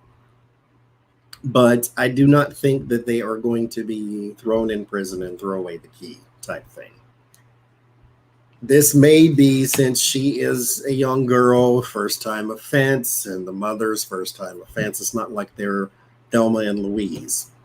So it ends in the Temperance and the 5 of Pentacles. So yes, they will have a record. Yes, they will have probation. But I think that that's going to be the soft landing. They're going to get the soft landing. So they're not going to be, thrown under the jail type thing. Because I think the prosecutors will go easy on them because, like I said, first time offense. This is not a non-violent offense and things of that nature, but they are worried. They will be burdened, though, because they're going to have fines and probation. But all for homecoming, Queen. Was it worth it? Was it worth it? So, Caleb Kennedy is an aspiring singer on American Idol. Well, he was on American Idol. And so what I want to know is his recent behavior, which I'll explain, but his recent behavior, is it conducive to his environment, as in that's who he is and that's how he was raised, or was this a joke? So what happened is he did a video. This is stay off social media. So what happened is he was sitting with, I don't even know who, but he was sitting there. And it said, bow down, in like a little caption above, right next to his head. And he had the camera like this. And then he turned the camera, and next to him was a person with a Ku Klux Klan outfit on. And then he turned it back to himself, and the video went off. He was on American Idol, so much so that he was chosen and he was on TV. So, is this conducive to his environment? Is this how he was raised and this is who he is? Or was he playing a joke? Because a lot of people were saying, oh, he's a kid and kids do stupid things. And, didn't you do stupid things when you were a kid and this type of thing? And others, of course, are saying that that's not just stupid, that's dangerous. Because now people think you're a Klansman. So you have to, if you're going to be in the public eye, you have to try to protect your image the best you can, and that is not a good way to do it. So I want to see about his home life. Is this conducive to who you are, how you were raised, or were you just being a kid? Because they did the same when Justin Bieber, he said the N-word in one of his little videos. He said it multiple times. And they said, oh, he's a kid and he didn't know no better. Like, didn't you do stupid things and say stupid things and da da da da. Okay. The Son of Swords is the Page of Swords. So there's your child with your behavioral issues right there. I think this is his environment. Now, mind you, of course, it's his environment if you really think about it, because he is comfortable sitting in his house, sitting next to a person with a Klan hood on. Exactly, Melinda. The King of Swords. I believe that his father possibly is creating, father and son, is creating an environment where this is not wildly inappropriate behavior. I, as a black person, even will never mind my race, but I couldn't have sat in my house and done that. So, what? The 10 of Wands. There's a burden. This is his environment. 7 of Swords, High Priestess. Yeah, this is his environment. There's his mother here too, or I will say parental. I won't say mother because I didn't actually get a female court card. I think it's his father who has created an environment for this type of behavior to flourish. Because he did not cringe at the sight of his friend or whoever that was sitting next to him with a Klan hood on. So there's something in your mind that has normalized looking at such a thing like that. So, okay.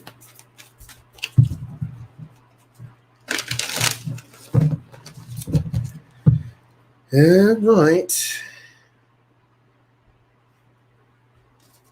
So there is a YouTuber apparently or the channel's name. I don't know what his name is. I'm actually not even looking for it. The channel's name is EDP445. EDP445 does, I don't even know.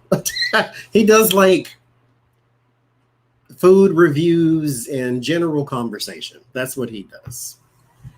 And so this guy was talking to the EDP444 was talking to somebody, or 445, excuse me. He was talking to somebody and he thought he was talking to a 13-year-old girl. So you know where we're going with that. And he offered to meet or, wanted to meet this 13-year-old girl, and turned out to be some grown man. But it was not the police. It was just another YouTuber who was also being called to the carpet for saying the N-word in one of his videos. But he tried to meet some 13-year-old girl and met this grown man. The man turned the evidence over to the police department. The police department did not arrest him. And so what I want to know is what's going to happen to him going forward. Because nothing has happened so far. He didn't get arrested. He got questioned, but he didn't get arrested. He lost his YouTube channel, but he's going to start a website to where if you still want to follow him, you can follow him to his website. So what's going to happen? What is going to happen to EDP445 who tried to meet some 13-year-old girl, he thought?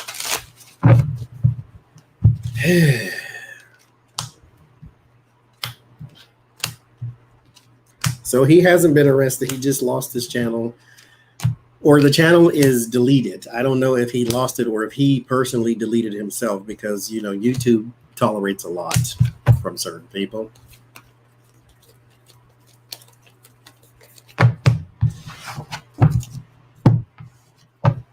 Thank you, Autumn.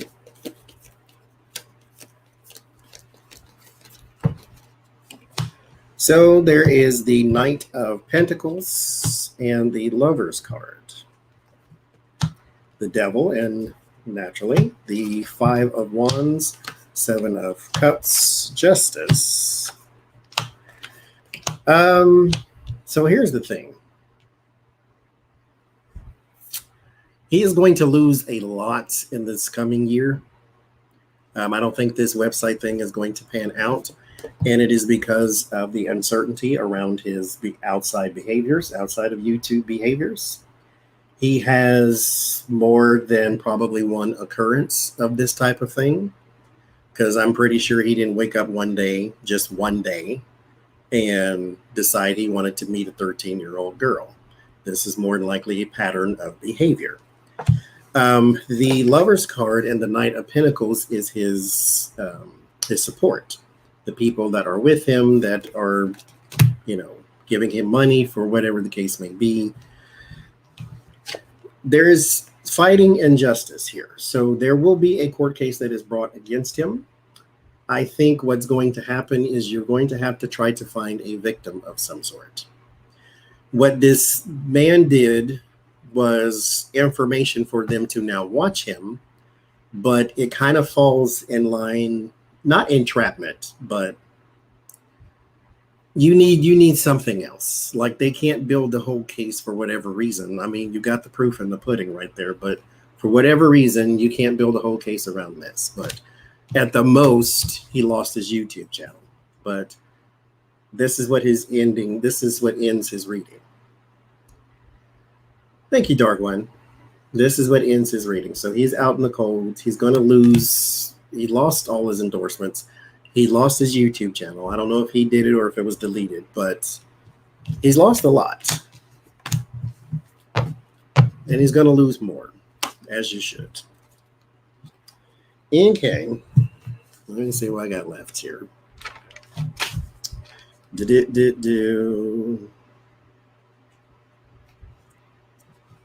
What did you? I don't want to do this. I don't really care. So I had two more I want to do. And then we'll have a chat. How about that?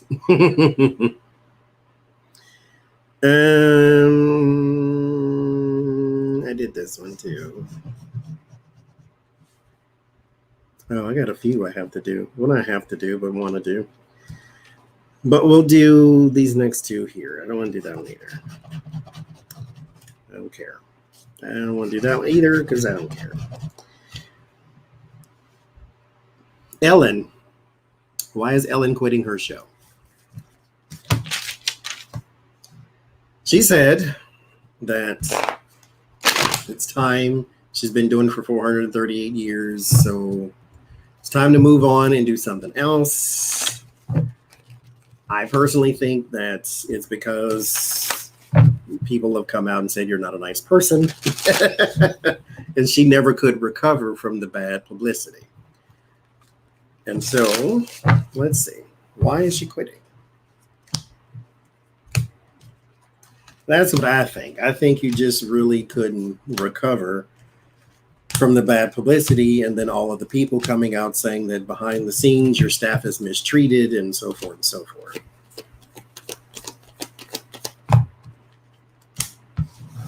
Well, let's see. First card is Ace of Cups. We're dealing with emotions, offerings. This is a religious card, but emotions. And the Nine of Pentacles. This would represent a woman on top of things. So this is your Ellen there. So we're dealing on an emotional level already. The Magician, the Six of Wands, the Five of Wands. Yeah, Magician. There was something you couldn't pull off with the Magician and the Five of Wands. And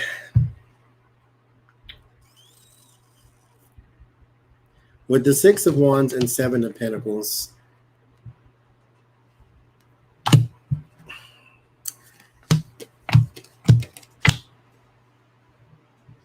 the Ten of Wands in your environment. This is multiple. This is multiple things. But this has been going on for a very long time, which is where I'll go to the staff.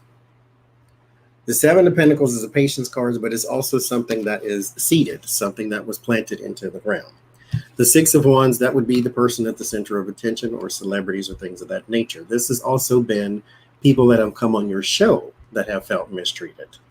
And so I think there is an energy that your show is now being exposed to have had and maybe have, to where nothing is really changed, that it's still not a good high vibrational show like you paint it to be. I think that there are staff behind the scenes that are mistreated because they allow themselves to be, but you allow it as well. And the people who come on the show here with the Six of Wands, your actual celebrities, they also feel that way sometimes too, some of them. But nothing changed. And so there's an offer to leave. And so she took it and she's leaving. So she never could recover. Sharon Osbourne's gone too. Yeah, she left. She got a exit deal to leave. So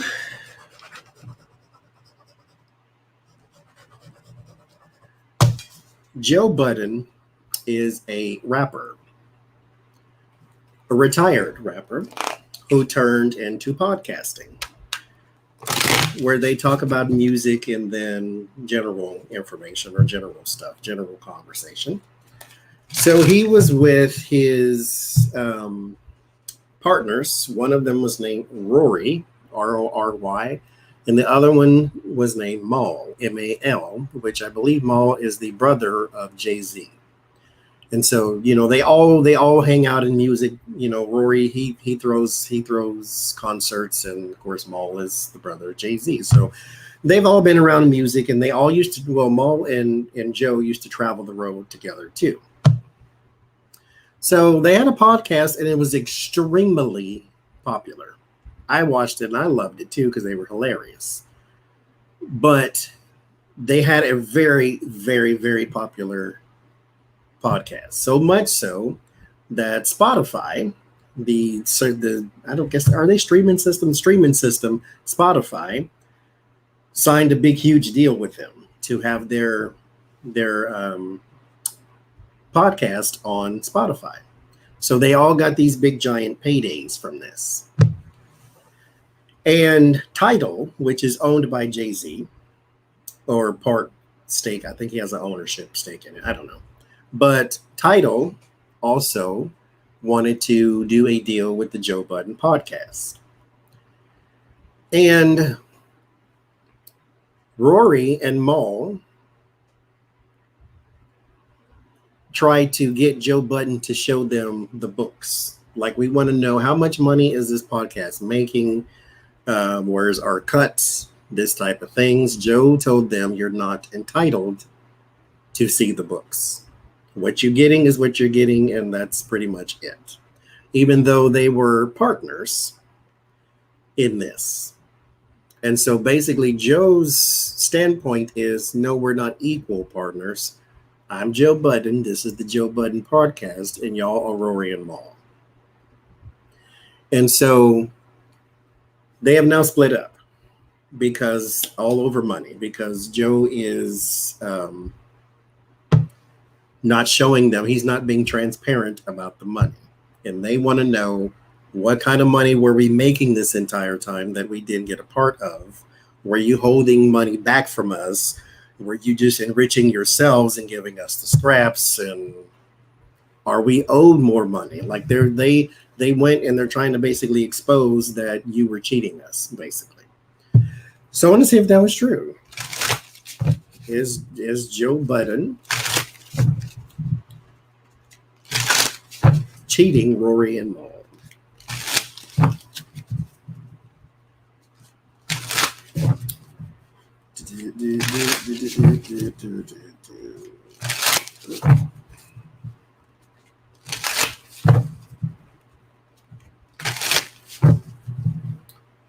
Let's see.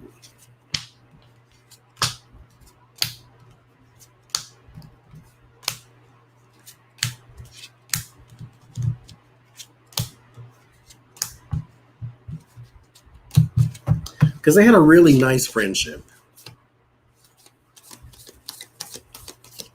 And it's sad to see it break up over money.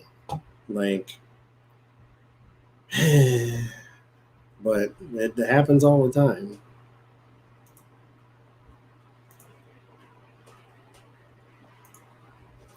Joe is he is a jerk. He is. Seven of Swords. Oh, we already start with something sneaky.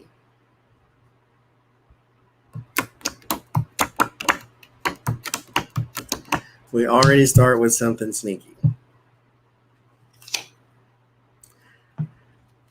Page of Pentacles. There's money and contracts right there. Money and contracts. something sneaky around money and contracts. Six of Pentacles. And there it is. The Six of Pentacles is a card about doling out something, paying out contracts, paying out charity, whatever the case may be. The Emperor, that would be your Joe, person drunk on power. I like Joe Budden too. Oh, God. Damn it, man.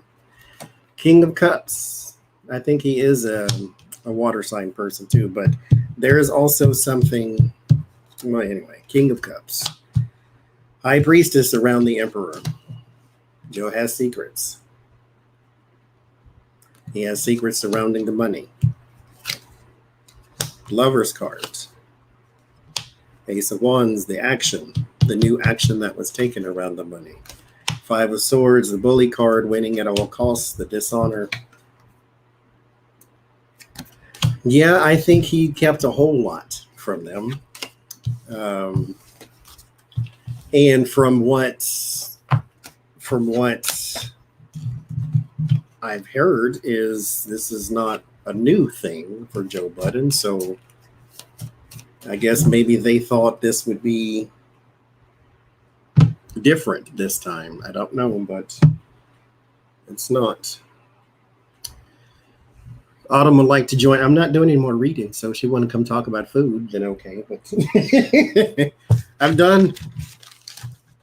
I got some more, but I'm doing those later. I'll be here for a while.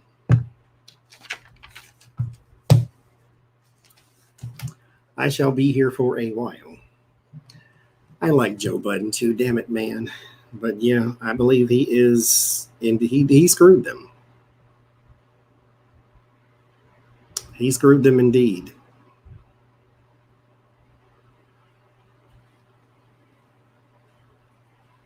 Thank you for the PayPal.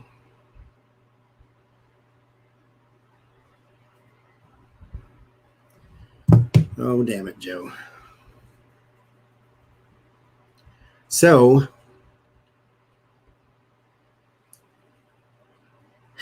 well, we're 4 hours and 31 minutes. Y'all tired yet?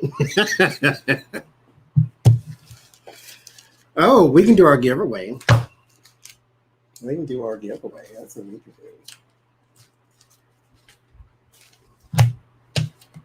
Don't have any place to set nothing.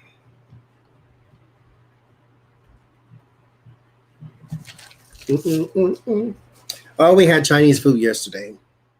I had General Tso's chicken and chicken lo mein. Those are my favorites.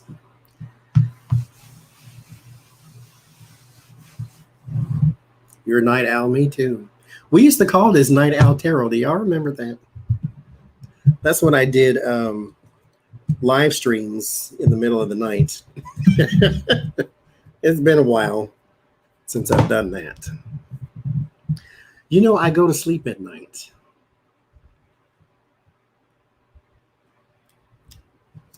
And so it hasn't happened in a very long time. But we'll be here. Oh, God, I made it worse.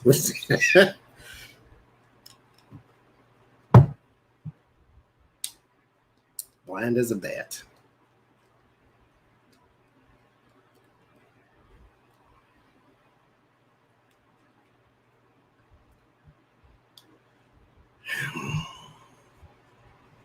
Okay.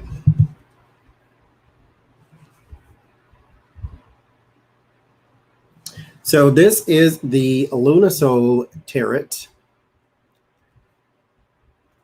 That's what the art style is. It's bad focus. This was sold out for a very long time, and it has been reprinted, I suppose. But here it is, the Lunasol Tarot. So if you want to win this, put your number 1 through 100 in the chat right now. The first one I see is the one who wins, not the first one who posted it, but the first one I see, just so people don't get sensitive.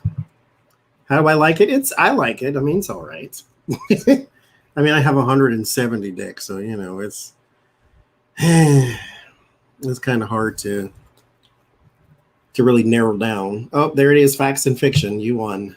13 was the number. Didn't you win the last one? I think you did. But facts and fiction, send me your information to TarotsApprentice@gmail.com. I'm going to tap it in.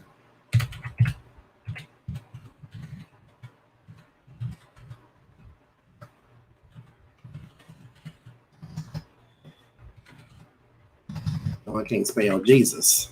Thank you, Lucky Girl. So, do I have the Modern Witches Tarot? Yes, I do. I like that one. I like the cardstock on that one, too.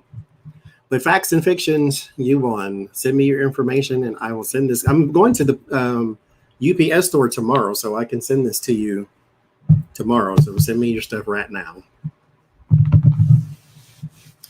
But I like those. I like those cards. I don't know what these, if they changed anything like the cardstock or nothing, because mine didn't come in a nice fancy box like this. I almost want to trade you my beat up one for this. Desiree, it's too late.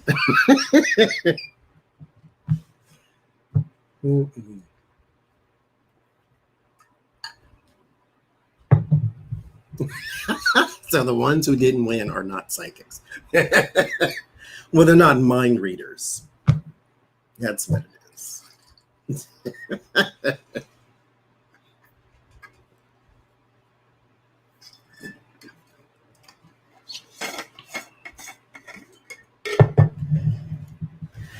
So,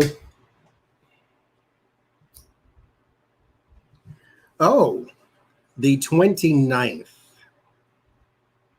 Well, you know, we gotta keep the giving going. Facts and fiction. Just because it's my birthday don't mean we got to be selfish.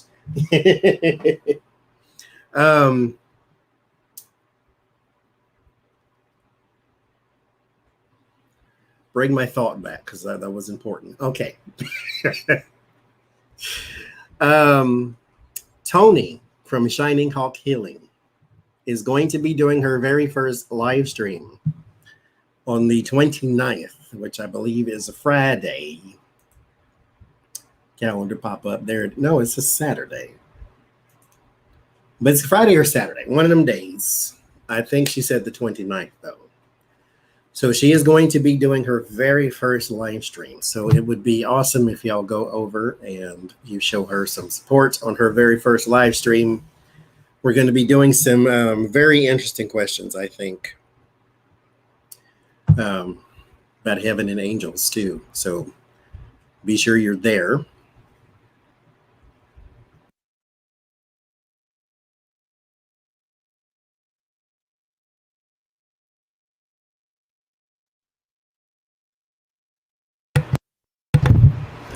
So it's going to be fantastic. Thank you, Lucky Girl, for that, too. The African American tarot I use is called the Afro Goddess Tarot. They're rather large, too, if you have smaller hands. Like this is typical size, and then this is that card. So they're rather large. They're very good quality stock, though. But yes, it's called the Afro Goddess Tarot by Andrea Furtick. Because there's some people out there who are selling it for more than she's selling it for. So she has a website now. How many sets of cards do I have? I don't know. 180. I'll just say that. That's about right, I think. Is the Amazon wish list current? Well, here's the thing on the Amazon wish list. It is current, yes, but I don't have any ideas on what to put in the list. So I don't ever put anything new in there. Like there's tea and tarot cards. Like I've run out of ideas. I mean, I don't know. I put an air fryer in there, even though me and air fryers don't really get along like that. But I took it out because I wanted to actually buy one for my sister. So I took it out and just bought that one that I put in there for her. And that's all I got. I got tea and cards. Oh, there's a cologne in there. I got cologne from a birthday. That's always a safe bet with me. That's my thing. I love cologne.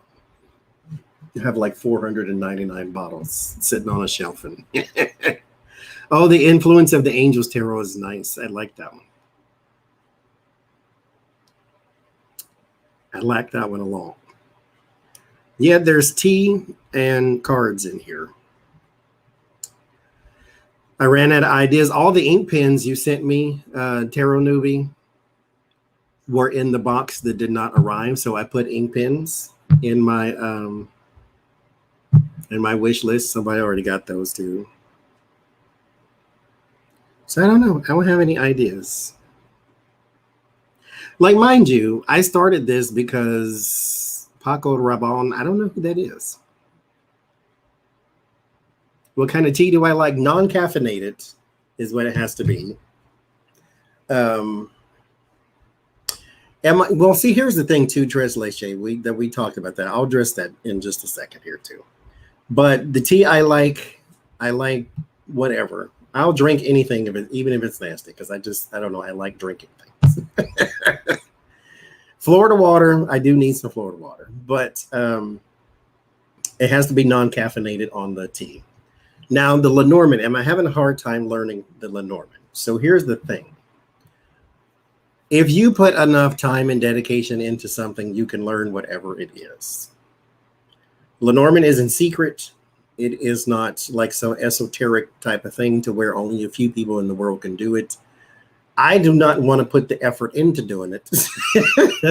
So I did not, because mind you, I know the definitions. I know what the cards are, but Lenormand has a system that the tarot does not have. And the tarot came easy to me because I think it was waiting on me to be born type thing. But Lenormand has a system, and I am not a person who operates in a system. You have to give me a field to walk in, not a line. A line will get you direct results. It'll get you details, whatever it is that you want to shoot straight through. Kipper cards, I like Kipper cards. Kipper cards, too, also have a system. But tarot, you can go wherever you want to, because tarot almost is like oracle cards, to where you can use your intuition and bring up your own meaning. Just like today, when me, Lena, and Jen were reading tarot, we get the same answer, but we get different cards. And it's almost like, thank you, Debs. It's almost like, well, how do you get the same answer, but you get different cards? That's because the tarot is broad, and it will bring you the same answer even with different cards. Lenormand, you're more than likely going to all have the same cards because you're getting the same message. Or at the very least, those cards are going to have the same kind of theme. So Lenormand is not for me. Because like I've used the example before, I don't need to know it's a red scarf. I can just be satisfied with there's some sort of garment. You don't have to describe something to me to a letter. That's where the intuition comes in, and it will say, oh, there's a garment, but it's red. And you wear it around your neck, or you wear it close to your neck or on your head or something. Like, that's what tarot will tell you. Lenormand will say it's a red scarf. So it's, you know, I like to watch the Lenormand readers. Well, Lenormand readers, like I got a list of them. I like to watch Becca do her thing. Oh, Lord.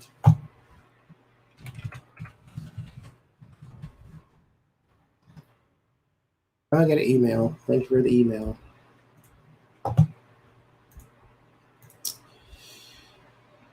There's an eclipse tomorrow, is there not?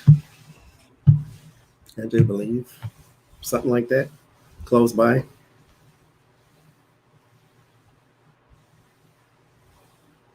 Yes, that's because Becca put the work in. That's why it looks easy. Just like, you know, when you watch some tarot readers, they make it look like anybody can do it because they make it look easy because, you know, they put that work in. And then when you just sort of BS your way through a reading, and then people can sort of see that, oh, you might not have a complete grasp of what you're doing, but but you know, you do you, whatever you need to do. I'm just saying.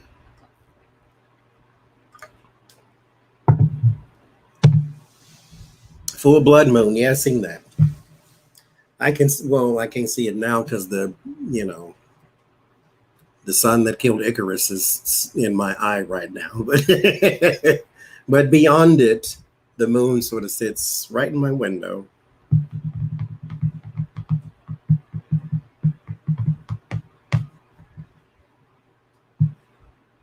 Yeah. I had some Kipper cards, but it's not for me. I threw it away. I understood them though. So they're not a bad system whatsoever. Like, I understood the Kipper. It made sense. We used it in a reading on the channel a couple times and got very good information from it. It's just not a system that I want to keep using. So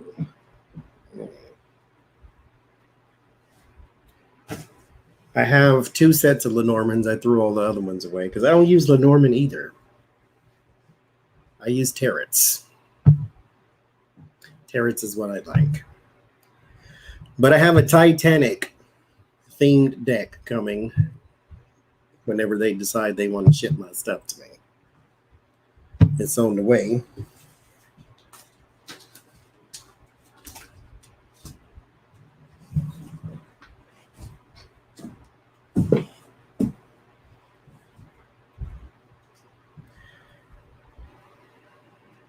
No, Bridget, because here in Pennsylvania, they all suck. So, no.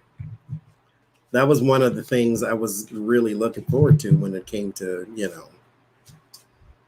going to Texas. Thank you, June. Do you believe that if you are intrigued or curious about tarot, that you were meant to read it, or just plain curiosity? Actually, I believe that. I believe that if you have some sort of natural curiosity,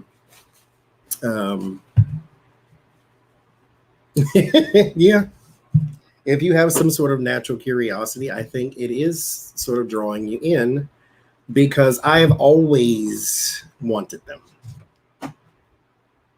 Always. Always, always. Like, there was never a time that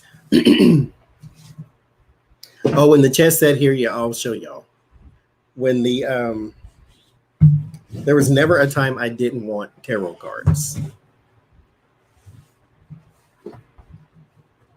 Oh, automatic writing, I have tried it. I'm still learning that though, so it's not something that came natural to me.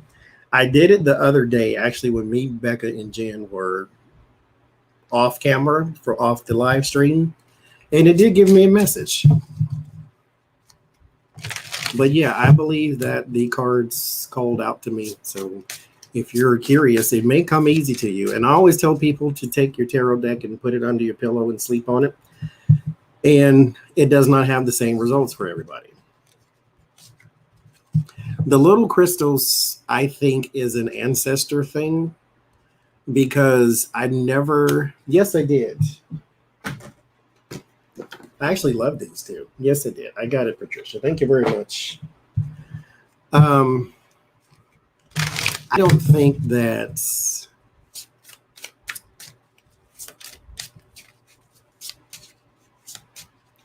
it's not. They gave me a message. Now the crystals are an ancestor thing. When my uncle passed away, then I suddenly got the urge to do it. I don't know if it came from him directly or whatever the case may be, but it was never something I ever heard of. And it was definitely not something I ever did, right? And so what I was doing is I was getting ready for a live stream or a video. I can't remember which one. This is when I was in Florida. And so I was gathering up all the crap that, you know, my cards, my notebook, my pen, I was getting everything together, the phone, because I live streamed from the phone and all that. So I was getting all that together, and then I heard the little voice say, because I had these little vials of crystals. It said, take the crystals.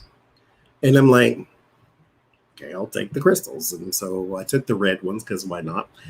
And so I took them in there with me, and then I started spreading them out, and I can see stuff in the shapes of the crystals, and it's all, I don't know what it is. It's all an intuitive thing. I don't know, but I'm like, okay, well, let me do a reading to see if I just made all that up, or is there something to it. But yeah, that's how it started.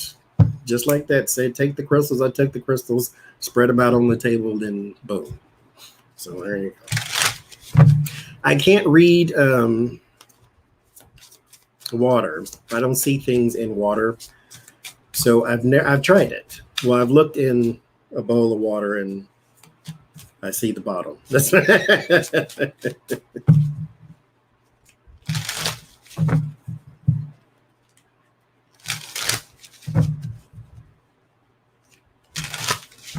Thank you, Carmen. I heard of was Psychic Oracle, something like that. One of them I picked out recently. Oh, thank you, Kay. I appreciate y'all. Oh, somebody bought it. It's not in there. There's an Oracle deck, Psychic Oracle deck, something like that. But the tarot, well, let me not say that. I was going to say it's not hard, because I always say when you start a sentence with all you have to do is, that means it comes easy to you. So it can be, yes, with the one with the Phoenix on the cover. That's the one I had in my wish list. So I'm excited about that one. I'm learning one right now.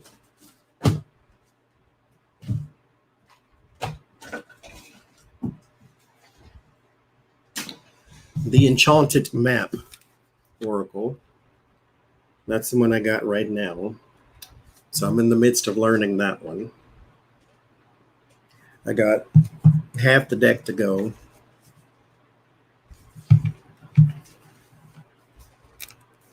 Thank you, Meg. Me too. And that was interesting.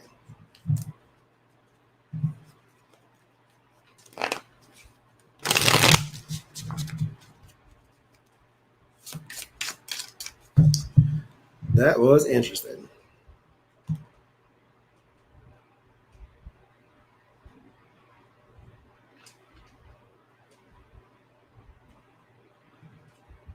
But I want that one. The Messenger Oracle deck. Because see, I'm going to use oracles in our live stream. Whatever Tony does hers, then I'm going to use my oracle cards. Because I got this one, the Secret Language of Color. I got Divine Abundance. And these I didn't have to go through some strenuous learning process, because the meaning of the card is written on the card. But this one I have to learn. But it's not hard. I just have to continue to do it is all. Oh, look. I wasn't paying attention. I figure you'd look down eventually. I was distracted. I got a couple of more political questions. Okay, now, if Autumn is still here and she wanted to join now, because Jen's got some political questions. I didn't have any more readings I was going to do that she would be a part of. So if she wants to join now, then... I made my shawarma for dinner and was checking in on Twitter and got some more questions. Because the ones I had, I don't really care that much about. The Joy, I'm tired of the Joy, and Lockdown, no. So that's all. Come on in, Autumn. She said, yes, please. Oh, that means I have to do something now, don't I? Oh, okay. You gotta send her an invite to get it. Yes. Somebody, I was listening to you. I've been listening the whole time, talking about automatic writing. I do a lot of automatic writing, so I connect with my guides and angels a lot that way.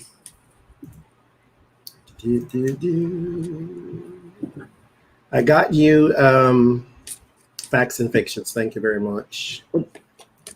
My friend Beth Cat, who was watching earlier, I don't know if she's still in here. She sent me also the Enchanted Map Oracle deck for my birthday, and because I'd been wanting a new Oracle deck, and I love it, but I'm still reading the book too. Still learning it, but it seems really accurate. Thank you, L-Jet. Okay, so give me a second, and I'm going to go get me a refreshment or two, and then I'll come right back. Keep them entertained while I'm away. Let me see if I got a metaphysical question from the other day.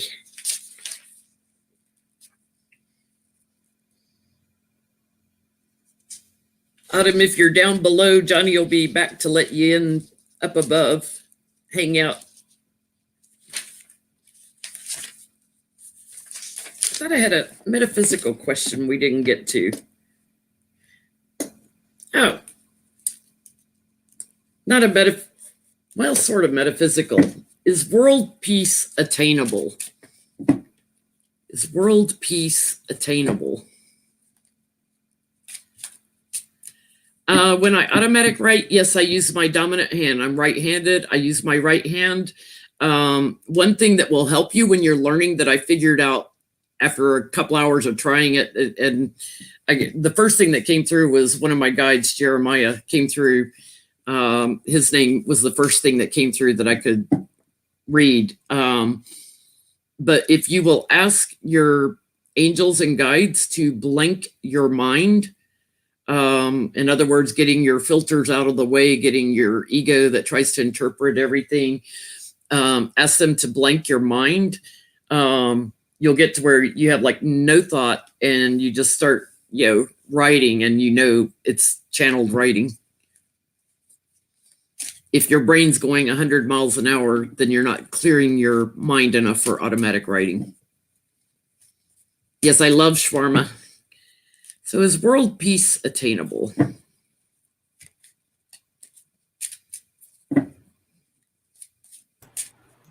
I'll join you on that question too. Yeah, is world peace attainable? Hey, Autumn. Hi. We're doing a non-political first. Wait, I'm sorry. Go ahead. No, I wanted to say happy birthday, Johnny. Oh, thank Happy you. birthday. I hope it's been wonderful. I'm so happy to see everybody in the chat. It's been so kind to you, and you're awesome, and we appreciate you. And I that's have no choice but to have a good day. It doesn't have an option. there we go. There we go. The question was, is world peace attainable? Attainable.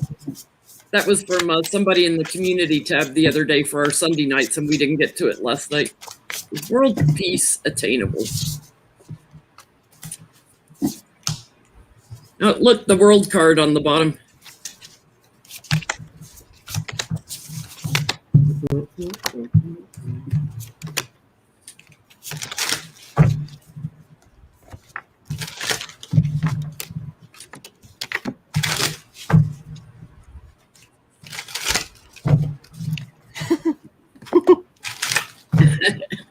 Are they being funny with you? Yes. Yes, they are. I love it when they do that. Mm-hmm.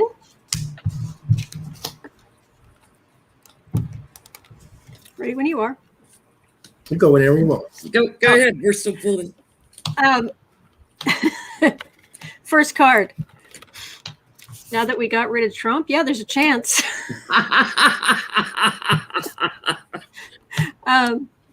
Sorry, I got back from working out, and I sat down and I'm pulling myself together here.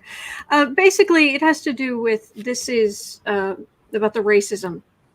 It's about it. Once we understand we are one people, as long as we see ourselves as different, there's going to be problems. I've got 2 cards. Here's the card for the reading is materialism, but this is more generosity and a new way of with money and a new way of living. There may almost need to be a larger outside force that we're more afraid of that would pull us together. Interesting. But that was funny. That I liked that one. Looking up. What you getting, Johnny? Same thing. I got the 5 of Cups and the Lovers. There is loss, but it is also reminding you, remember in the 5 of Cups, that only 3 cups have fallen over, 2 cups remain. Reach out to those who are around you, your proximity, and then that person reaches for another. That purchase reaches for another. That person reaches for another. And then you got that little meme of all the people around the globe holding hands type thing. Again, with the Oracle says the same thing. There's loss.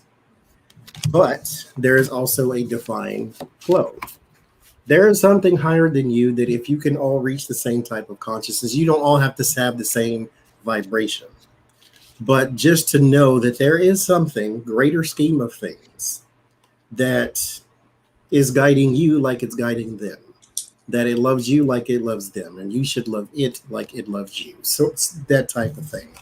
It will guide us to, I don't want to call it world peace, as in we all get along, but it will guide us to a peaceful existence to where I don't want to harm you, because that would then harm the light in me, harming the light in you. So it is very much attainable, but we all need a different type of consciousness, I think. Well, not all of us, but some of us. Well, it's interesting because I have the World card on the bottom, which is about completing a cycle, right? And I have crowning the reading, the Fool card, which is the beginning of the cycle and taking a leap of faith. In the past, we have been too erratic, and the Knight of Swords, he often charges in with no plan. Thank you, Courtney. He often charges in with no plan. Like, we have to plan for world peace. It's not something that's just going to be given. We have to plan for it.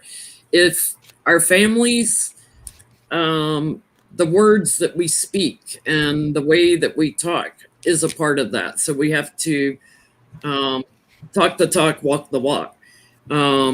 There's a little bit of a fear about it, though, because it's going into something that we don't know quite where we're going with that. We've never experienced that. So there's a little fear of what would the world be like without it. So it comes down also to not manipulating morals and dogma and stuff that we do all the time, and pulling up strengths out of dogma. So to me, that means going within, coming from within. There's a lot of work to be done on this, and it's hard work. There's a transition period where we're kind of stuck right now. We aren't moving in that direction. We're kind of sitting still. But it involves talking more with foreign leaders. There needs to be more open and honest communication. The Queen of Wands, she's the only queen that faces straight on. The others are all in profile, like the Queen of Swords. She's approachable, she's open, she's honest. And the world leaders need to get open, honest, and approachable and discuss it. And then we have to have clarity of thought about the impoverished in the world. We have to have a strategy for them and learning to take care of them, making them a priority. And when we take care of the less fortunate, we won't be focused so much on war. We'll be focused more on humanitarian things. Hope that made sense.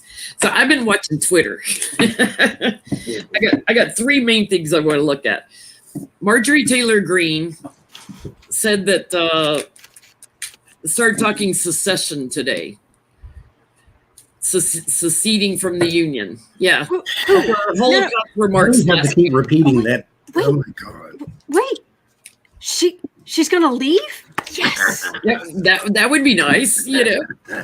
It's like, go ahead, Marjorie, you secede from the House. How is this?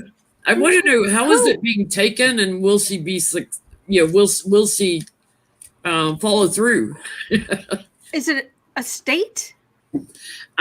Is it? She's trying to encourage a bunch of states, so I'm guessing like Texas, you know, Which is Florida. You know, I always wondered though, what's the plan? If you, let's say, for instance, you get to secede from the Union, with what money will you run that state? Because the money that you have belongs to the federal United States government, not this new entity that's smack dab in the middle of our country. Where's your military? Who's your police officers? Who's paying them? Where do you get the finance to run your own country now? And what is going to stop America from invading you and just taking you back over again? Yeah. And then what are all of your citizens? Are they now this new country, or do they belong to us? Yeah. What if 49% of your citizens don't want to secede? Well, what are you going to do? Just dump them across the state line? How are you going to deal with that? How do you take their land? Inter-country or intra-country, trucks and everything, because now you're going across a border. Now there's going to be, duties to pay and stuff. And let me tell you, we would put a lot of duties on states that seceded from the Union. So how's this being received by her colleagues? I want to know first.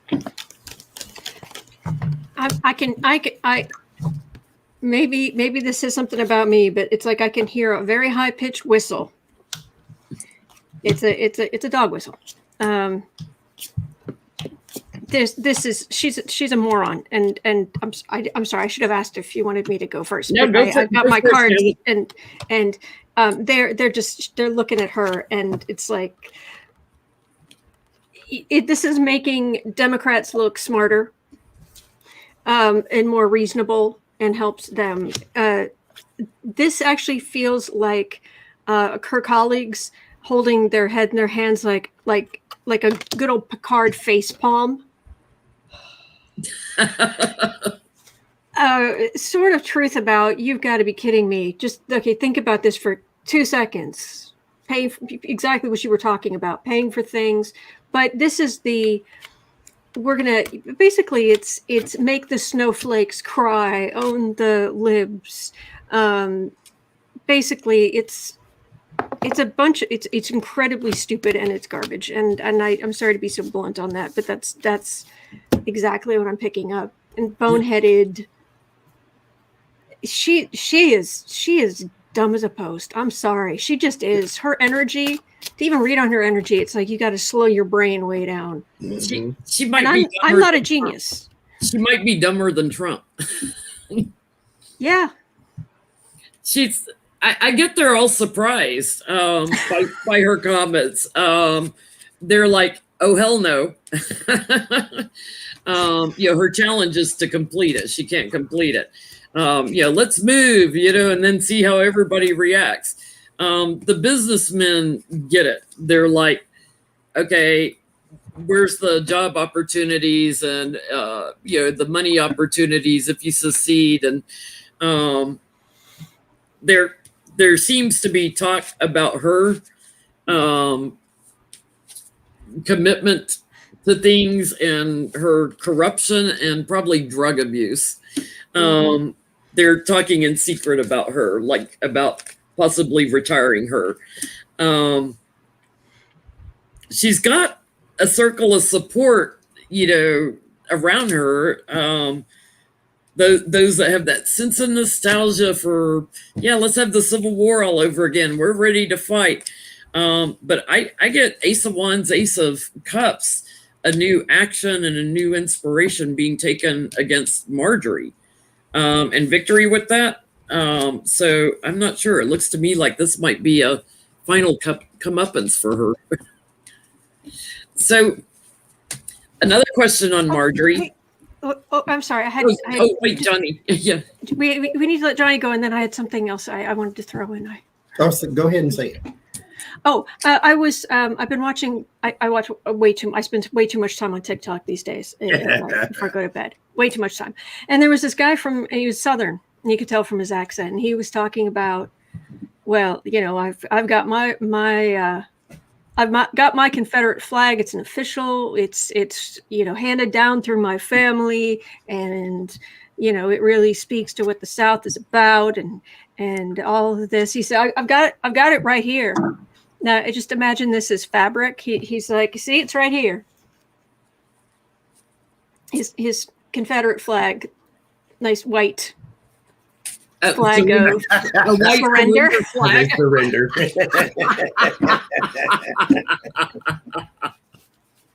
What'd you get, Johnny? I get that she's just off balance, and it's kind of like, and unfortunately, she's an elected official. But it's kind of like when you go to the family reunion. Thank you, Shining Hog Healing. Again, she's going to have a live stream, very first live stream coming up this week. So y'all make sure you take your hands over there and support. But it's kind of like you're at the family reunion. You know that one or two relatives that they're not quite right. I think alcohol has pickled their brain, and they will just say stuff, and you hear them and, oh, that's Aunt June. You know how she is. And then just leave it alone, because she's going to say more stuff because people keep responding. And that's all she kind of is. I get the two of Pentacles. She's kind of off balance. And as you see, this person has got their head in their hands. And the best place for it is actually not in your hands. So that's kind of her. And what's on top of her, where her head should be, is a dead bird. So, like dead tweets. So she is indeed a bone head. So ignore her. She's going to keep doing this. The devil and the justice. She's found her niche. She's found her groove. I can go out. I can harass people. Nothing ever happens to me. I can come in and threaten to take my mask off or threaten to come to work with a gun. Nothing ever happens to me. I can scream and shout at kids who were traumatized. Nothing ever happens to me. So this is her groove now. She's found it. She's dancing with the devil. So there's a reason I call her Marjorie Troll Green. Troll, right in the middle. She is a troll. She's a mean girl. She's just a mean girl. Yes. So she's getting away with it. So she's touring around with Matt Gaetz, who is about to get brought up on some serious charges. What does Marjorie think of Matt Gaetz? Because I have a theory. I just want to see what comes out in the cards. I had a theory too. What does she think about Matt Gaetz? Because she's the only one that'll get within 10 feet of him right now. Or maybe closer than that. Or would like to be closer than that. That's my theory too. She's a grandmother compared to what he likes.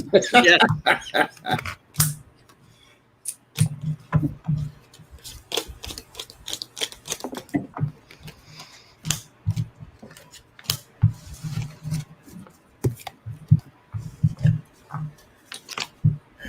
Good luck. I heard a rumor that let's just say that her current relationship might be open to others. That's what I heard. I don't know if it's true. Because I'm not getting any, angry husband. No. She's like, hey, let's go on a trip. And he's just like, oh, what? Oh, yeah, sure. Yeah, that's not gonna happen. But then it's like, well, we get to be around the Republicans and yell and scream our truth, their idea of truth, and go out there and be obnoxious.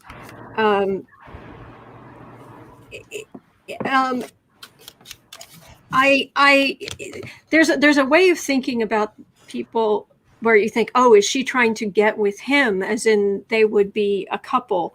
But these people, they don't, they're not thinking that way.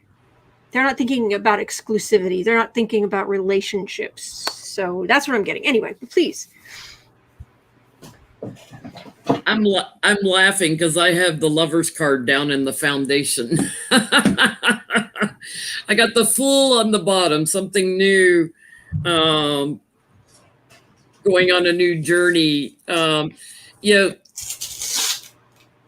They're both like kind of chaotic. They're both off balance, and she's looking to him also for steady money, meaning donations and stuff, and she brings in a lot of money. She's the number 1 fundraiser right now. But there is a new learning opportunity, and I have the Lovers on the bottom. So I think she's like more interested in him than he is in her. Oh, hugely. Yeah. She's she sees like he's going through some endings right now. I think she thinks he's going to break up with his fiance or something.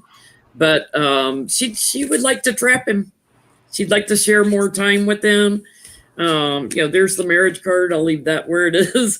But they're both about to go through a major transition and may have to walk away.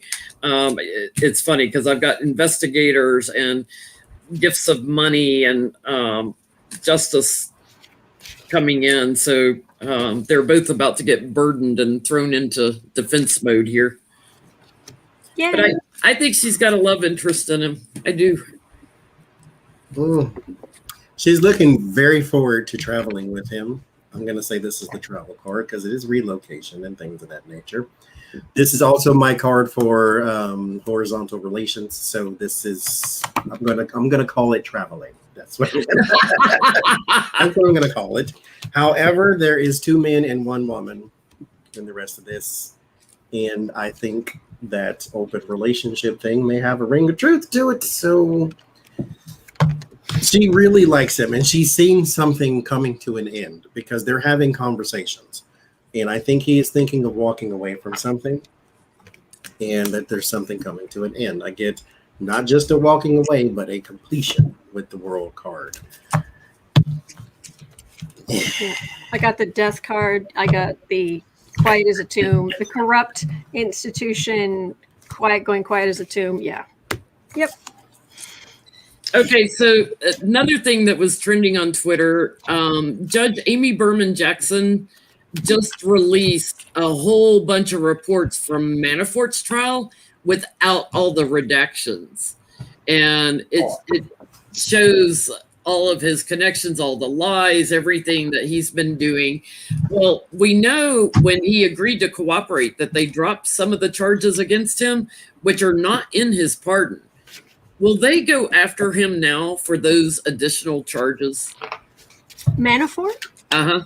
Because he had more charges against him, but they dropped some and focused in on his, giving the polling data to Kalimnik and stuff.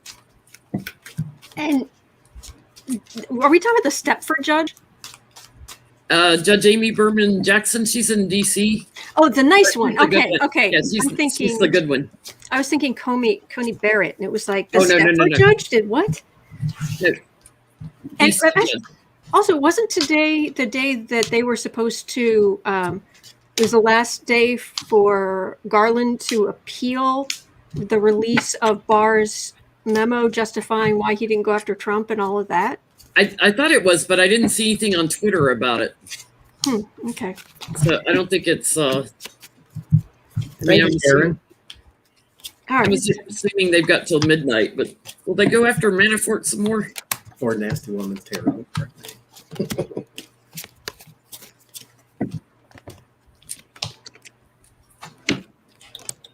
Thank you, Lisa, for posting the questions for those just joining us.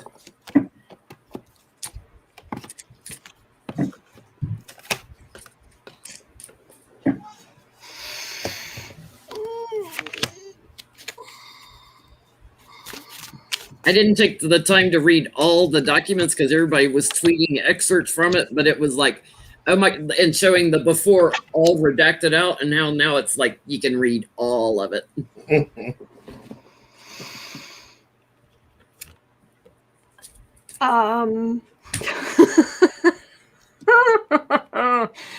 This is investigators. This is corruption, legal heartache, prosecutors, investigators, judgment, and let's say a long vacation.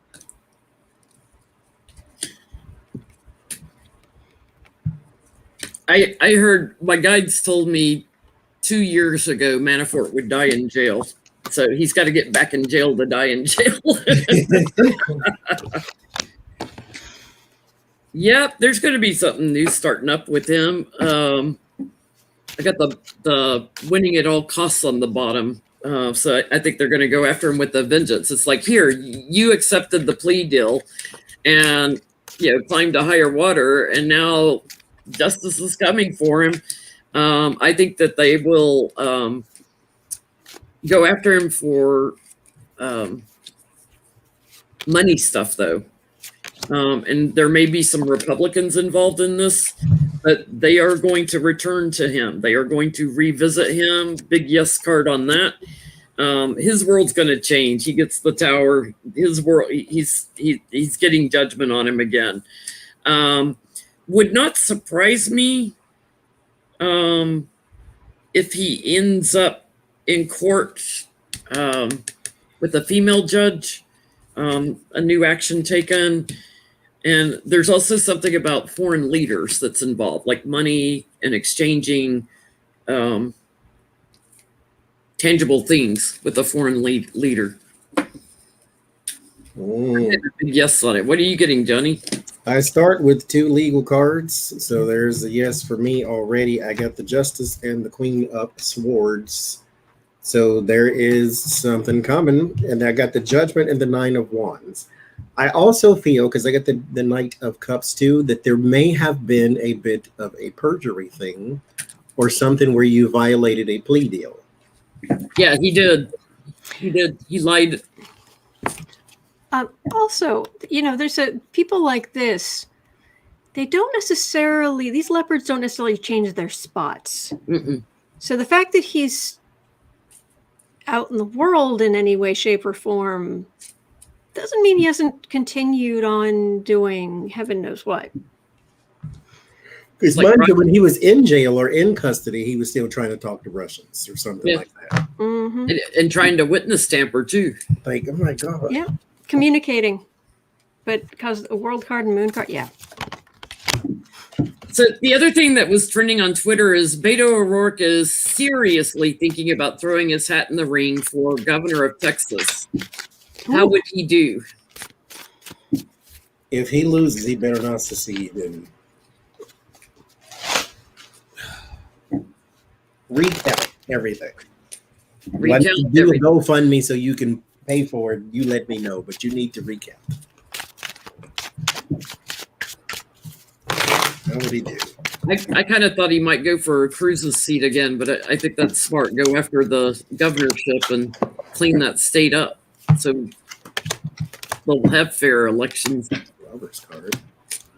Support.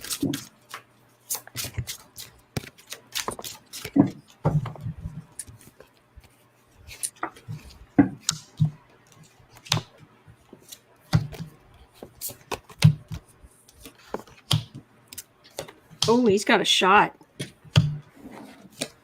He's got a shot because, like, during the flooding and everything and the freeze and all the craziness, he was out there on the ground. He showed that he really cared about the people of the state.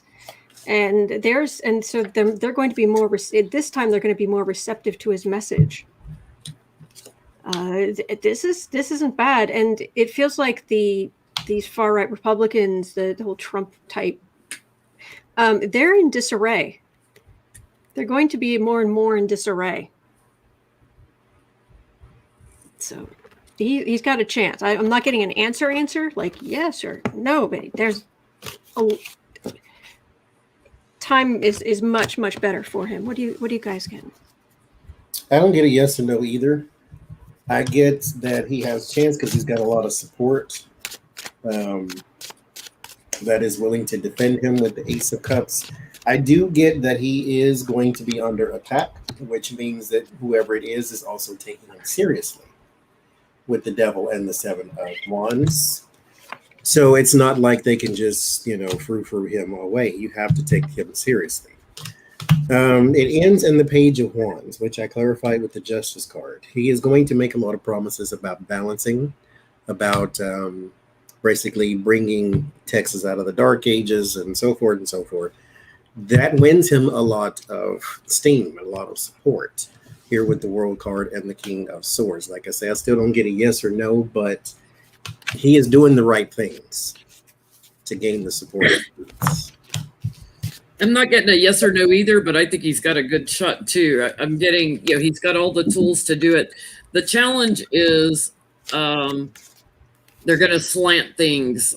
It's going to be hard. Like they may even shift votes around. Like it might be a dishonest election. But he's so disgruntled. He's so unhappy with how things are going in Texas. He's ready to charge in with the big stick. I get he's going to go after younger voters, that he will have them helping a lot. Younger people. Talk is already moving him forward. So there's excitement already. But I get, I have my pack your bags, you're moving. So, moving to wherever the capital is, people love him. He's got a lot of support. He offers a lot. They seem to like his image. He's climbing to higher ground, and I get Justice, and I get Biden behind him also. But I'm not getting a yes or no. I did get the Thief card too. Yeah, if I pull three more, I get like changing votes.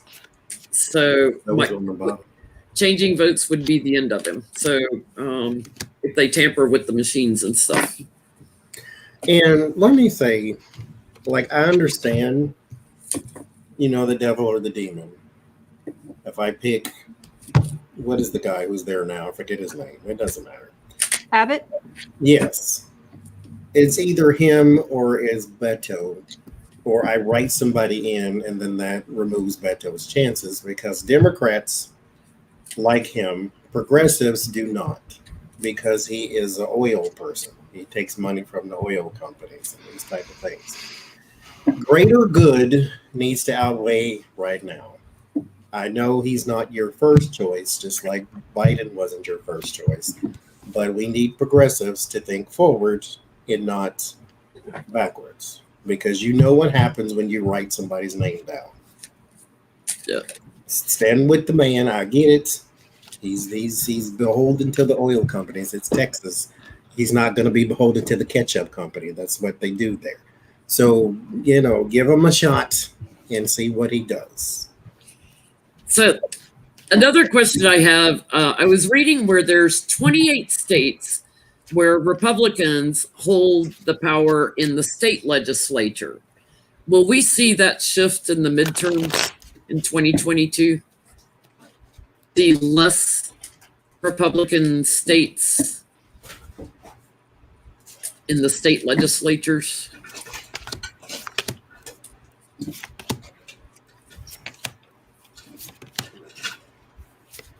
So say that again. Will we see a decrease in? Yeah, not at the federal level. Will we see more states that are red states in their state legislatures? Will we see more turn blue? Because if they turn blue, then they can kind of control the governor. If they got a governor like, Abbott, they can control them maps too. Yeah. Yes, Artie. Lori, we have been live for 5 hours and 28 minutes. I don't even know where to tell you to go find that reading, but we did that one about Sondland already. I think that one was after Lena joined us, so that was probably about 2.5 hours in.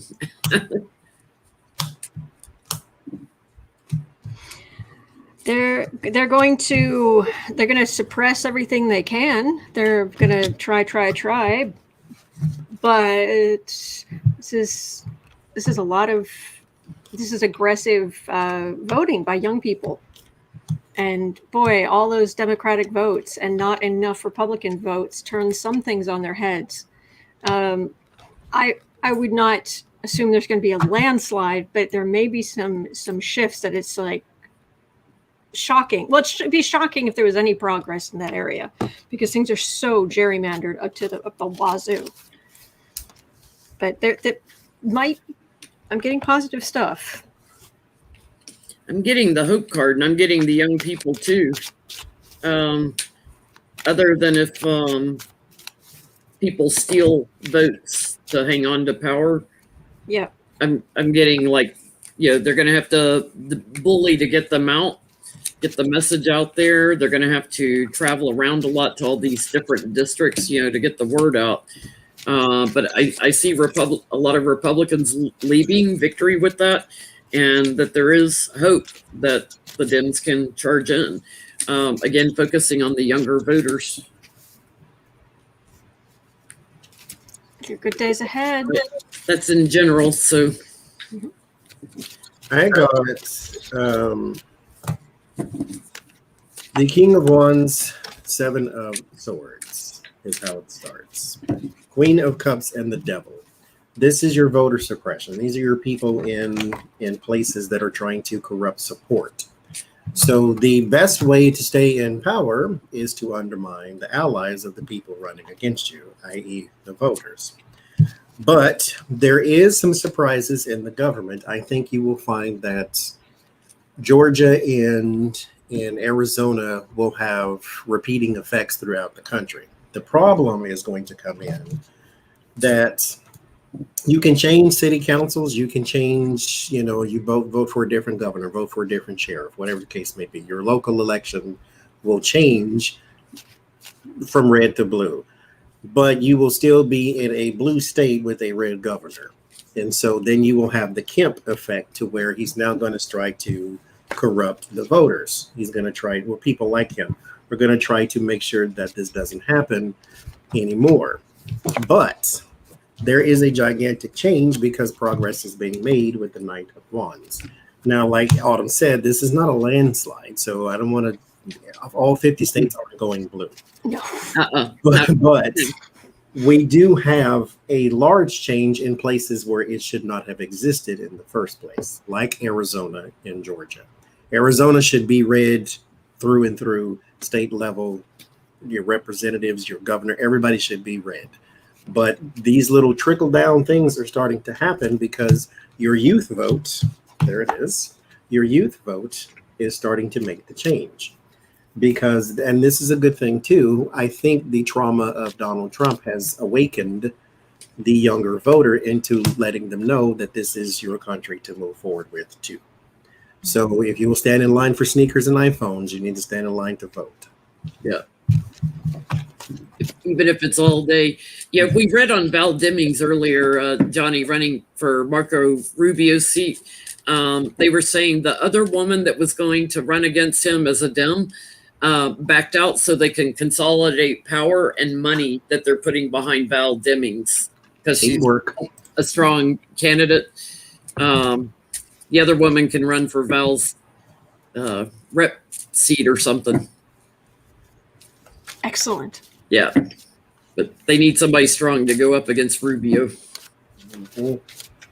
Well, that's all I had from watching Twitter, unless I go get my phone and look at Twitter again. What was on your paper? Because I didn't have nothing. Or did we do all the ones from yesterday? I think we did most of them. I was just going to check CNN.com. Anybody in chat got a question? I don't want to do none of those.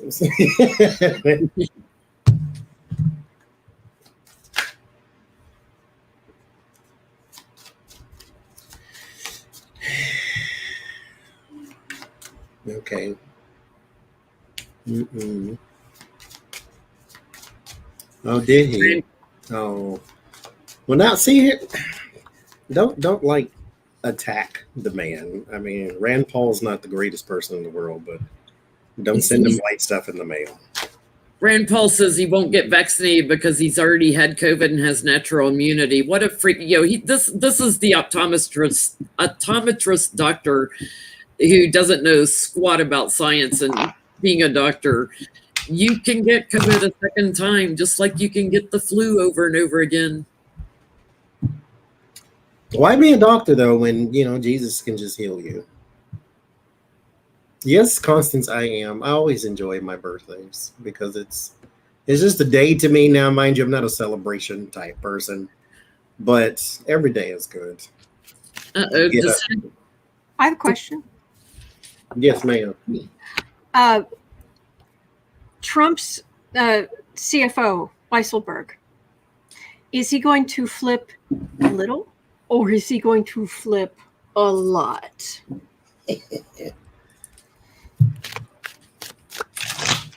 Oh, I didn't do my state question. Okay, we can do that after this. There's an article on CNN too that DeSantis is signing a law to go after social media platforms. I guess since they kicked Trump off all of them. He had a blog that apparently failed too. Yeah. Now, I don't have a blog, but isn't that a writing type thing? Yeah. Who's doing the writing? Because it ain't him. It ain't Trump. They're incomplete sentences and not fragmented. Flip a little, flip a lot. We'll read that. I feel this urge to smile. That's called petty. It's rubbing off. You're welcome. Oh, it's not rubbing off anything. I read on this stuff every day.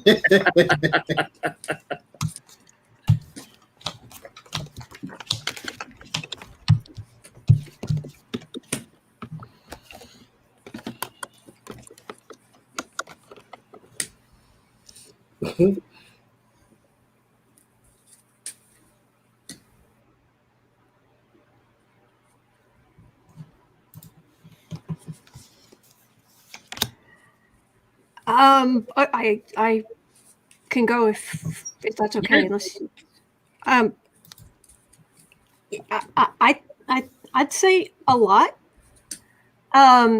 He's worried about his kids, and the thing is what I'm getting is that he's, because of course he was Fred Trump's financial guy back in the day.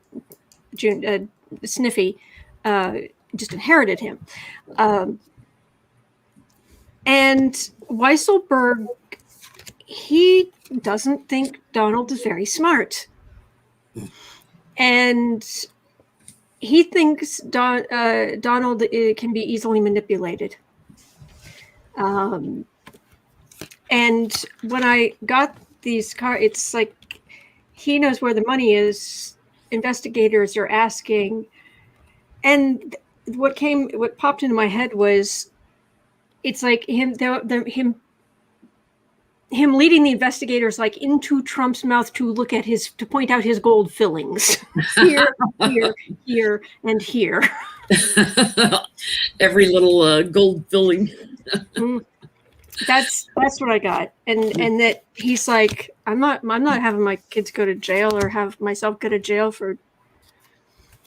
I know that they're supposed to be wildly. He's supposed to be wildly loyal, but he thinks Trump's an idiot. Go ahead. Sorry. Artie's I been get obsessed all that night. there is some walking away because it became abandonment for one person. And this happens to all of Trump's friends when he says he doesn't know you or he leaves you out on the lurch and these type, like Michael Cohen was supposed to be his BFF, right? And look what happened to him. So I think Weisselberg may take it personally that Donald Trump is disassociating himself with the person, kind of like Ivanka and Jr. are doing, how they don't know him at all of a sudden, even though he has been in the family before the kids were even born. King of Swords and Justice. He is going to help the Justice Department on the King of Swords. The Ace of Swords, he will be open and honest. There will be some clarity to his statements. Unfortunately for Donald Trump, this is deep-seated information because he knows everything about everything. And then it ends in the Two of Swords. There's a decision to be made. It's going to be a hard one, but that's what happens when you dance with the devil. Well, remember what I said about the Queen of Wands, the open and honest woman, or queen? That's what he's showing up as. He's going to be open and honest. And Trump is in his past already. He's like tempering it a little bit, a very little bit, because he knows where all the contracts are. He knows where all the money is. He knows it all. And, the investigators come in. He's going to be talk a lot. And it will be honest. And there will be tangible evidence. I'm getting all the aces. That changes everything. That changes everything. He's grieving about it, though. He's grieving for the loss of friendship or relationship that he had with the family. Oh, stealing huge amounts of money, laundering money, and freebies for your own kids, right? And all this illegal stuff. But gosh, it just hurts your heart. There is a YouTube channel you told me about, Jen, about a guy who explains what it's like to be a narcissist and live with a narcissist and something like that. Uh-huh. He was talking about, he talks about narcissism on his channel. And of course, naturally, I think of Trump because that's the narcissism chief at the time. He's the poster boy for narcissism. And I was thinking to myself, why is it? Is it simply his narcissism, or what is it? Why is it that people like Weisselberg, people like Michael Cohen, people that are close to him that know his secrets, why do you not keep them people safe? Is it because they no longer do anything for you? Or do you just not care ever? Do you not realize that they have your secrets and they can tell it to police officers, investigators? Like, what is the thing that's not clicking? Yeah, that Michael Cohen, who knew everything. Yeah, they're so focused on themselves. And here's the other thing: like we get Trump's going to throw everybody under the bus, right? Narcissists have abandonment issues. So once he throws everybody under the bus and he's all alone, who's he going to feed his narcissism off of? So it's like, when the kids get out of jail or whatever, he's going to be like, well, come back, come back. I need to see you. It is vital to his entire sense of self that he is superior to these little people. And therefore, if they're getting in trouble for helping him, think of it as like a monarchy, way back in the day, where if you were, of course you had to be loyal to the king. There wasn't an option, but it didn't mean if you were loyal to the king that you were going to get any special favors. Hang on just 1 second. You might just sneeze. Oh no. You might get to keep your head if you're loyal to the king. Yeah, sorry about that. But yeah, he can't wrap his head around. He is here. That makes sense though, because it's in his mind. They don't have needs. They're disposable. They're the peons. They're the people who serve me. I don't have to do anything for them. They serve me. Meanwhile, if you were a forward-thinking person, you would know that since I have all these horrible, disgusting things, and this person knows it, and that person knows it, then my well-being is wrapped up in their well-being. Because if they get their back against the wall, they're going to tell all my business. They're just there to be the emissary for the king, to do his bidding, to do his messaging, to be his support, and he's got all the strength. I don't know. Well, what you were saying about, but if he was forward thinking, knowing that he's done all these horrible things that they know about, that assumes that he's willing to accept that there is a higher power, which is law. But they get does so not, arrogant. Does not accept that at all. He doesn't think he'll ever get caught, and he doesn't accept he's done anything wrong. It's everybody else's fault. That's why he's going to throw everybody under the bus. It's like, it's not me, it's them. That's a narcissist. It's always not me, it's them. Yeah, but also this idea of being caught. Well, I'm the king. I am the divine ruler. Caught. I'm caught. And they sacrificed themselves for him. So I have a sort of a metaphysical question on Trump. Has he learned anything in this lifetime that he came here to learn in this lifetime? I'll put it that way. Has he learned anything he was supposed to learn? What has he learned? What has he learned?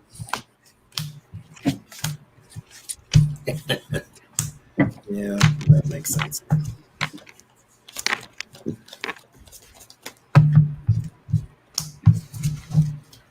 Yeah, that makes sense too.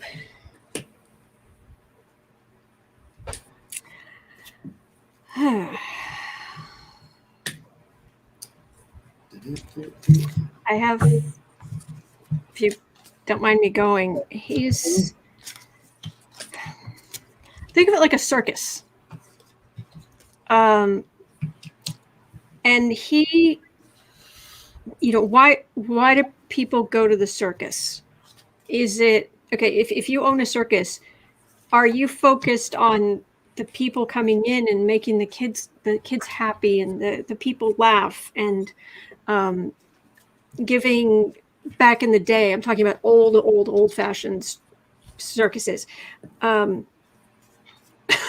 excuse me, giving people jobs who wouldn't necessarily otherwise have income, or is it, I'm Barnum, there's a sucker born every minute, look at me, I'm the star of the show, me.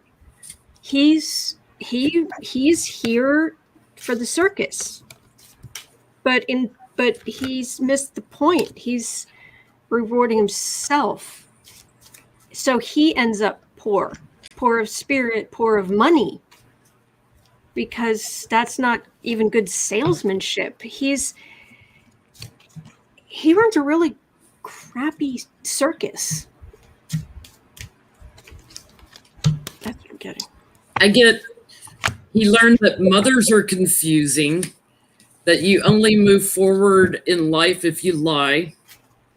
That he did learn one thing in watching COVID. He learned that people die from COVID. He did learn that it was deadly. Didn't tell us how deadly it was, but he learned it was deadly. That he gets great joy in clinging to his possessions, his things, that women can be manipulated, not just Melania, but all women, and that his nostalgia is always for power, being in the center of the power. What'd you get, Johnny? Let's go back to Odin. I was explaining earlier. He's like Zeus. He's like God. He's the ultimate, right?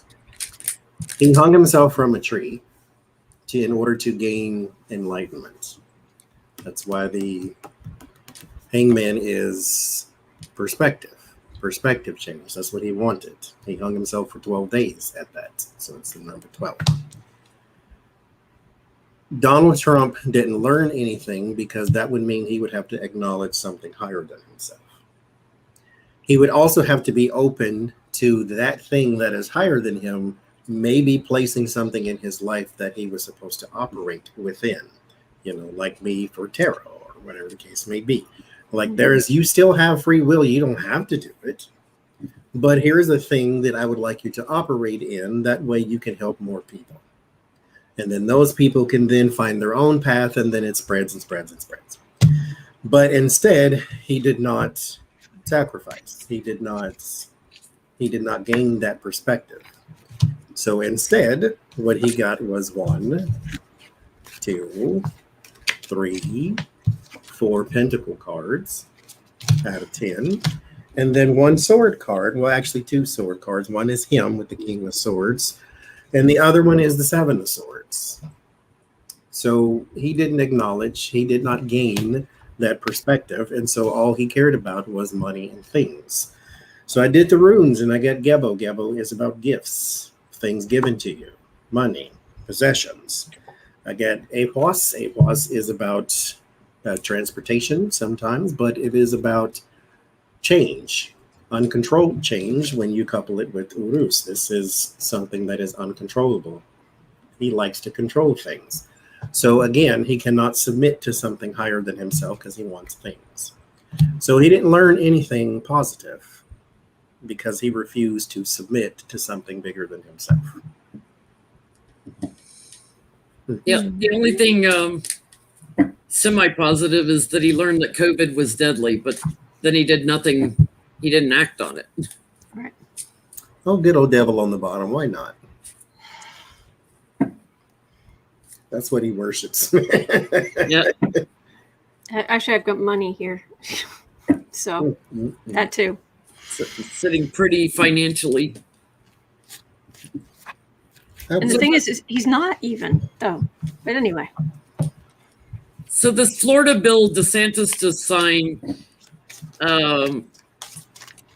is going after social media platforms and prohibits tech platforms from suspending or banning political candidates in the state with possible fines of $250,000 per day if they deplatform a candidate.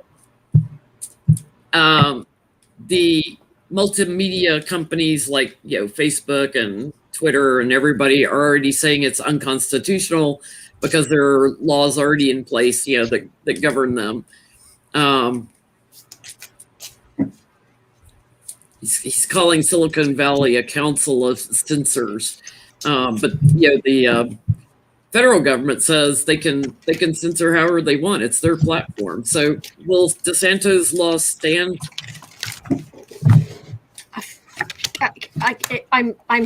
It's like I'm hearing the word no being like shouted.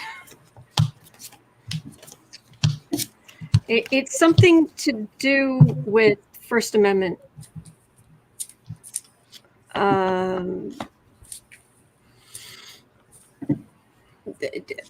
They'll try, but they'll try, but no, lawyers with really good arguments. This is the Biden era. I'm getting a great big. If you can go talk. You can talk all you want to because you can go set up your own social media platform. There's nothing stopping you. You have all this money. You say you have all these people who want to hear your message. Go forth. But just because this company, these people have been successful doesn't mean you get a piece of it. That's what I'm getting. I got a big, loud, no, big capital letters. Yeah, it's funny. I'm getting like he's inviting Russia to come in and do more propaganda is what he's doing. And that he's putting America out in the cold against Russia. But I get this law will end. It's not going to last. What are you getting? The terms of service. You do not have to be a part of my social media platform. If I own Twitter, you don't have to have a Twitter account. And if I kick you off of my account, I can do so because you said something I didn't like. Because that's what I can do. The government cannot censor your speech. Twitter is not the government. So I don't get that it holds up. I get that he's bound by the Constitution. So you can try. I mean, because he is. Because why not try? Because why not be horrible?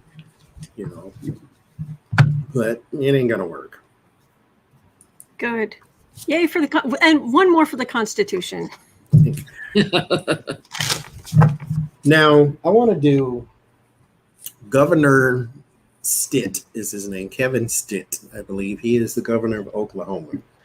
And he is one of these ones that signed the bill into place that says you can't teach all of history if it makes white people look bad.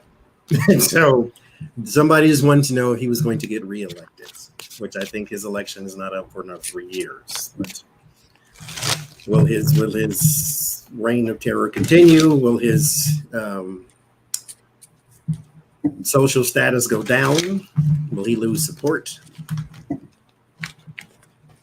They want to take out parts of history that highlights certain behaviors by certain people that then make white people look bad. Because it's kind of like, okay, well, white people did slavery. Well, not all, and because they want to do that thing. You know, not all white people were bad, and not all white people owned slaves. Not all white, they want to say that. And so what they're saying is don't teach that part because it might make them look bad. Rewriting history, or redacting it, I should say. Yeah.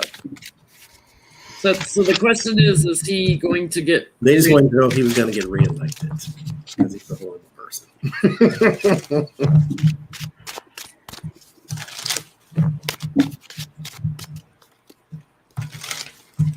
He's got money behind him. Oklahoma, not okay.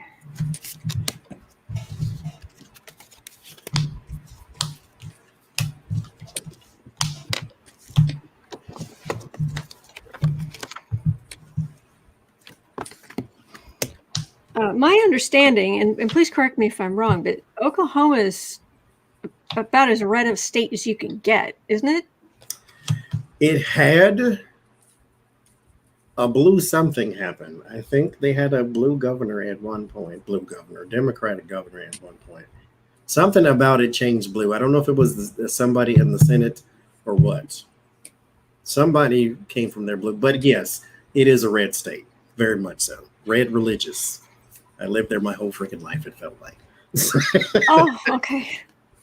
I just remember it wasn't. No, that was different. Okay. I would say that it's all the way along, and then it's almost like he's standing up there saying, "All right, now here come the vote totals, and I'm going to be and there are an awful lot of Democratic votes. But he thinks he's got it set, done. I am king. There's going to be a surprising number of Democratic votes. I'm kind of getting the same thing. Like he thinks he's going to get it, and it looks like a lot of people are talking about him. A lot of people love him. They love his dogma and morals and everything. And it's like talk. He looks really secure. And he's got a lot of steady money coming in from his donors and stuff. But something turns up on him, and I'm getting like there's an investigation on him. Something ending. I get, Three of Swords stabbed in the heart, and he walks away and doesn't have it. He's got hope at first, though. I get, like he's got the hope at first, but I get he walks away. That's weird.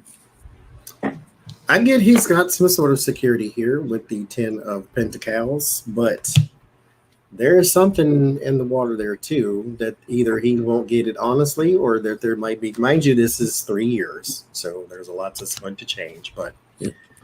There's something else that may be coming out within that time. There's some lies and secrets going on here.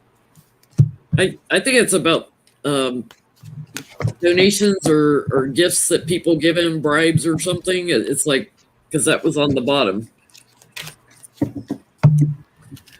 Y'all, we made it to midnight. It's no longer my birthday. Sad face. Oh, Oh, now we got to wait a whole year to do a Johnny marathon again. But we've been here for 6 whole hours or 5 hours and 58 minutes. Just commercial break. Thank y'all for coming out. It's still 684 of y'all looking at my face. So thank you very much for y'all coming out. And Facts and Fictions, I will send that out tomorrow because I have some stuff to go pick up from there anyway. And so I'll do that on tomorrow, Friday or Saturday. I forget which one. Tony from Shining Hawk Healing is going to be doing her very first live stream. Next week, I forget what's happening next week. Oh, it's going to be me and Lena.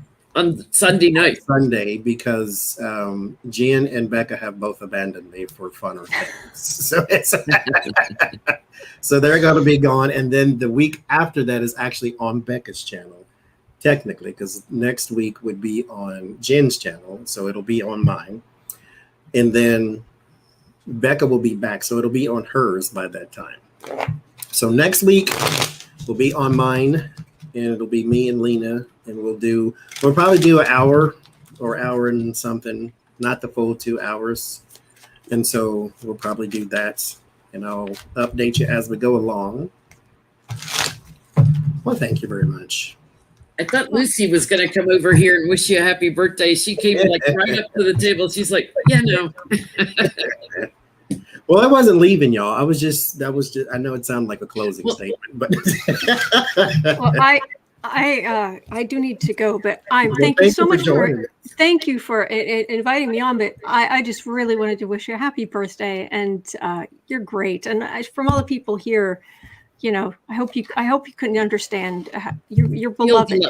Feel the love. Yes, feel the love. Yeah, because the internet can be a very gross place, and I'm so thankful that it's not over here. I have to run too because I'm doing laundry to get ready for my trip. So I got one load done. I got to go throw in the dryer, and I have to get up in the morning also to do some stuff. And I'm off tomorrow, so I have nothing to do. Happy birthday! Happy birthday! Take care. Good to see you, Adam. Good to see you, Jen. Bye. Bye. I'll see you. Wow. Well, I'll be texting you from Sedona. I'm sure. Keep you posted on that. Bye, everybody, and we'll see you in about 3 weeks. Bye-bye. Bye. So there is. Oh, you're still here. Ow, my eyes are burning now. So, Tony, was it the 29th? Did I get that date right? Is on the 29th, Saturday.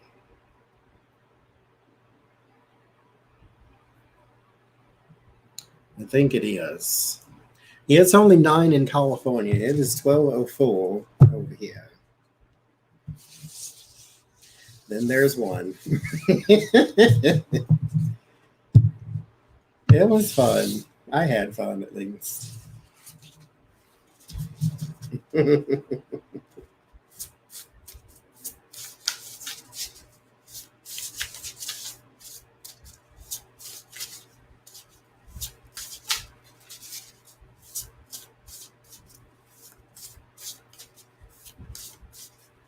Oh, his years are about up. Oh, I thought he was elected in 2019 and he wasn't going to be up for like another 4 years. Okay. Did I want to go to Sedona? Oh, no. No. That's work. They're going to work. I want. It is Saturday. Okay. So Saturday. Have I cooked lately? Oh gosh. Okay, so I did not really. I mean, can you really call it cooking if you just put something in the oven that's kind of oven ready? So I made mashed potatoes. That I did cook because I sat there and I took the iPad and we went downstairs and I sat and I watched and I binge watched the crap out of everything in the world. I sat and cut all the potatoes and made mashed potatoes. But the chicken we had a chicken breast, and we got two different kinds. We got one that was like a basil and sunflower, which I keep wanting to say sunflower now. It's not sunflowered. It is sun-dried tomato. So no, I didn't leave the skins on this time. We sometimes do, but I don't really like the rustic taste of the skin all the time. And so what happened was I put the chicken in the oven, and there was a basil and sun-dried tomato. And then there was just a regular seasoned one, like black pepper, red pepper, that type of thing. That one was good. The basil one was a little gardeny taste because it had a lot of basil and a lot of that tomato taste in it, so it wasn't the greatest in the world. But the regular seasoned one was fantastic. I think I've been to Moore, Oklahoma maybe one time.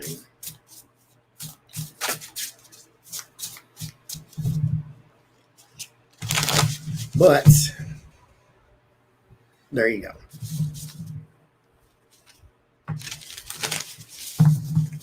I think all of his businesses were for that reason, quite honestly. But I mean, the chicken turned out fine. It was the taste of the seasoning because they were pre-seasoned, is what they were. So I mean, they were fine. You know, it was pre-seasoned, but it wasn't cooked, so you still had to cook it. It just was seasoned, was all.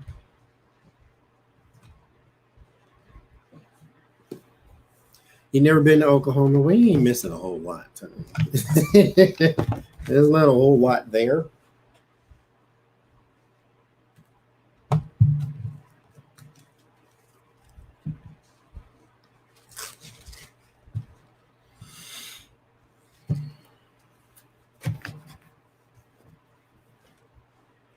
What's in the bag? All my Oracle cards. All of them. They're all in here. And yes, it's full too. Because why wouldn't it be? That's how it is. Oh no, I talked about that last night with Beck and Jen. I got a hummingbird feeder in there, and so I am going to go to the store and buy some sugar. Good Vibes, I believe. Was it Good Vibes? I think so. She made this. She made me one. She made Adrian one. So I bought a hummingbird feeder. So I'm going to go to the store and buy some sugar tomorrow because we don't actually keep sugar in the house. So I wasn't prepared. But I'm going to buy some sugar. I've never ever seen a hummingbird in person. And so this is going to be interesting. If they even show up. I don't know what type A personality is.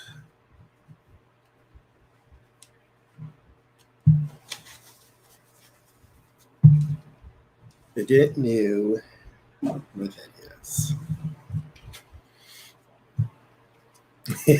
Yeah, the hummingbirds will be my pets. If I can get one to actually come over here.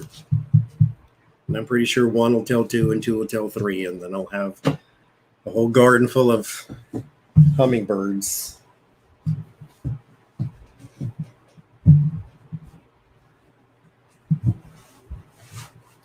But we'll see when they get here.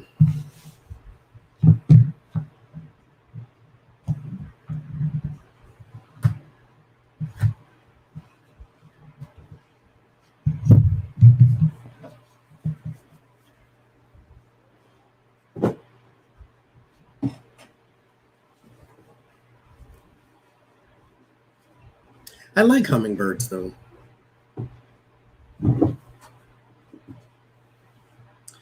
Oh, no. I don't like to look for anything, but I am definitely not organized. 100% not organized whatsoever. But I do hate looking for things. I think that's more of a man trait because I think men just hate looking for stuff than it is anything else. Hunters, gatherers, that type thing. I have never, ever in my life shopped around. Like my sister will go to 99 stores so she can save 99 cents. Me, if it's $5 here but $2 down the road, I'm getting it here because it's in front of me. I'll eat the $3 so I don't have to be inconvenienced. It's okay.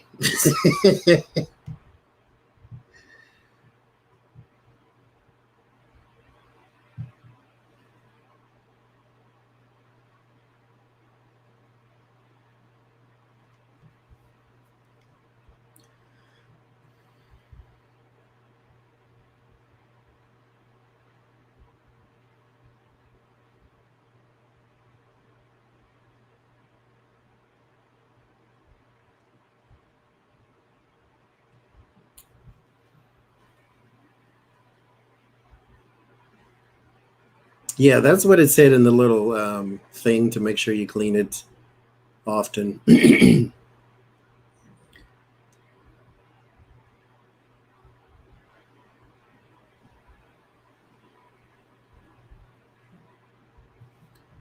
What in the world's happening here?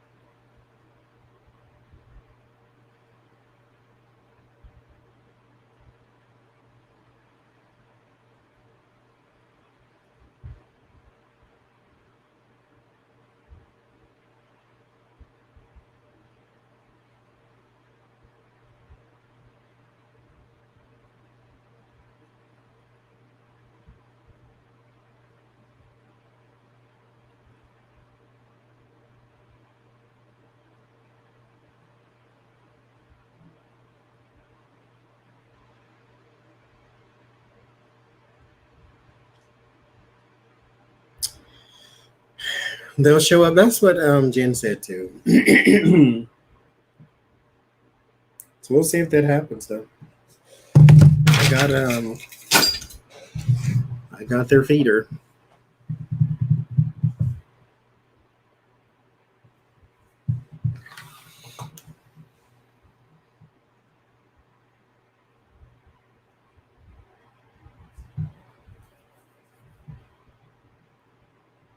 Have two feeders. Well, I'm not trying to be Mother Goose now. I'm just trying to get a yeah, I can understand that too.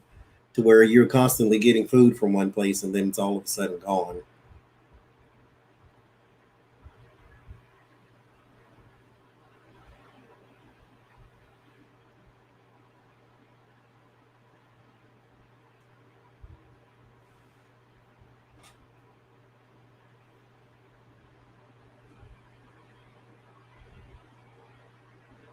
See, when I was growing up, we had a honeysuckle bush, but it was only bees that it attracted. But I like hummingbirds. Never seen one though.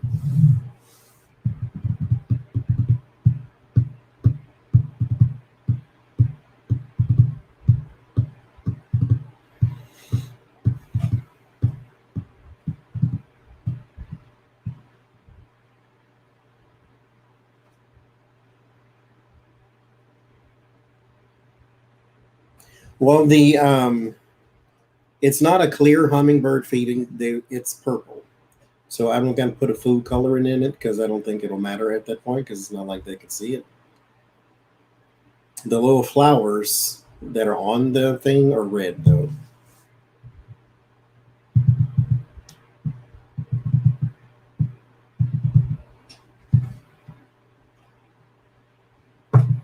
We'll see when the time comes.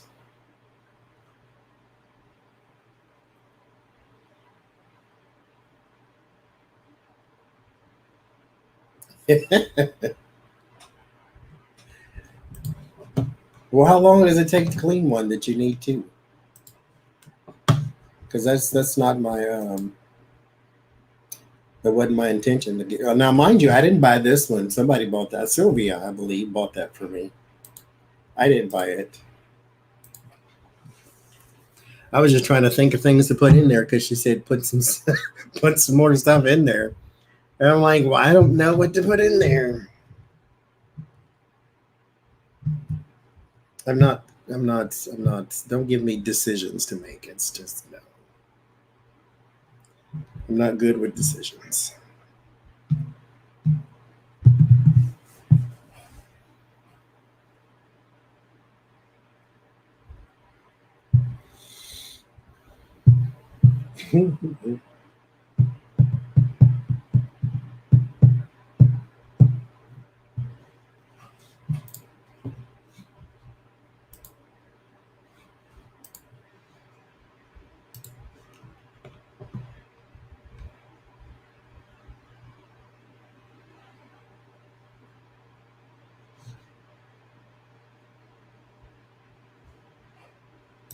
Well, I don't have two, so we're going to go with one. That's what I have. It's not a hummingbird supply store. So they're going to have to deal with the one. Just sugar and water. That's what I figured. That's what the nectar is, sugar and water anyway.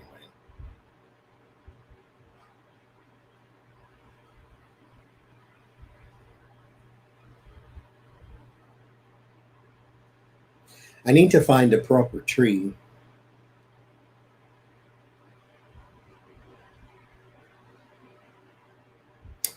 Any message from the guides? Yes, I did. I shared this on the walk. That was the last thing I heard. Because mind you, I get my messages for me when I'm asleep, because that's when Spirit can talk to me because I'm quiet. As you see, I've been talking for 6 whole hours over here. So that's when I'm quiet. So that's when Spirit comes in and tells me something.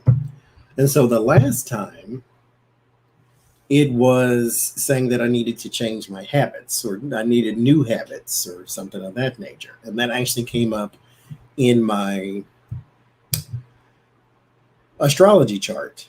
Is that since, especially with the eclipse coming and all this time is getting ready to change for me, a lot of things are about to change. So you need to start to try to incorporate new habits. That way you can embrace those changes and so forth and so forth. Lauren Margulies. And so you go get your reading from her. Absolutely. So that's what came out in my chart. And that's what came out in my dream, was that I needed new habits, especially with my solar plexus and my willpower and house of action and all that good stuff, is getting up and getting out of the house, doing something different, so forth, and all that. I had a different dream, but it was the most confusing thing in the world. Where is it?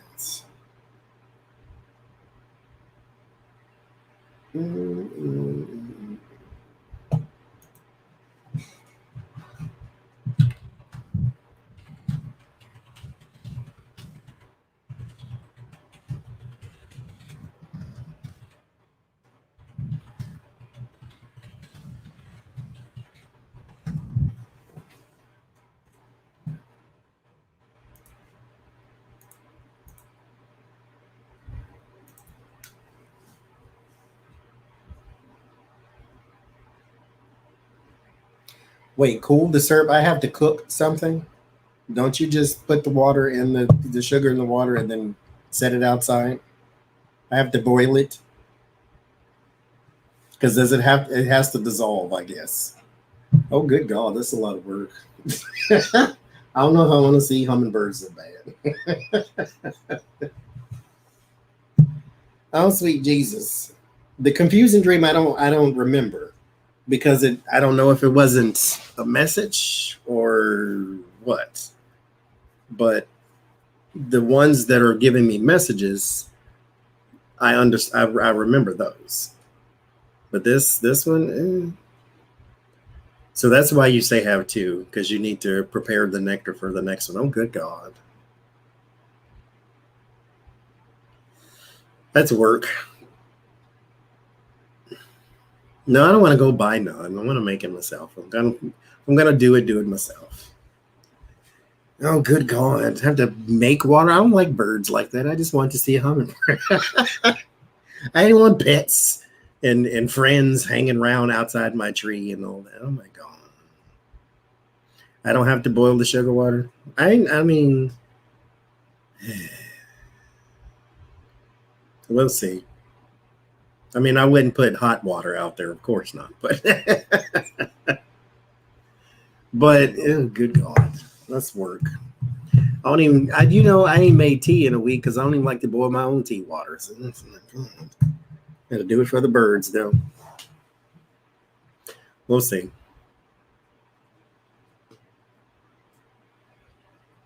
We shall see.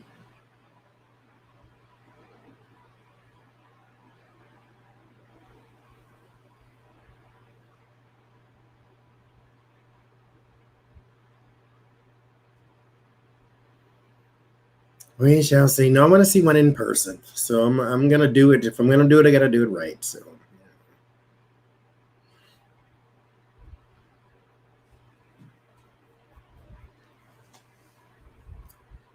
if I'm gonna do it, gotta do it right.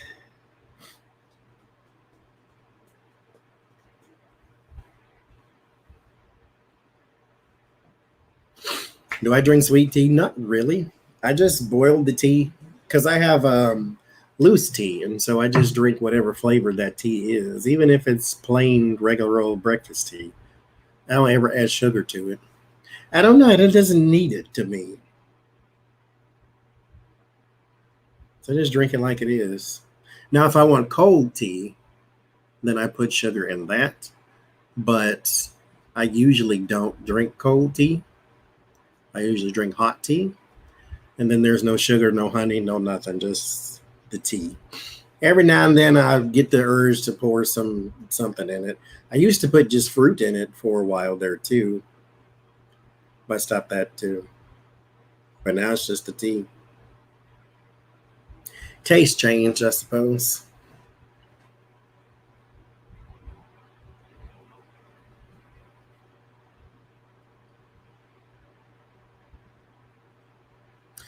I don't drink coffee anymore because I don't really think there's such a thing as caffeine-free coffee. It's decaffeinated, which you minimize the caffeine. I was reading a long time ago that you can call something fat-free if the amount of fat in it falls under a certain threshold. It's like 0.000 point something. But there's still technically fat in it, but it's not enough that it registers. So you can call it fat-free. And the same with decaf. It's not zero caffeinated. It's just decaffeinated. And so it still affects me too because I'm allergic to caffeine. So it's not necessary to drink coffee because if I was drinking decaf coffee, it's not like I was drinking it for some sort of energy boost or something. I was drinking it because I just like the taste. But I just drink the tea now, and I drink the loose teas, like, the ones with the flowers and the fruits and all that jive in it. And so that's what I do now. So it's all about the tea. Thank you, Ion.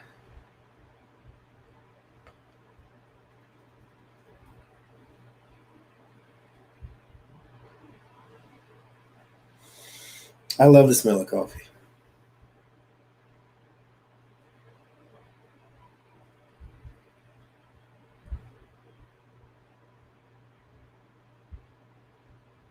Yeah, even the things that say no lactose in it. A tea ball? No. Yes, I do. Right? Am I thinking of the right thing? The little strainer thing that you put the tea in?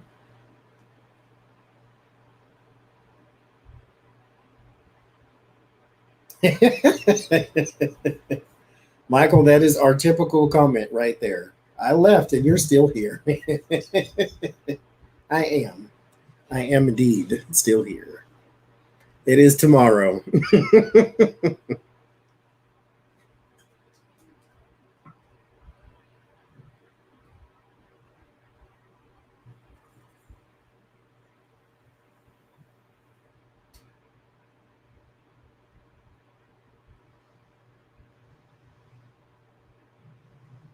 Yeah, I don't mind changing it daily. Because, I mean, if I get some to actually come to the house, then I'm probably going to sit there and stare at them the whole day anyway. And then, like, change it at night once they go away.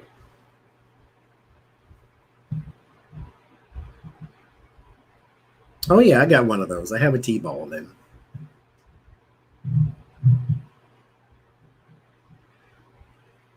Oh, so when you went around them, lucky girl, they didn't like fly away? Well, we appreciate you, Michael, anyway.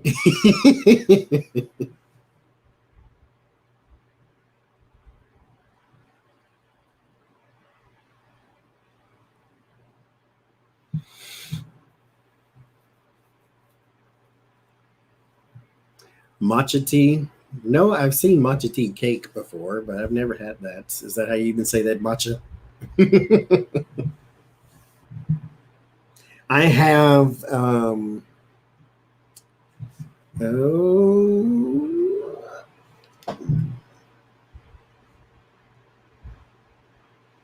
Tiesta, this kind of tea. These things. Focus camera. Well, anyway, there it is. These loose leaf teas, that's what I have.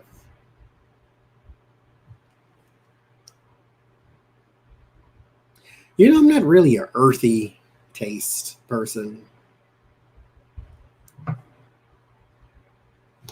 Well, Patricia, let me get it and show you. I don't really know, actually. It's in here.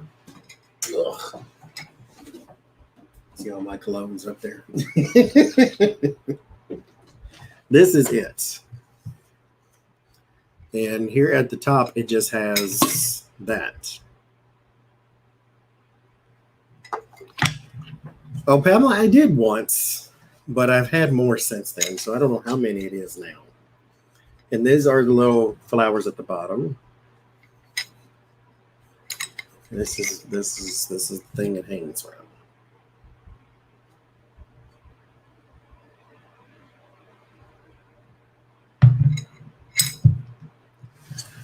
So we have a hummingbird feeder.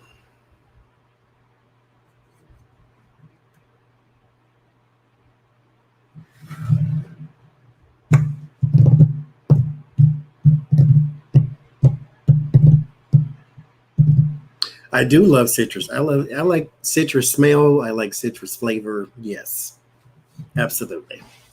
Thank you, Desiree. I have, it's over there.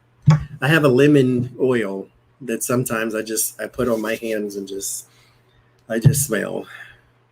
Taro Newbie, it's the hummingbird feeder. That's what it looked like. I need, like I said, I need to find a proper tree though. Hang it in the shade. There's a tree out here, but it's more of a pine type tree. Well, it was my birthday, Martha. I was 30 minutes ago. We're in the new day now. Sad face. It was.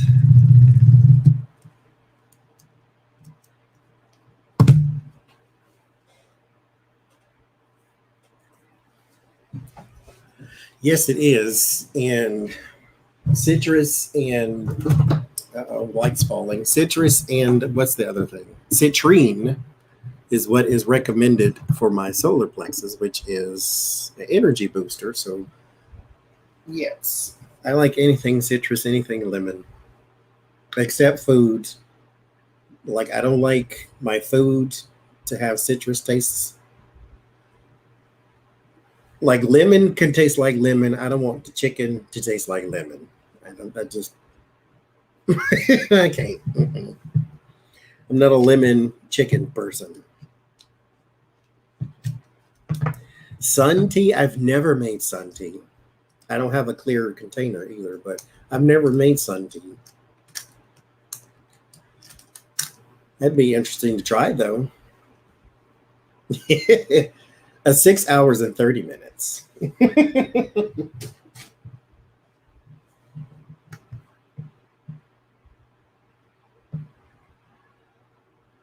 No, no lemon pepper. I don't want food to taste like lemon except me lemons. And apples. I put lemon juice on my apples though.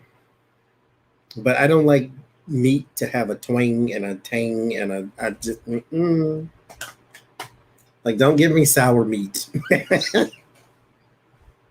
I was watching somebody cook too, and they were talking about how horrible well done meat is. I can't eat pink meat either. Don't give me no pink meat. Don't give me no sour meat. If it's pink, it ain't done. Cook it some more.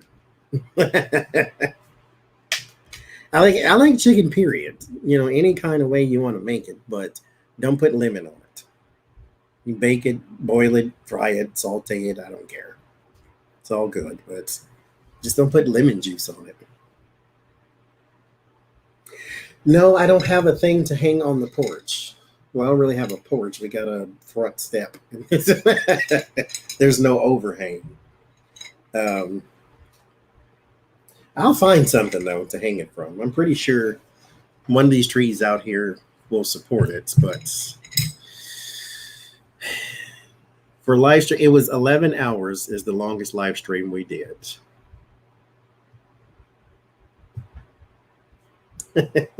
I spent half a day.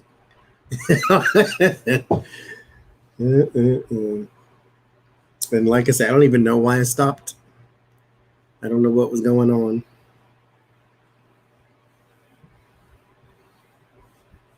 Well, thank you, Martha. We ain't been here in a while with our little midnight talks. We ain't been here.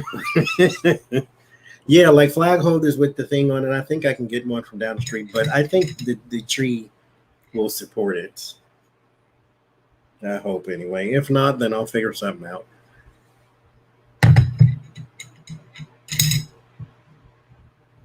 Because there is a bigger tree, but it's not in my yard. It's along the road. And did I get sleepy? Is that what it was? I don't remember. There's a tree around the way, but I don't want to hang it way down there.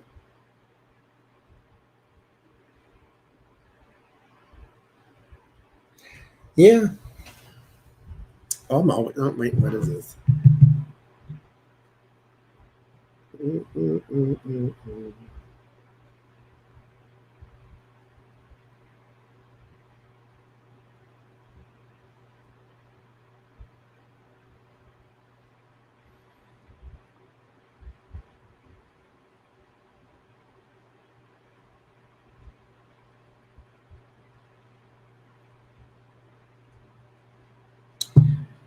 My chess set will be here tomorrow. Thank you, Amazon. Well, thank you, Belle. I try. Our house has a good energy in it. Like it has no choice. We work to keep the energy clean in this house. There is no. If you have insomnia, this is the place you want to move to because I bet you it'll clear it right up.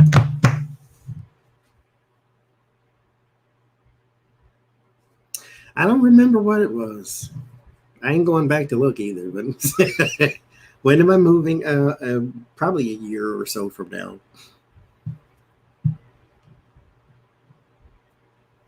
Hi, Naomi.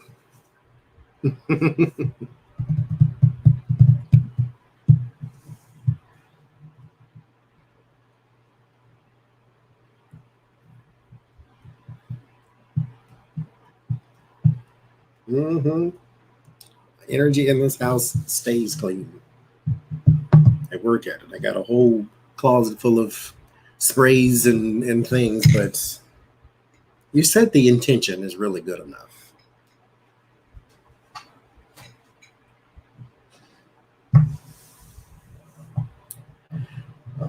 You change the energy in the house is how I clear it. Well, I don't have insomnia, so I can't. Don't take that as advice. We don't have insomnia, so I can't really. That was more of a joke than anything else. But I know one of my brother's friends came over here, not over here, but when we were in Florida, said he couldn't sleep and he was out because he has insomnia. Because now his insomnia comes from his treatments because he had cancer or something like that. But it affected his rhythm and his body and his all that. He was right as rain. He came over there. Yeah, I want to go to Toronto.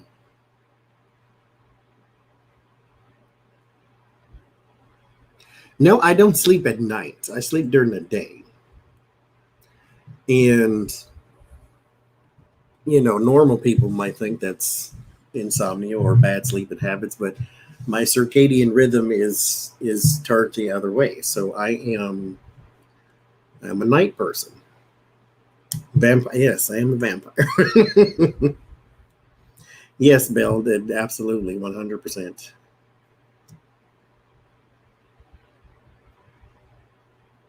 Worked night for 35 years. And see, I've always worked nighttime, but it wasn't really even by choice.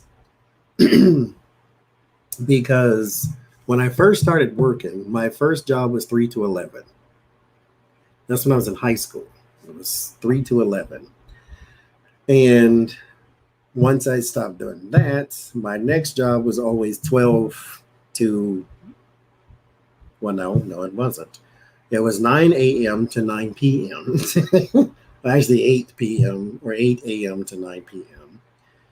because I had to open and close the store I worked at. And so I've always worked nights until I worked for the mortgage company, which was the bank. And then you had banker's hours. So you worked 9 to 5 and you were off for Columbus Day and St. Michael's Day and garage opening day and all these good things that you were always off work for. And so that was the only time I had a day job. Everything else was nighttime. Everything.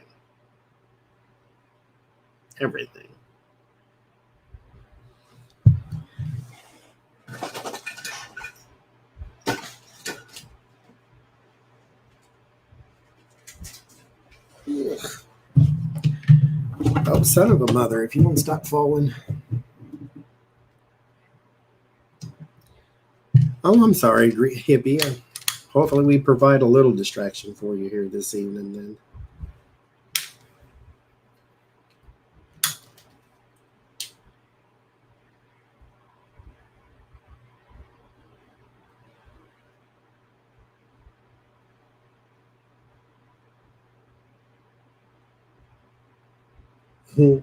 I was never really that good at chess because I'm not a strategist. I just love chess, period, though. I like the look of it. I like the pieces. I like the rules. I like all that. And I've always wanted a really, really nice, fancy chess set. And so I bought myself one. Happy birthday to me. And now I can't like this.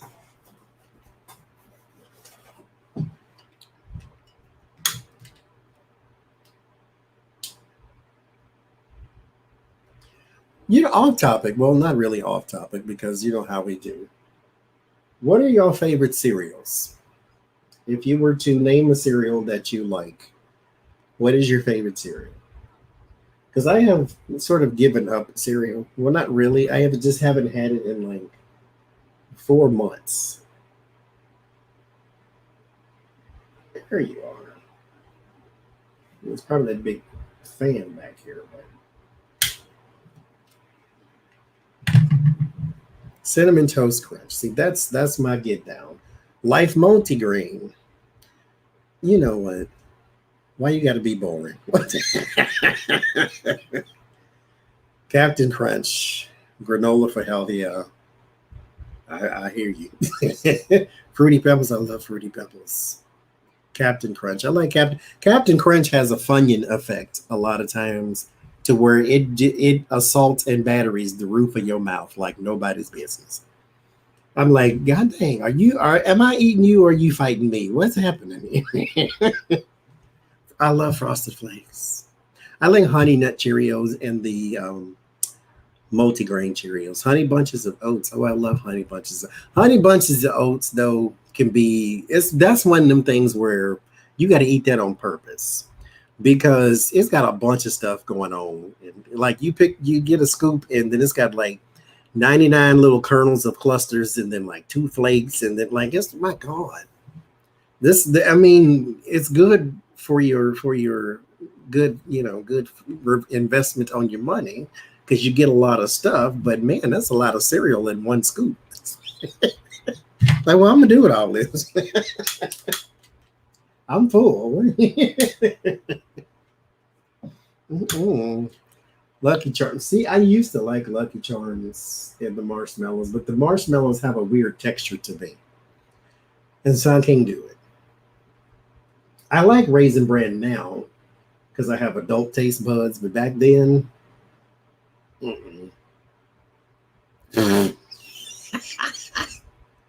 cardboard kitty litter. Would that be shredded wheat or Chex? Grape nuts. I can't do grape nuts.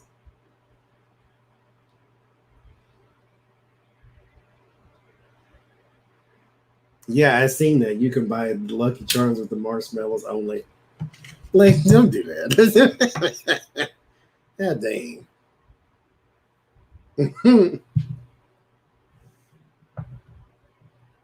Grape nuts is the cardboard. I seen it one time in my life. And I'm like, this looks like sawdust. What's happening? Chocolate Rice Krispies. I had them one time.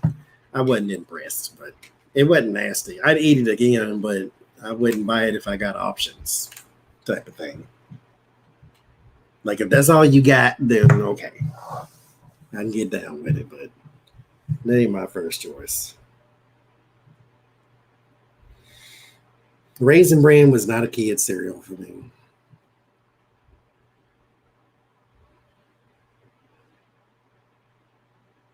I couldn't do frosted shredded wheat because the shredded wheat was like eating a broom. I'm like, and you bite one and then it don't ever leave your mouth. It's like, can I wash this out? Do I just need to start pulling pieces out of my mouth?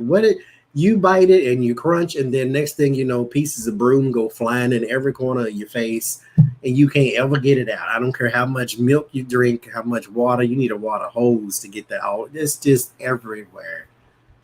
I'm like, oh my God, I guess I'm sweeping my teeth and my tongue today with this broom in my mouth because it won't ever leave. Like, Jesus, Christian. I can't. See, I stopped eating cereal because I had one. Like, I was sitting here typing up something, and I was eating, I think Frosted Flakes is what it was. And I was finished, and I put it over to the side, and I kept typing, and it sat there for a good too long, apparently. And then I go wash the bowl out because, you get up and move break, and I go wash it out, and it stuck to that bowl. And I'm like, I had to scrape it with my hand to scrape it off the thing. And I'm thinking to myself, what the hell do they put in here that it becomes glue to the side of this bowl? And I just swallowed all this. I mean, I guess stomach acid will loosen anything, but Jesus Christ, what did I just eat? So I kind of stopped with the cereal after that because I don't want to eat glue. Last name's not Trump, for God's sake.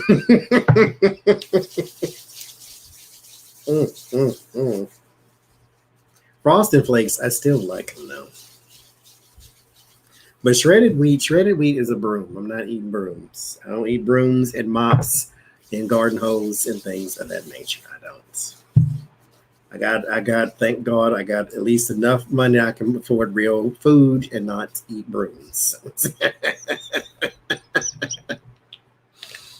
Mm-mm. Mm-mm. Mm-mm. Mm-mm. Put a little salt and pepper on that broom, child, please. No, I don't eat the kid. I'm not eating kitty litter either. Mm-mm. Brooms are not good. I can't do it. It just has such a. And I had a cousin. She'd eat it right out the box. The shredded wheat. She'd just eat it right out the box with the little frosting on the back of it. No. Pop-Tarts, the best one is called strawberry. It's not strawberry cheesecake. It's a strawberry something. It's almost like a strawberry. Oh, good God. It's not strawberry cake. It's a strawberry something, but it's not just strawberry. It's a strawberry something because it's pink instead of red. That is my favorite one. Heartburn in a box. I never heated them up, though. I never did heat up a Pop-Tart. I've never done that. I always just ate it right out the thing like that. That's how I always ate them. Yeah, they did. They had like they had a strawberry shortcake, I think it might have been. I don't remember. I ain't gonna guess. I don't remember.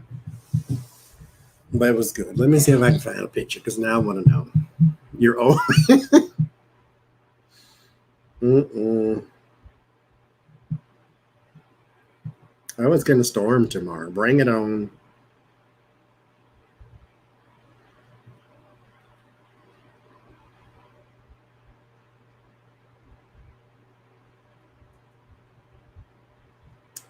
Bring it in.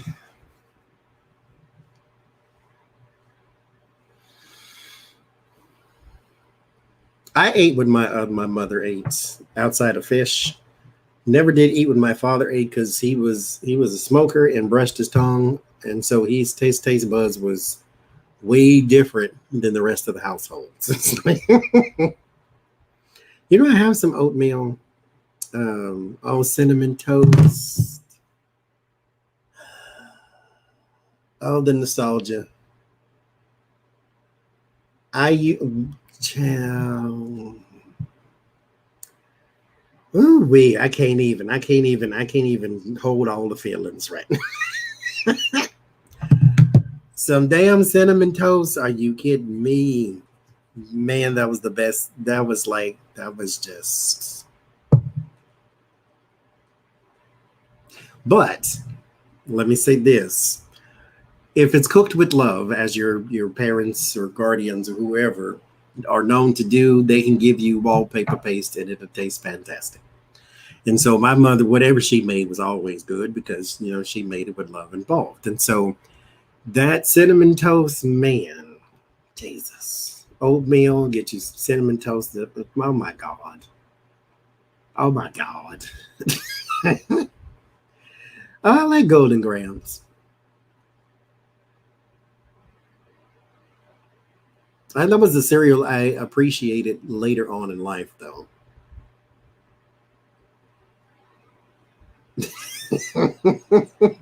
Me too, Desiree. Everything closed. Damn COVID ain't no 24-hour things no more. Although they're lifting mask restrictions, so can't they open up like they used to?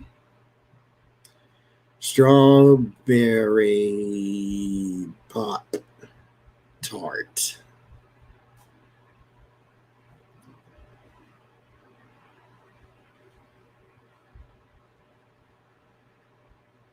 Strawberry milkshake.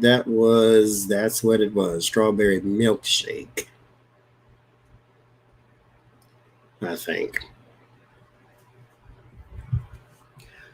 Which is not my new favorite milkshake, too. I used to love a chocolate milkshake. Yeah, strawberry milkshake. That's what it was. I used to love a chocolate milkshake. That was always my favorite. And then I became allergic to chocolates, which is okay. I mean, it's kind of God's way of saying, don't die at 33. So at least wait till you're 39 or something. And so I like the strawberry milkshake now the most because I steer away from chocolate anything. So yeah, except I ate a chocolate brownie yesterday. I'm still here. So I still eat chocolate. I mean, I don't die from it. It's just, Reese's peanut butter puffs. I don't think I gave him a proper chance because what happened was I ate one or ate some, and I'm like, this is not Reese's peanut butter. This is Captain Crunch peanut butter. And so it just became to me. See, I bounce from chocolate or strawberry to vanilla too. No, I can eat the lava cake. I'm trying to have some sort of willpower. It's working a little bit. I haven't bought anything with chocolate in except the brownie from yesterday because my options were cinnamon roll, brownie, or apple pie. And so I'm like, give me the brownie because I'm not in the mood for apple pie. I don't eat the apple pie anyway. I just eat the crust. And then cinnamon roll, I'm not in the mood for cinnamon. So it was the brownie, and it was fantastic. Well, it was more of a thick cake than it was a brownie. Brownie has a certain texture for it, but yes, working on good habits. That's what let me not say that like I'm on some sort of diet. I am just working on not eating chocolate because I shouldn't in the first place. So, okay. It wins. Fine, I won't. I like Raisin Bran now. It's good stuff. And I don't put any sugar in anything. Yes, that's what everybody says, Belle, is everybody who's I've talked to anyway that is doing keto absolutely loves it. Like all their bad numbers are good when they go to the doctor. Or bad numbers are better, I should say. Rice Krispies are disappointing. I tried to make Rice Krispie treats one time. Oh my God. Betty Crocker would have put a hit out on me because they were the worst things on earth. Nutella, me and Nutella just never got down. And I don't hate hazelnut, but I don't know. Nutella just was never, maybe I should try it now because that was back in the day and my taste buds have matured. Coca-Cola stopped. Well, I don't like dark soda, so I don't really like Coca-Cola and Pepsi and Dr. Pepper. I like Sprite and, the light color ones. But Coca-Cola's got caffeine, and so I ain't got to worry about it no way. Mountain Dew's got caffeine in it too, so.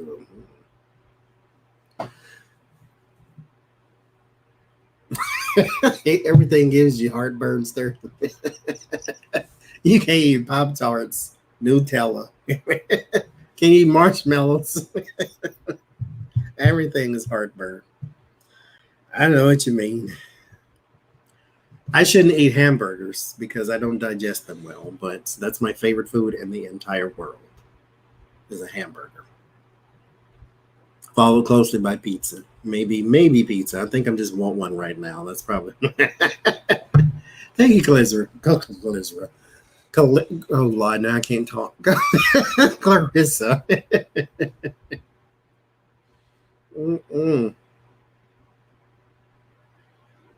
Nutella toast. That is not a Rice Krispie treat. I couldn't make them. I followed the instructions, but you know how it is.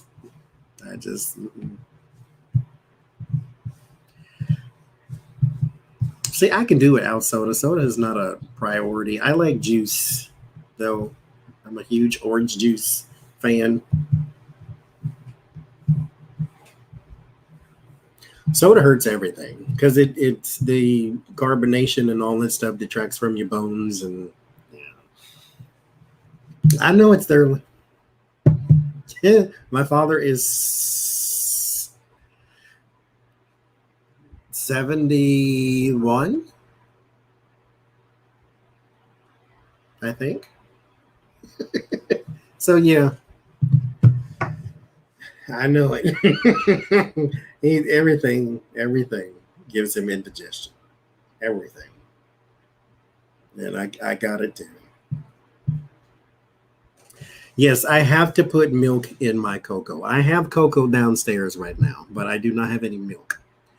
And I cannot use water anymore. I used to use water when I was a kid. Okay, so I've never had pancakes with peanut butter. But I've seen somebody else do it, and I'm like, okay. Do I want to try this? Like, really want to try this? So I think I might. I think I might try this. Oh, God, now my hand is itching. The right hand means you got to pay somebody. Well, I'm going to the store tomorrow. That makes sense because I got to send this. Okay, so that makes sense too. See the La Croix water.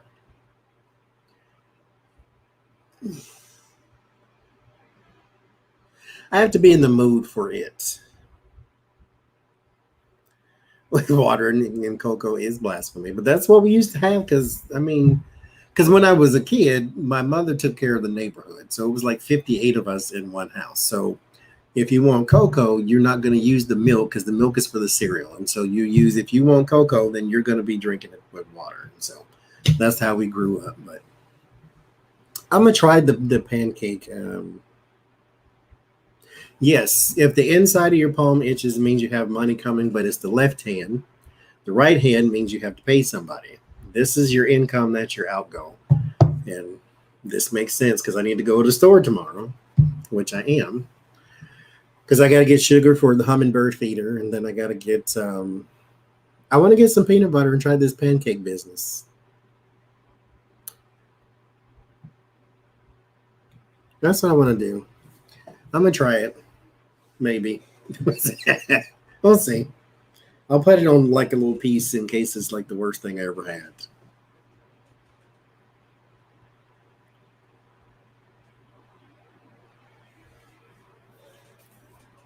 Yeah, apple cider vinegar is a cure-all for a lot of things.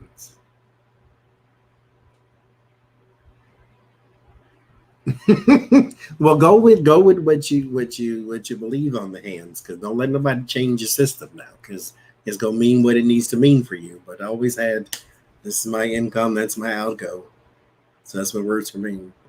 Because there was another lady who said, "Don't scratch your hand or you'll mess it up," and that ain't ever happened. So it's it's all in what you believe. So the only way he eats is with peanut butter. Okay. He ate a hot fudge sundae in my honor. Thank you. Take a backpack and a list. A list, maybe not so much. That's what I've always heard too. Don't leave your purse on the floor. You'll always be broke. But I'm going to take my little cart and see what I can find, see what I can buy, see what I can get. See what calls to me. See, I've never been one for fruit on my stuff. The chocolate chip pancakes doesn't sound horrible though. But that's a lot of sweetness. Because do you put sugar on, not sugar, but syrup on that too? That's a lot of sweet. Thank you, Araceli. That's a lot of sweet. The shoe upside down is bad. I've never heard that.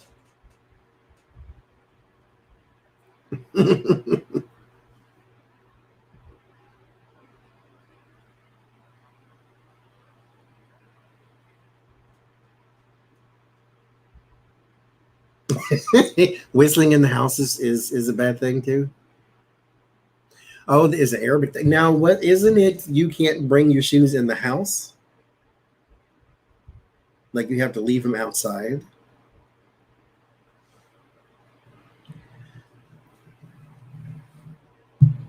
Now, Spirit did tell me to tell one person during a reading one time, don't put your shoes under your bed. Now, this is not for everybody. This was for them specifically because it was carrying some sort of energy, and that's why they couldn't sleep and blah, blah, blah, blah.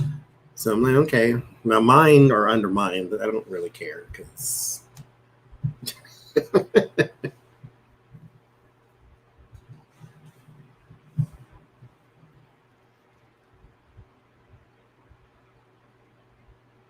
Yeah, don't walk all over my carpet.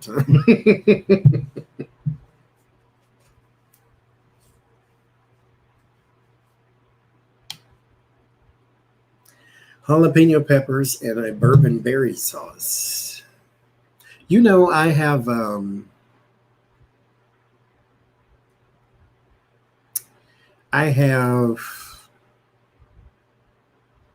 jalapeno peppers. I haven't had the jalapeno poppers. I haven't had those in a very long time.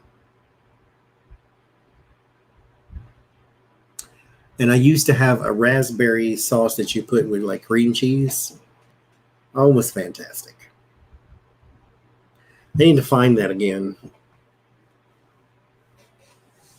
But it's one of those like little jellies, like it's usually like in the meat department. It's not the meat departments, but it's not the deli either. But you know where some grocery stores have like their cheese and salami and that you can make some sort of platter out of. It's usually over there where they have like these little jams and jellies that go good with meat. That's what it was. Jalapeno stuffed with cream cheese, brisket, and wrapped in bacon. Yes.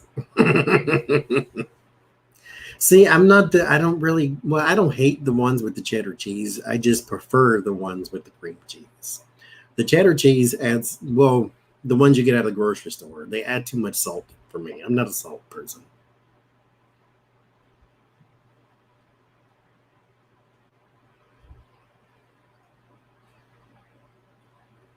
You know, I ate food in the bed the other day. I ate food in the bed the other day because I was sitting here and I'm like, I'm tired of sitting here because I was binge watching the absolute crap out of Netflix, right? And so I'm like, then I took the iPad and then I'm sitting in the bed with the iPad and then I'm like snacking away. And so that's what happened. You're eating popcorn and a Hershey bar. I'm here for that. I put Kit Kats in my Cheetos back in the day. I did indeed.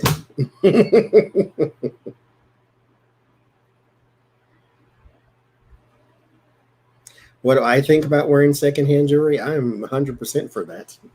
I like jewelry though. So I'm not a purist. It has to be for me. It has to be custom made. No. I will go to a thrift store and find something shiny. I'm gonna put it on. I will put it on. I like jewelry. I got a big giant jewelry box sitting right behind this camera, and there's another one in there too. That one's empty, so I got to start buying some stuff. Taco flavored Doritos dipped in sour cream. I like the taco Doritos. They taste different though than when I had them as a kid because they've been around for a very long time. They just weren't ever a not normal thing, but regular thing. But I always liked them. I don't really care for pizza flavored potato chips though. Like Pringles has a pizza. Pringles has lost their mind. They have a Nashville hot chicken. I didn't care for that one. The pizza one, I don't care for that one. They have the ramen noodle flavors. They got a beef, chicken, and something else. No. Those were horrible.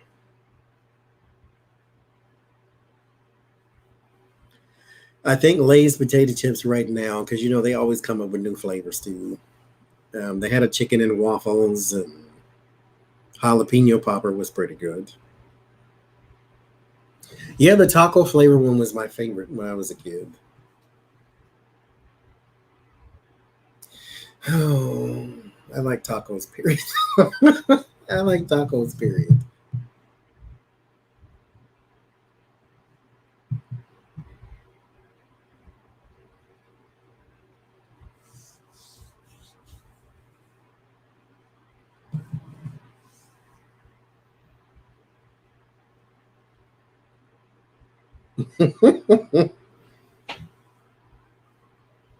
I am a taco person, especially if you like. I hate making them at home because I don't like the steps, and the shell is never the same as when you get it from somewhere else. But I love a taco, but you have to put some stuff in it. I don't like sushi. Well, let me say this. Thank you, Miss and Joy. Oh, Miss and Joy, I sent you a email. The Luna Soul Tarot is back in stock. They make it again. It was sold out for the longest time. I did this one on the giveaway today. Sushi, like, okay, look here. I've never had sushi, but in my head, it's when you say the word sushi, I don't care if it's cooked, if it's chicken, if it's vegetable, it all sounds like raw fish. That's what you just said to me. Is I am making raw fish, would you like to eat it? It's like, no. Like all sushi isn't raw fish. Some of it's, vegetable, some of it's chicken, some of it's cooked. But no, I don't know. You say sushi, all I think is raw fish. And no. Mm-mm. I can't do it. Mm-mm. Did I have a birthday cake? If yes, what flavor? It was an Oreo cake, and it was fantastic. Yes. Oreo ice cream cake. I like, let me stop fooling with that because that's not mine. Before I tear off the whole package. Thank you, Manju.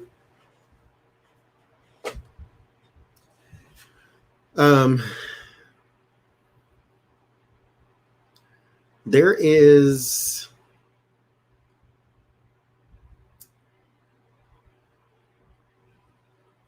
like we were saying earlier, either German chocolate or yellow cake with chocolate ice, and those are my two favorites.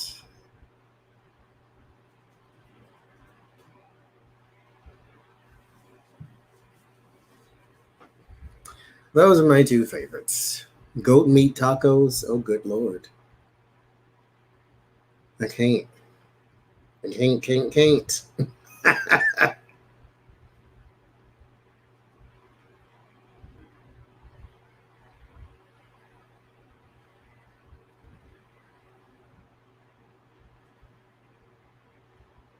Chicken or turkey.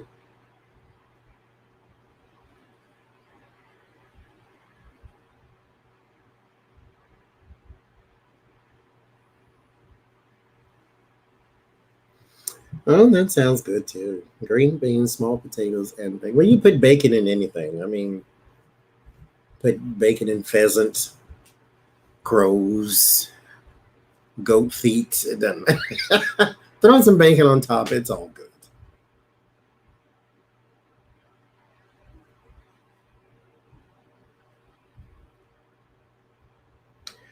A caramel cake. No.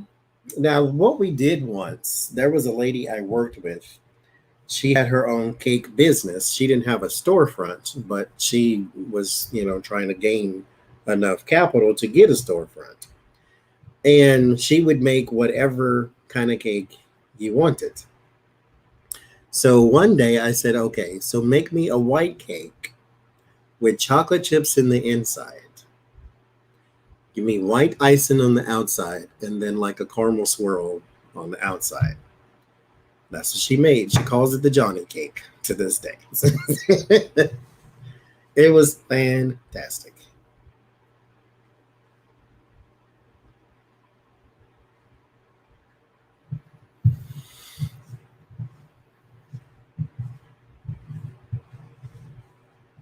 Okay, so I'd never had it. Yes, Linda, I had an Oreo cake for my birthday cake. I've never had chocolate with bacon or bacon covered chocolate, not bacon covered chocolate, chocolate covered bacon, or the chocolate bar with bacon bits in it. But I kind of want to try that because I always thought that those candy bars, they say chocolate and they have red pepper in it. Always thought that was going to be the grossest thing too, and it wasn't. It was actually very good. It was chocolate and red pepper, but not red pepper flakes. It was like little bits of actual red pepper. And it was spicy, but it wasn't like so hot that you couldn't stand it or you couldn't eat the whole thing. It was just, it was like it was a chocolate bar and it had a hint of heat type thing. Like they make jalapeno M&Ms. They taste that's the exact same thing. And you would think, oh, that sounds horrible, but it's actually not. It's just the spicy chocolate is all. Fudge bacon sundae. I don't know about that though. Ice cream and bacon too. Potato dumplings and fried butter. Oh. I like a dumpling, period, though.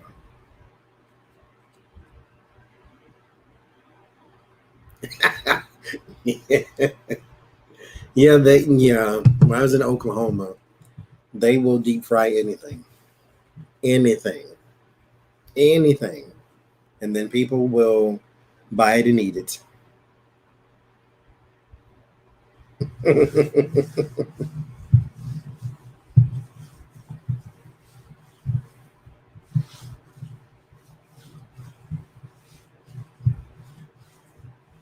I'm actually starving right now. 7 hours. We've been here 7 hours, y'all. Yeah, that's usually when it comes to soft things, especially soft things with something on the inside of it, is usually a texture thing that just, ooh. You know, okay, say that word. I'm gonna say it and you tell me the right way to say it. Is it pierogies? We have a ton of variety of those here. I've never in my whole life seen them until I moved up here. And the grocery store down the road has a gajillion kind. You can get onion and garlic pierogies or whatever you think you might want. They got it. 5 more? No. Thank you, adventurous spirits. No 5 more hours. I've never had Caribbean food.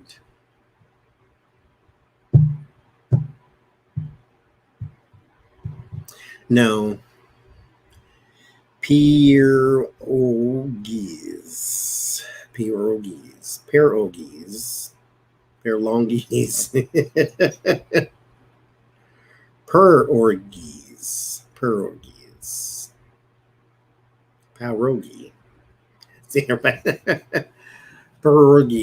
I'm gonna keep saying pierogies. But they got a bunch of them. I've never had them. I'm gonna have to get some then. Because I don't mind a dumpling. I like a dumpling.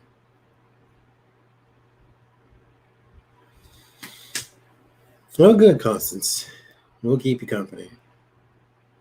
Pierogies. Yeah, that's what I said. Pierogies. The 4 cheese. That's the one I was going to get. Because you can't go wrong with something that says it's got multiple cheeses in it. So I think that's going to be the one to go with. I don't really care for something that says onion and garlic. Although that's a good flavor combination, I would rather get the 4 cheese.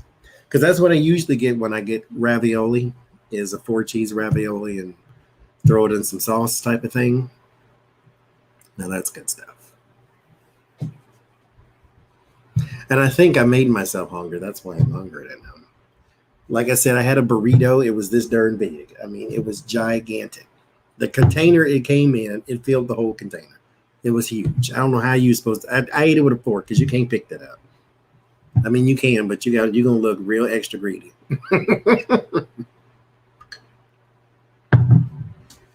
That's one of them things you got to eat in private because ain't no way to look cute eating something that big. You got meats and cheeses falling all over the place. Oh, I love cheese ravioli. Fried, boiled, whatever you want to do to it. I love it. I love a burrito. Any food you got where there's a whole bunch of other food stuffed inside of it, I like it. I'm here for it. Well, I say that now. Somebody gonna name something. You're like, oh no, I don't eat that. Oxtails, yes. Oxtails, I love oxtails. Okay. So let me say this and tell me if I'm saying it wrong. Is it Lasher Arazade? Tell me if I was even a little bit close.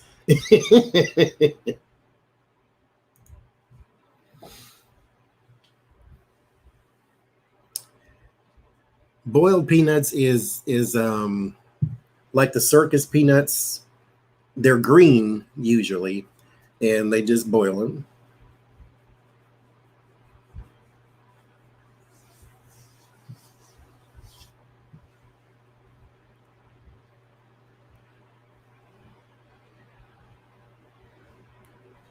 I'm hungry now too. Good night, Freda.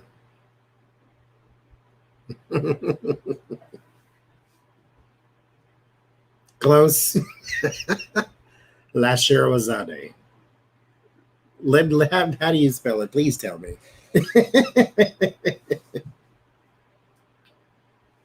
Yeah, it's boiled peanuts is just really boiled peanuts. Oxtails is very good. It's just a bone with beef in it, but it's not a lot of meat in it because it's just the tail or the neck bone. So you have to kind of pick it out, and it's a very fun dish. But I love an oxtail and a neck bone. I've never had jerk chicken. What else did you say? I don't know where it is. Jerk chicken, rice and peas. Red snapper, no, I don't like fish, and I don't like goats. La Shirazad. Oh, I was not close. You're being nice. I was totally off. So La Shirazad. That's how you say it. Oh, Lord. I messed that all the way up, didn't I? Oxtails are expensive, especially for having like 10 pieces of meat in it. It's like little pieces, too.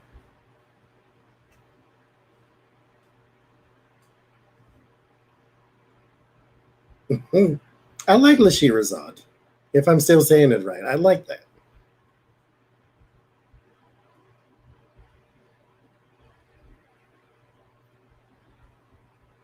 Shirazad. Okay. It's the bone. It's like the bone at the top. It's not the tail part. It's just that bone at the top right there. They make very good stock too.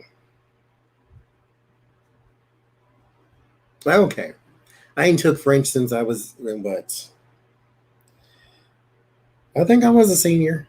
No, I was not. I was in the 10th grade. I was the I was the president of the French club and could not speak French. There's the power of the Gemini. I can get anybody to believe anything apparently, but I was charismatic, so that's how I got it. But it was fun. Yeah, it's not an oxen. It's just a cow. Oxtail is just a name now.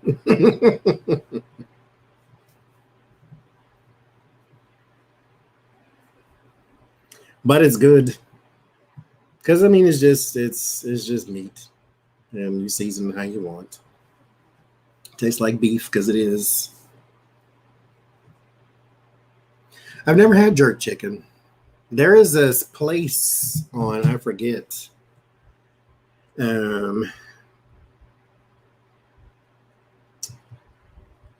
Here in Pittsburgh. Now there's one here in Pittsburgh that we pass all the time. And it's one of them places that is like literally a hole in the wall, but apparently it always has a line going around the corner. So it's one of them places like it looks very like the health department need to go in there, but everybody loves the food type thing. But I've never been in there. Mac and cheese. See, I can't eat side dishes by themselves. So if you make mac and cheese, you got to give me something else with it.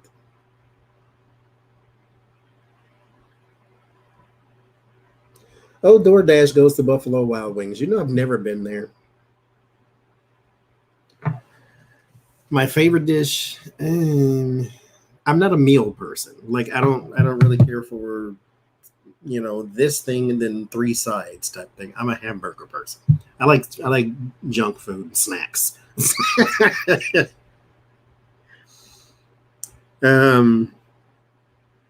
I like hamburgers. That's my favorite thing in the world. Oh, it's not on here. Oh well, whatever.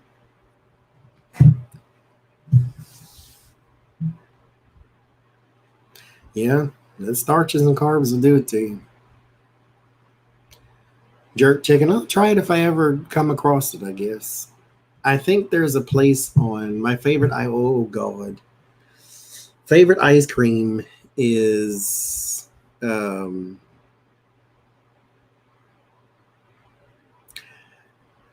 oh God, it's like your favorite star in the sky. And Jesus. My favorite brand is Bluebell. That's a Southern brand. I think they go Southern and then Midwest, I do believe. Vanilla bean. They make a vanilla bean that is fantastic. Now, here in Pittsburgh, they all say, get your Turkey Hill. Turkey Hill is the best brand and blah, blah, blah. They make a vanilla bean that tastes like milk because that's all you get. You don't get no vanilla bean flavor in it. And so vanilla bean is my favorite. After that, I don't know. Bluebell is the bomb diggity. I like Bluebell. You know, I've never had pistachio in anything. Like pistachio muffins, or I've never had it inside of anything. So I don't really know how all that gets down. I've had peanuts inside of things, so I don't know if it's the same type of deal. But you know, at least consistency-wise or texture-wise, I'm sure it is. But I don't know, pistachios have a different taste to me. Rum raisin. I've never had that one either. Ben & Jerry's makes is it caramel sutra? I like that one. That one is very ridiculous. Private Select brand at Kroger. I don't even know where the Kroger is here. I don't care for things in my ice cream either, unless I am specifically going for something that's got things in it. Now, Bluebell's makes an ice cream called Millennium Crunch, MOO, Millennium Crunch. It has got everything except people in that ice cream. It's got a walnut, a peanut, almond, toffee pieces. It's got everything in there. Like it's a really junky ice cream. Oh, the Moo bars. I like the Moo bars. Now, Talenti and the Magnum bars, those are fantastic too. And since I can't get Bluebells here, the Magnum bars help. The Ben and Jerry's Caramel Sutra helps, and the Talenti. Talenti makes a cookie crunch ice cream. Mint chocolate chip is always good for anybody because it's kind of hard to mess that up. Actually, there's the Turkey Hill one. I think it's a mint chocolate chip, but the ice cream is white. I don't know how I feel about that, but it's still good. It's like, make the ice cream green like everybody else. Okay, fine. Bluebells is at Walmart here in Pennsylvania. Because don't play with my emotions now. Because I will go buy a deep freezer just to go. Moose Tracks is good too. They used to call it marble back in the day. I never had the fish food one. But see, I never really was a Ben and Jerry's. Well, I can't say I wasn't a Ben and Jerry's fan because I never had it. Because every time I read the container, it always had a bunch of stuff in it. And I'm like, why has it got like cherries and almonds and toilet seats and tires and like why is all of this stuff in this one container? Like that's too many ingredients. Which is good because you get a bang for your buck. But no, I haven't seen it here, so I bet it's not. It's probably not up here because that would be too right, and we don't want to do that. I'm surprised it's in California. When I lived in Richmond, California, this is ages ago, mind you, we had to eat Haagen-Dazs because there was no Bluebells. Moose Tracks is white ice cream, vanilla ice cream with black tracks in it. White and black. So that one might be brownie or something because it's like brown, I think. But it's basically marble ice cream. It's still the same thing. You got white ice cream and then you got other things flying through it or marbleized through it. It's the same thing. Moose Tracks may have something else in it though.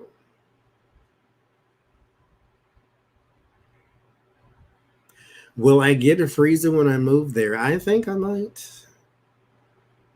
I'm not supposed to question. No, I can't do crawfish. I don't like nothing and I come out the water. No. Yeah, I never had Bluebells in California. I was very sad. Carvel ice cream? No, I haven't had that one.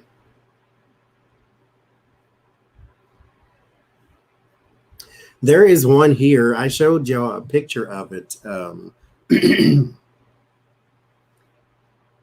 Yes, me too. The Magnum bars is ridiculous. I showed y'all a picture. There is a brand of ice cream here that costs $17 for, the regular little, what is those? The quarts or whatever that they come in. $17. 17 whole dollars. 17. Now, mind you, also, Bluebells is a regional thing too, to where it depends on where you live. They'll have a flavor that sort of goes along with your culture or your environment or wherever you live. When I lived in Mississippi, they had one called Camouflage. And it was there in Mississippi, one of the popular flavors was Creole cream cheese. And so whole American dollars, yeah. It was Creole cream cheese for the white because it was camouflage. So it's white, black, and green, white, brown, and green. So it was Creole cream cheese for the white. The brown was, it was a chocolate, but it was a different kind. It was like some sort of, I forget, but chocolate of some sort, and then pistachio. So that's what the three flavors was in the camouflage. And like I said, it was regional because there in Mississippi, Creole cream cheese was a really big popular flavor. And it was all right. I mean, I didn't try the camouflage thing because I didn't want things in my my ice cream. But I did try the Creole cream cheese by itself, and I was not impressed because Creole cream cheese itself is good, but it ain't nothing to like lose your religion over or nothing. Like, it's all right. The king cake was better with the Creole cream cheese on it than putting it in the ice cream. And I had a king cake one time.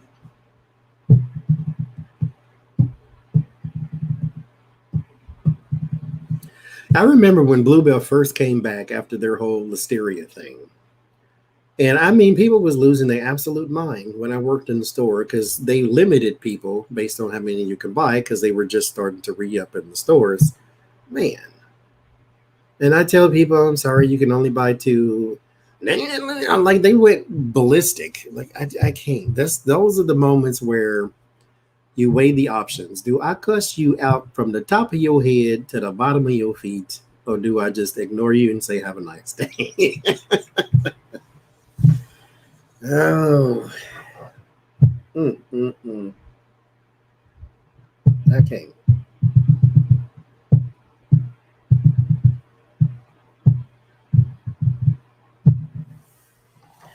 Have I had In-N-Out? Long time ago. I can't tell you what it even tastes like anymore. I mean, long time ago. I think I was I was a teenager still. The first time I visited California.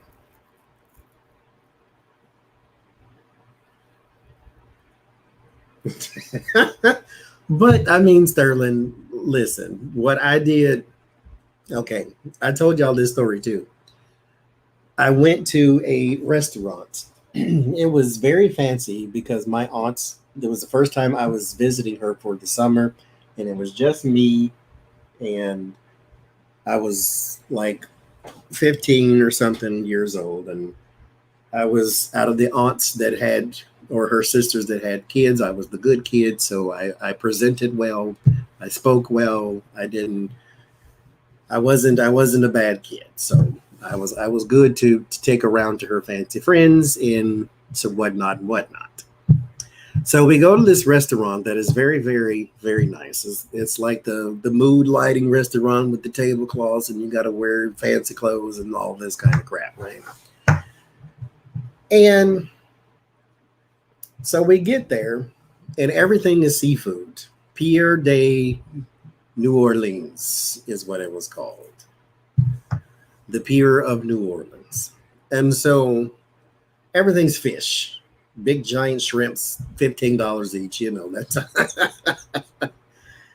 and I'm looking. There's a steak over here. There's a fish over here. There's a steak over here. There's a shrimp over here. And I'm like, I want a hamburger.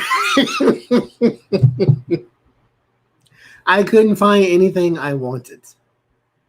And because I don't eat steak. Oh, I didn't at that time. I was 15. Well, I want a big giant piece of meat and all this chewing, and it's pink in the inside, and so I'm not going to get grossed out. And like, I don't like fish because fish tastes like fish, and so I don't want fish. And so I'm like, I don't like fish. Well, what do you want? You want a steak? I don't like steak. And the waitress, she said, well, what do you like? I said, I like hamburger. I like hamburgers.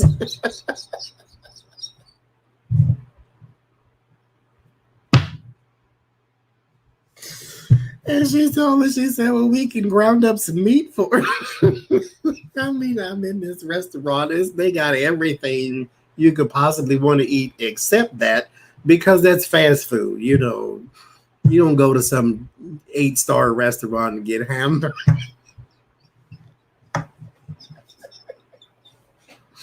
I'm so low class. That was very lower middle class of me. I was like, okay, I don't like steak and I don't like shrimp. I don't like fish. What do you like? I like hamburgers.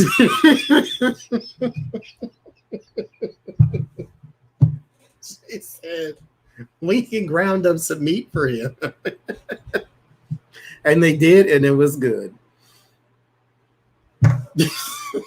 And I had mashed potatoes with it because they don't serve French fries. Oh Lord, my eyes are burning. That was an experience. But that's what you get for taking a kid with simple tastes to a place of such refinement. Why not? Why don't shrimp? I ain't got no nachos and tacos back. You got a bag of Funyuns? I eat that.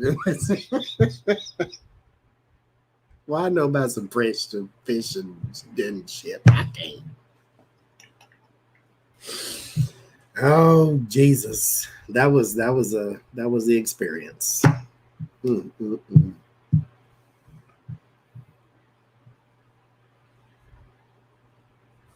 Now they don't serve alcohol in Cracker Barrel. Oh my goodness.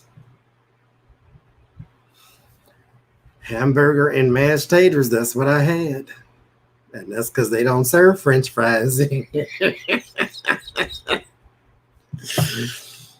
Oh.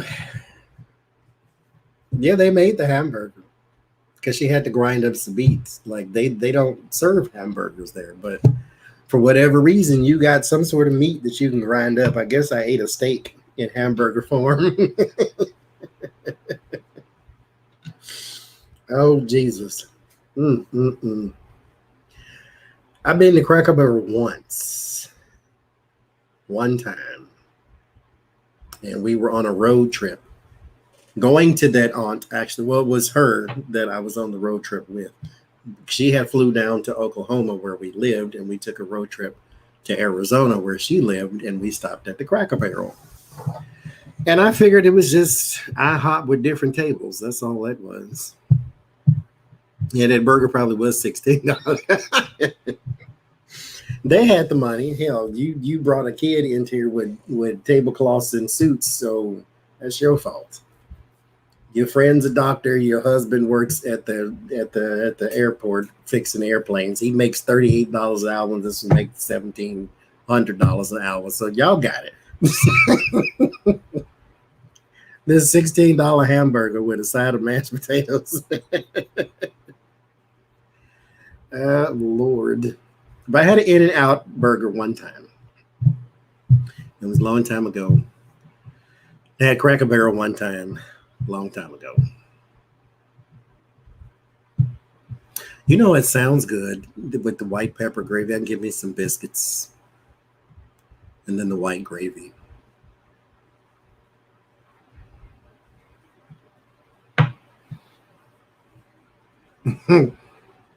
Now, what is the other one? Oh, it's In-N-Out burger, fat burger, and not smash burger. What's the other one? It started in New York. Shake Shack. I've never had them, but I wanted to. Because everybody I hear talk about Shake Shack, they make it sound like it's the greatest thing they ever had. So now I want to try Shake Shack then. Now, here's the thing, too. Okay, talking about you going to Baskin Robbins and getting vanilla ice cream. I always go to these hamburger joints. Like there's one here. I haven't had Checkers. I've always worked by a Checkers. There's a Checkers here. When I was in Mississippi, it was literally one in my job, the same parking lot, and never went over there, but always wanted to. But what was I saying? I lost my train of thought. Oh, I always go to these burger places like Red Robin. There's a place here called Burger Tory. Oh, Brahms, don't even. Oh, my God.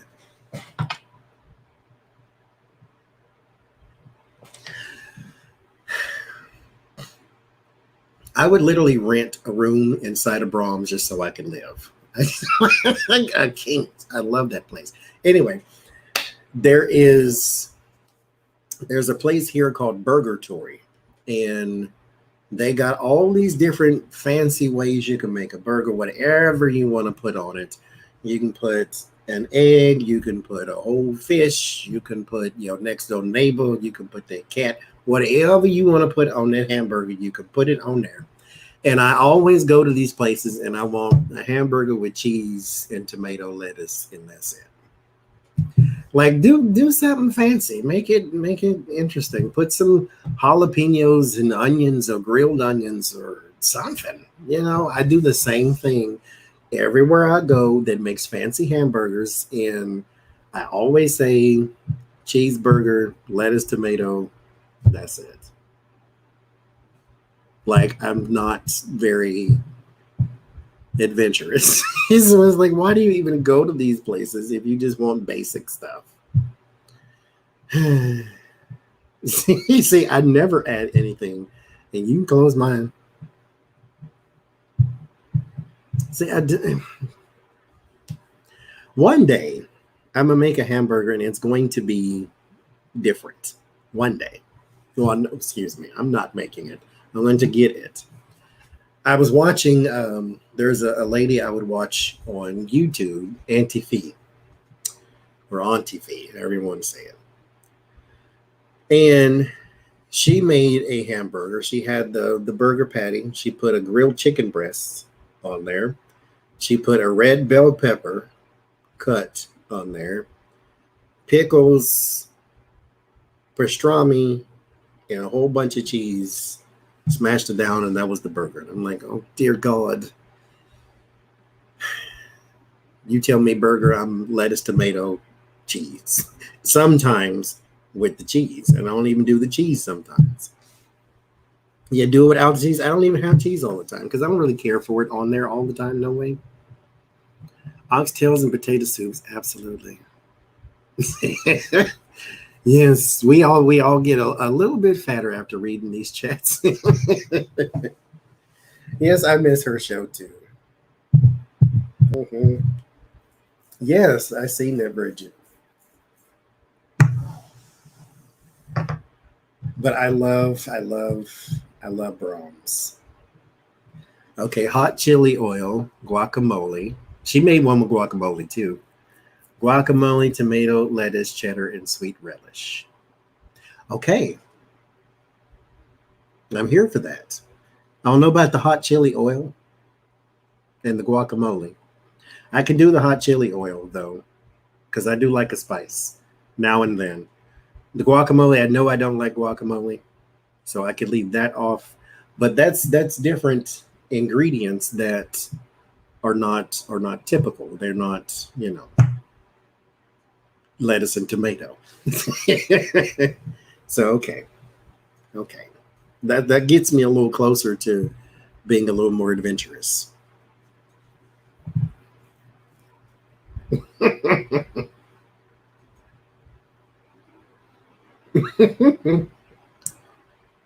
I tried guacamole one time. I don't like cilantro either. Today, in my burrito that was this darn big, there's cilantro in it because it stands way out every time I taste it. Now, luckily, there's not a lot in there. Fried chitlins, no. I don't like regular chitlins, so I definitely don't know. Now, mind you, they always say they don't have a taste, but no, I can't. I really can't. But I like white gravy on fries, huh?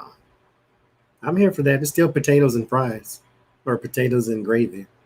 Yes, it tastes like soap. I can't, and it stands way out to me because I'm like, oh, that's cilantro because I just swallowed a whole mouthful of Dawn over here. Mm-mm. Yeah, it's a genetic thing because half the world tastes soap and half the world tastes cilantro. I taste soap. It tastes like you just poured Dawn dish detergent in my mouth. So it stands out.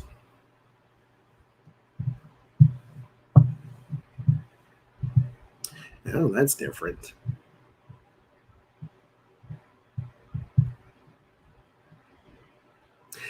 Burger King is a hidden France. Isn't that where the black one came from? They had like a black burger, and it started there, I think. Like the bun was black. And then we marketed over here for Halloween, actually. Go us. It's your blood type. That makes sense too. Like how some things for some people taste like metal and some things don't. And I can't do cilantro. It tastes like soap.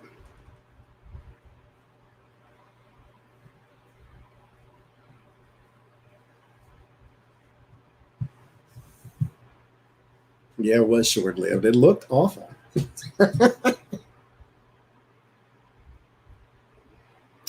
Ginger, I can't do ginger because it is too powerful to me. I tried it once. What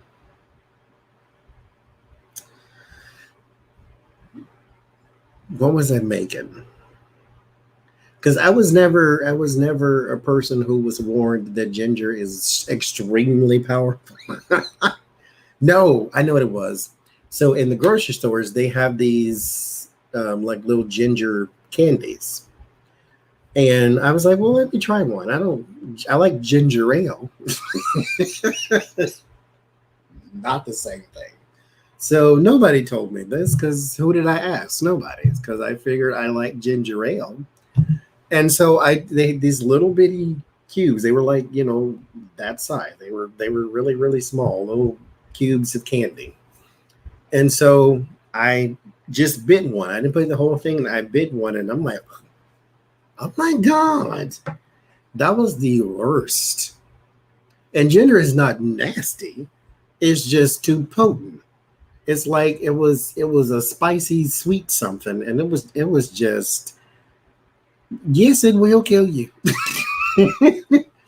The bite, that's a good word. It had a huge bite, and it bit back, and I'm like, this, I can't do it. Throw the whole thing away. I can't eat that. I can't eat that. Thank you, Meryl. I just can't.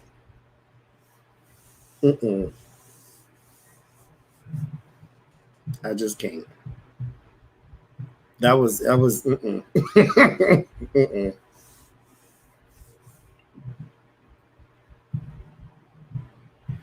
And they sell a lot, Julie. They sell a lot. People love them some ginger candy.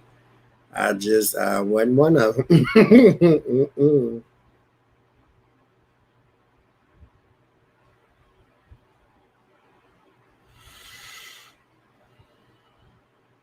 Yes, it will cleanse your sinus. It'll cleanse the sinus and the two people sitting next to you. But it is very, very, very good for you. If you chew it, it is very good for you. If you have blood pressure problems, there you go, right there. But I can't. I don't like it. I have it in a tea with antioxidants and all that type of stuff. Jen sent me, but I can't do it. It overpowers everything. Hamburger patty with Bella cheese in the middle. Okay. Now that requires me cooking. That's already a bad idea. But I am here for it. I like food stuffed in other foods. So. Yes. Yes, I was told I need to start doing that actually too. That hot water and lemon is a good way to start the morning. Pork rinds, chicharrones, I like all that. I'm from Oklahoma. You gotta we don't have to like pig, but you're gonna eat some at some point in your life. That's pig country over there. My family ate the whole thing. Me and the stove is just no. I'm an oven person. Put it in the oven and let the oven cook it, and I will watch it to make sure we don't burn the house down. I've never done that, Sterling, but I always wanted to. Back in the day, anyway, when I first heard people were doing that, and I'm like, oh, that's a different alternative than these little crunchy pieces of bread, but I never did it.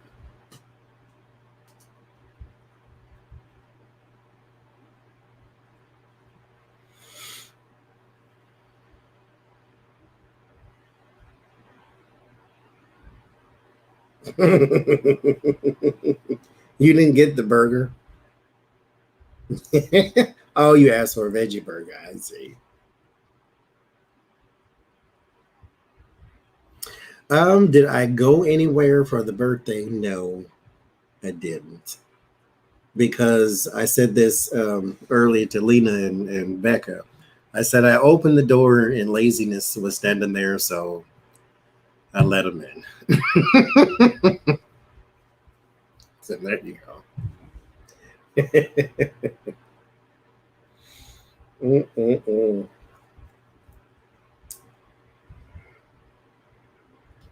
You put the kettle on? I should. Oh, one of mine's broke. I got my teapot. It's still in here that Sylvia bought. I got to put water in it, though. The other one, you just boil it on the stove. So I have to use my pretty one now.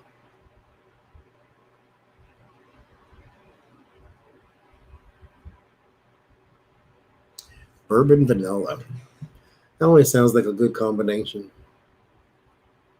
Celery and peanut butter. That sounds good too. I like celery. I've never had it with anything. I used to just sprinkle a little salt on it back in the day.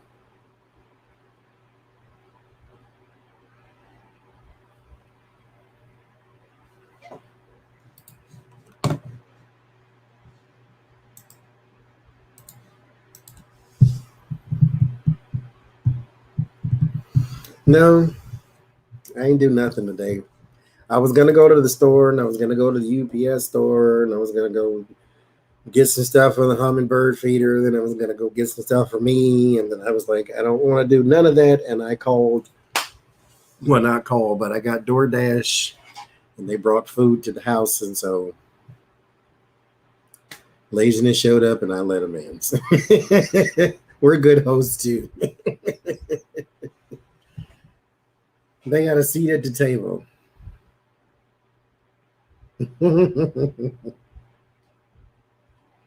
I did. I always have a good day. I've never had a bad day in my whole life, but I've had a good day today.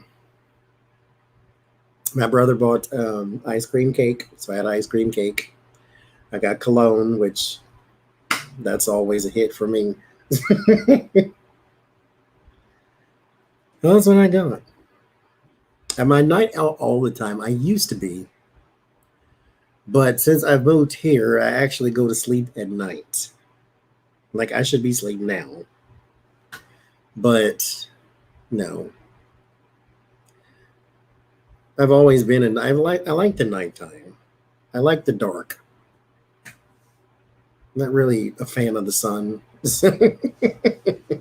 It's hot. It's bright for whatever reason.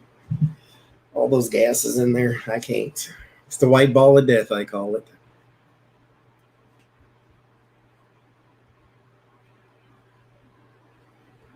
Ice cream cake is good.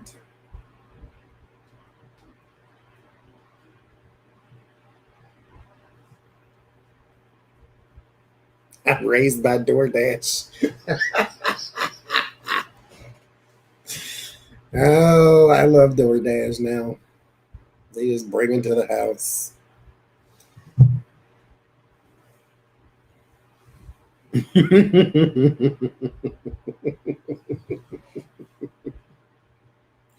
She was on the comedian Mindy.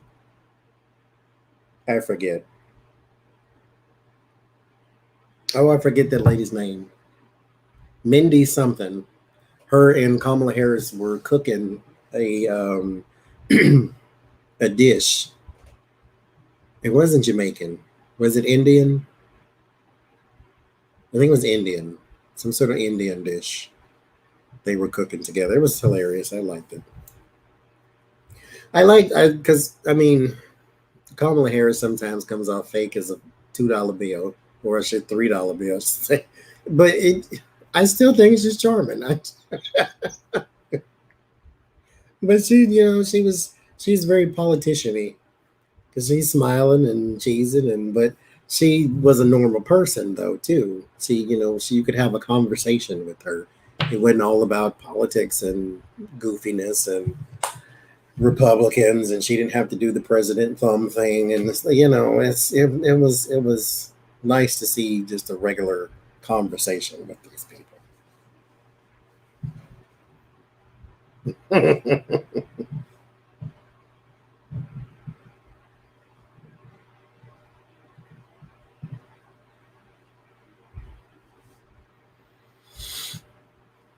Thank you, Jack. How old? Old enough to know better, young enough to do it anyway. She at least tries. I'll take it. I like Kamala Harris myself personally. I mean, she wasn't my senator, but I like Kamala Harris.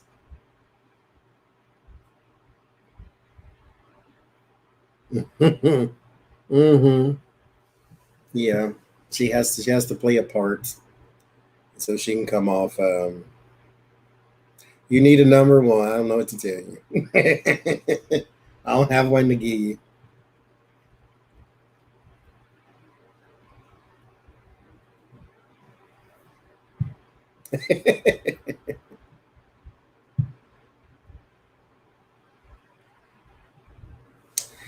I think watermelon season's in June. Well, that's around the corner. I mean, they're in the stores now. I've had 4 since they hit the stores. 4. I'm addicted. I really am.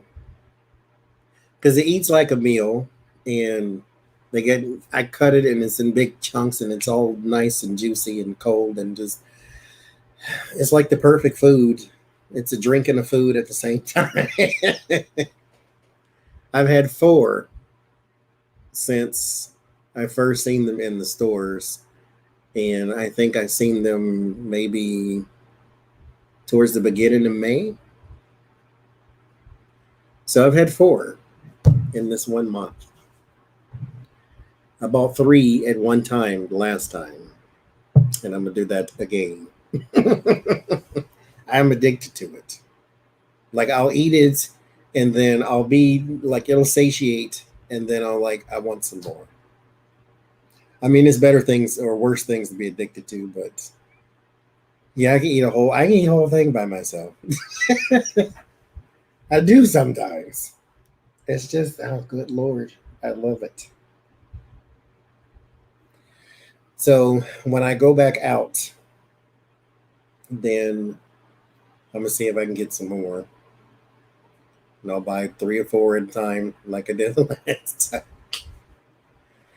It's the perfect thing to eat, because I eat when I'm bored, and that's a bad thing. But I eat when I'm bored, and I get bored a lot, which is interesting because I have 2, 3, 4, or 5 computers and 99 decks of tarot cards, and like, you got stuff that you could be doing.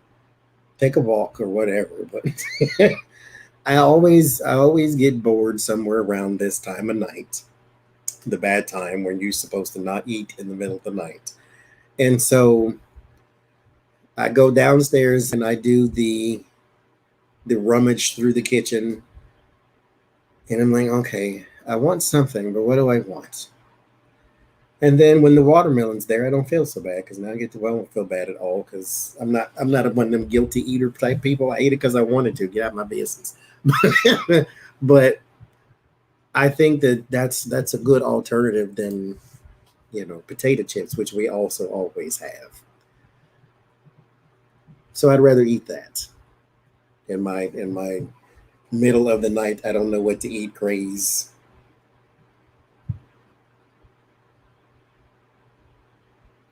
You have a problem gaining weight? I'll mail you some of mine, because I weigh well over 100 pounds. It is good. I love it myself. I'm addicted to it. I really am. Like, once it's cut and that smell goes throughout the whole house, I can't stop eating it till it's gone. It's like pistachios. Pistachios is a good thing for me. Like I say, I eat it. I put salt every now and then. I'll put some salt on mine too, because my mother used to eat it that way, and for whatever reason, because it draws out the juice and it makes it better. But pistachios keep my hand busy too. Therefore, that cures that boredom. And so like cracking, eat, crack, eat, and so I ain't had pistachios in a while though. I need to go get pistachios and watermelon. That's what I need to go get. Get like 5 watermelons. I need to learn how to grow the darn thing since I eat so many. Huh? I don't like cottage cheese. My mother used to eat a lot of cottage cheese and peaches. That's what she would eat. Yeah, salt enhances everything. I guess that's that's what it's for. Well, that's not what it's for, but that's its magic power. It draws out the good flavor in whatever you put on it. I eat it with salt sometimes. Not pepper.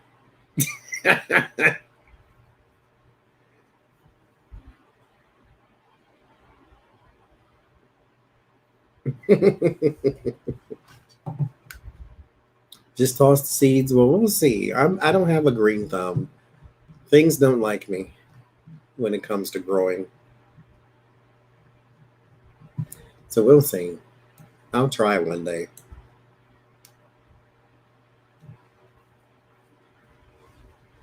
Granny apples. I don't like granny apples because they're sour, but on my regular apples, I put lemon juice on them sometimes. Sometimes. I just like an apple by itself. I like fruit. See, I can't do raw potatoes though. The pomme de terre, the apple of the earth. No, you got to have something else going on there. Thank you, Cheryl.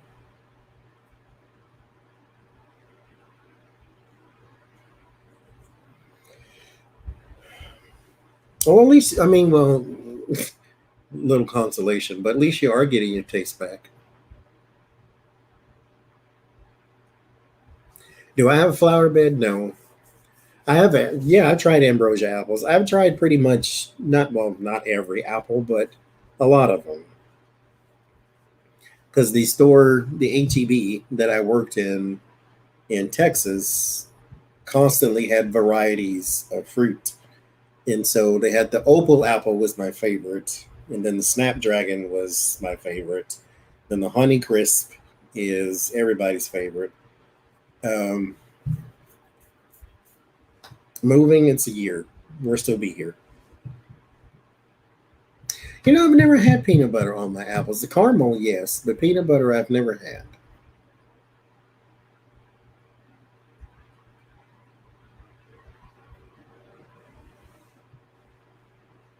The Honey Crisp is ridiculous. Oh, I love apples and cheese, though. Apples and cheese is good.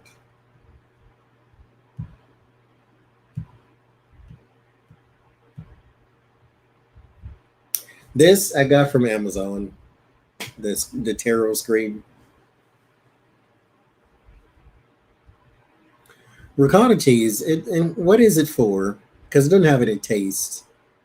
Is it a binding thing?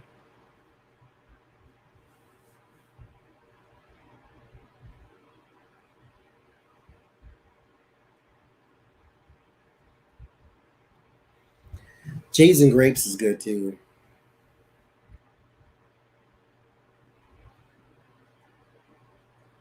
Okay, I tried the cotton candy grapes. I never wanted them because I'm like, oh my God, this is so, lab grown. It makes me uncomfortable. But the cotton candy grapes were actually good. I like those. It surprised me.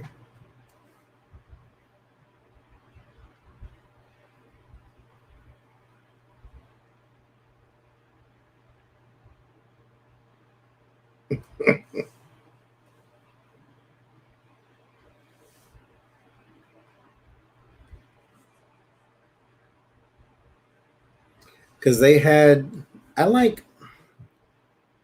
gosh, what were they? I like the green grapes now. I didn't like them as a kid because they were always sour, but I figure you get the ones that are round, they're a little sweeter than the ones that are oval. And so I always get good ones now.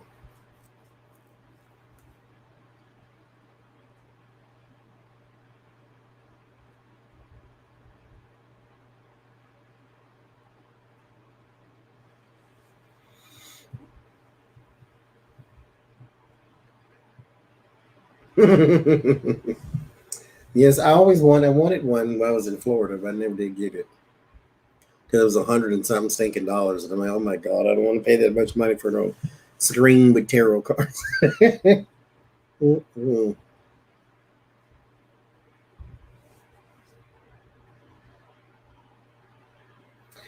Now I'm starving.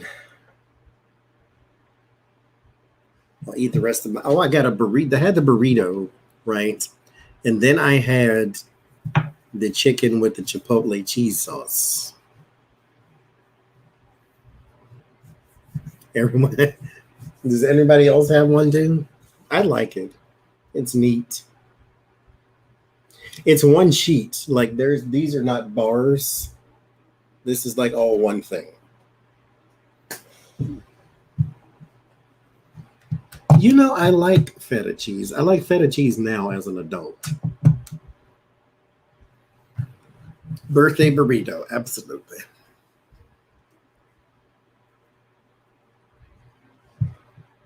Oh God, cottage cheese in her lasagna. You tell her she is disenfranchised.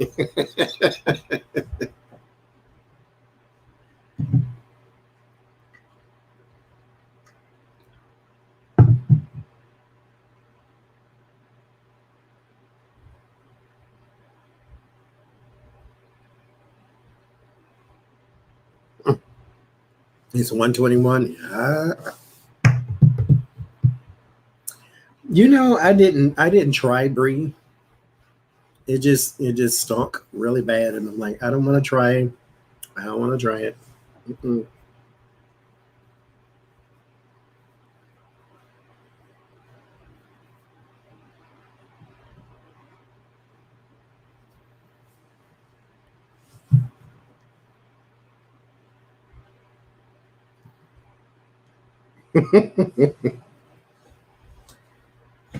Mm-mm.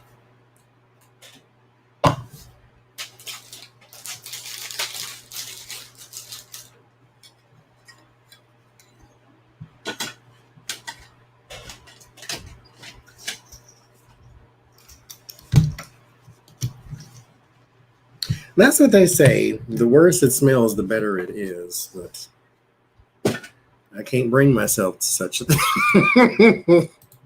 Mm-mm.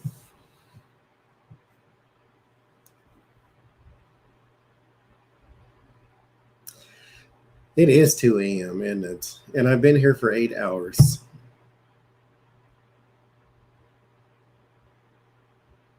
Have I done a birthday spread? I have not.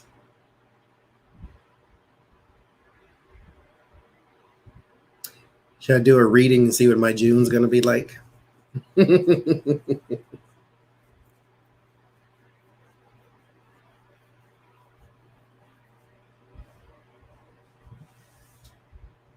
I have not.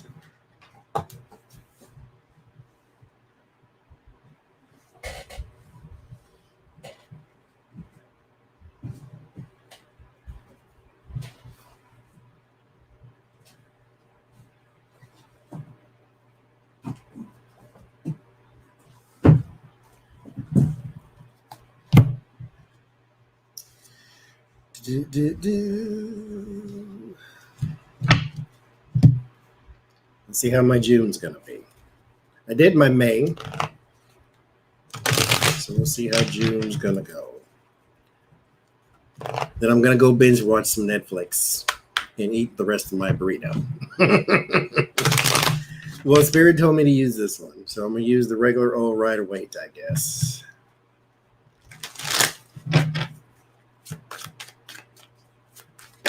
Uh-oh. What's popping out already? The 8 of Cups. New horizons, new projects, or walking away from something or someone. Let's see.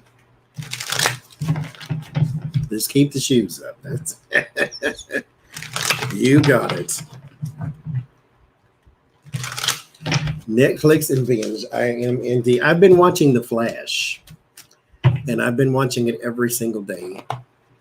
And I binge the crap out of The Flash. The Flash, Red Roses, I buy them everywhere. Etsy and Amazon are the main sources, but there are a lot of decks that you have to get, directly from the people who make it. Like the Titanic deck that I have coming came from a costume shop, actually, online. So we'll see how that goes. What am I going to watch today? Probably a couple episodes of The Flash and a couple episodes of The Arrow.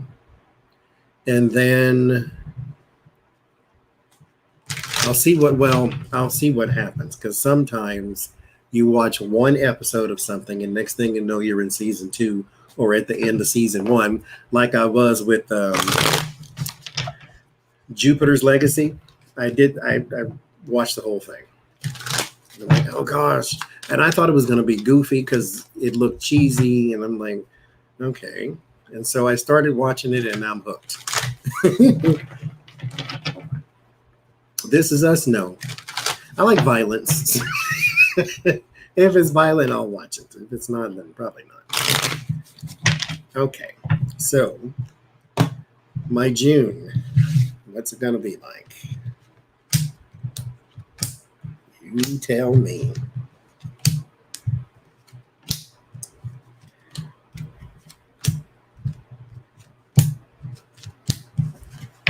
And The Flash has like 9 seasons, so I'm good on that.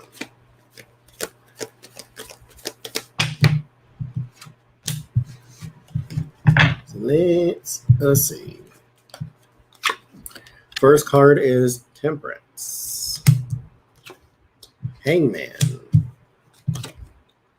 3 of Wands. 4 of Cups. Oh, that's me right there. Ace of Pentacles. The Empress. The Hermit. 6 of Cups.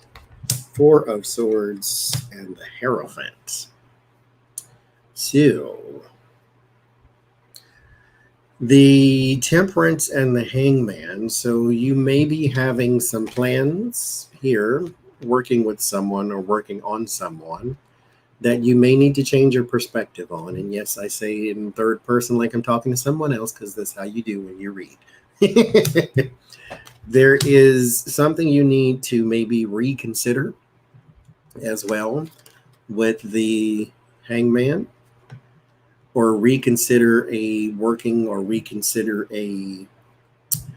method of getting something done. Maybe there's ingredients, not necessarily there's ingredients in creating something that you may need to change your perspective on. So whatever it was you thought you may have needed in order to accomplish such a thing, you may need to reevaluate what you're putting into it. It's not always the things that are most obvious. You might have to look a little deeper on this one. Also, there may be an opportunity to travel, or an opportunity to move in a direction. Take that opportunity. There's also, as I said, there is a perspective that you need to change on this too, because it's right in the middle. There is a perspective that you may need to reconsider here. That's, I haven't watched The Bad Boys yet. There's a perspective you need to change here, because I'm not a person who leaves the house. I don't like to leave the house, so forth. But there is an opportunity for you to leave the house and do something. Go and do it. This is the beginning of something else, and this is something you may need down the line, so forth. Here, there is a bit of reluctance in the creation of something new, or in the patching up of a relationship from your past. So there is a reluctance to do so, but there is a window to do so. So there's going to be something in June that gives you the opportunity to maybe patch something up here with the hangman in the middle that you may need to look into, but you have your arms folded, so you probably won't. The hermit, there is searching here. You are searching for some sort of answers, but when you couple the two together, you are about to have some more dreams this month here with the Four of Swords and the Hermit. Here with the Six of Cups, they may be giving you some sort of insight, and this may not necessarily be something you need to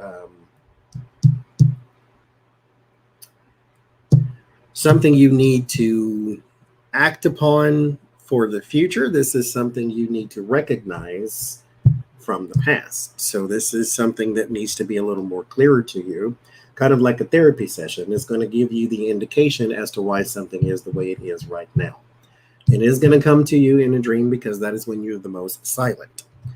We end with the Hierophant with the Empress below. So there may be a bit of a not religious, but a bit of a, oh gosh, I'm going to say religious for the sake of conversation, but a religious awakening, some sort of spiritual, thank you, that's the word, spiritual awakening here, which makes sense too, because my eclipse is supposed to be really important for my spiritual awakening. So that's coming too. There's going to be some sort of spiritual awakening here with that Four of Swords, the Hermit, and then these two here. There is also an opportunity for readings here. There's some investigation, which is what readings are to me. There is something you may need to give up in order to gain something else. So whatever it is you're holding on to, let that go. That way you can gain other things, but it's not going to be immediate. So therefore you can't have a feeling of regret. Because sometimes when people like, okay, if I'll give you this, you give me that. And then once the deal is exchanged, they don't come through right away with what it was you wanted. And so you feel like you've been cheated or conned or whatever. So you need to give up something, but it's not going to come right away. This is something that comes down the line because it's not ready for you yet, or you're not ready for it.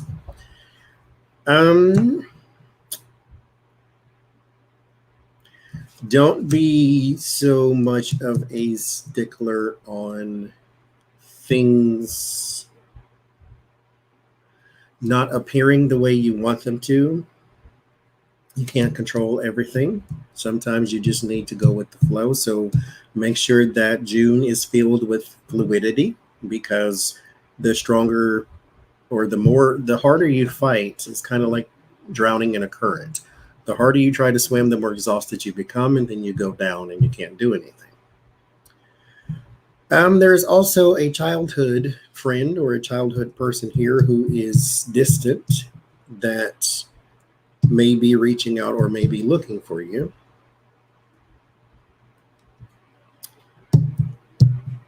There is also time to rest something that you have been trying to do. Or there is time to have a rest regiment or some sort of, maybe even a vacation. Maybe it's time for that too. There's like something that needs to break up the monotony. There's something you need to do to try to break up the monotony here, the boredom. And then just be open and receptive to that new spiritual awakening, whatever that might be. Something else is on the way. Now, mind you, I got the same sort of insight when I started using the dice, because I made up the dice. And so it's like, it's telling me, okay, you're going to have a few new tools at your disposal. And so that's what the dice are. All right. Yeah, I should have wrote that down because that's what I've been doing. I wrote down my June. I should have wrote down my May. I should have wrote down the June too. Well, I can always watch it back if it's just that important, but it's really not. I tried journalism sometime and it just doesn't work. All right. That's all I got. I can't say, oh, I'm going, and then 2 hours later I'm still here. So. I like the dice too. It was fun. And Amazon's had just what I needed. Yes, Joanne bought me this. I like that too. I got a bunch now. So I will see y'all on Saturday. That is when Shining Hawk Healing will do her very first live stream. So we will be very excited for that. I believe, I don't know the times and all that. She told me, but I forgot. So. Oh, I can look it up because I wrote it correctly in my thing. Pending charge. Oh, damn you, YouTube Premium. Don't be charging me for stuff. Where are you? Calendar. This is the Southern goodbyes. Good night to those who are actually leaving. So her live stream will be 7 p.m. Not Central, Eastern. And I believe that is 4 p.m. her time. So 4 p.m. Pacific and 7 p.m. Eastern. And you do your own math in between. And so 4 p.m. Pacific, Shining Hawk Healing will be doing her very first live stream. And I think it'll be me, her, and Adrian. It was me, her, Adrian, and Jen, but Jen will be in Sedona at the time. So it'll be me, her, and Adrian, I do believe. And we will have a very interesting discussion, especially about spirituality. So we'll be doing some readings there. I'll be using all my new Oracle cards that I got. Thank every single 1,000 of you that were here for my birthday. Thank you very much for all the super chats, for all of the PayPal, for all of the, I almost said text message, what do you call that? The other thing, Cash App. Thank you very, very much for all of that. Thank you for all of the gifts. This was one of them as well. Thank you for all of the gifts that I got. My lava lamp that I'm going to leave on all night. Thank you very much for everything, for your support in the channel, for commenting, for liking and sharing and subscribing and being nice, because the internet is not always a nice place. Thank you for the moderators who do the thankless work of troll slaying, which we had quite a few tonight because, you know, they like us. What are they going to do? So thank y'all very much. It is beyond a pleasure to have the company of all of you. And I'm going to go eat my burrito and watch Netflix. So I will see y'all on Saturday. And then I'll see you on Sunday with me and Lena. And then the next week, it'll be on Becca's channel. And so I'll see y'all then too. Bye-bye.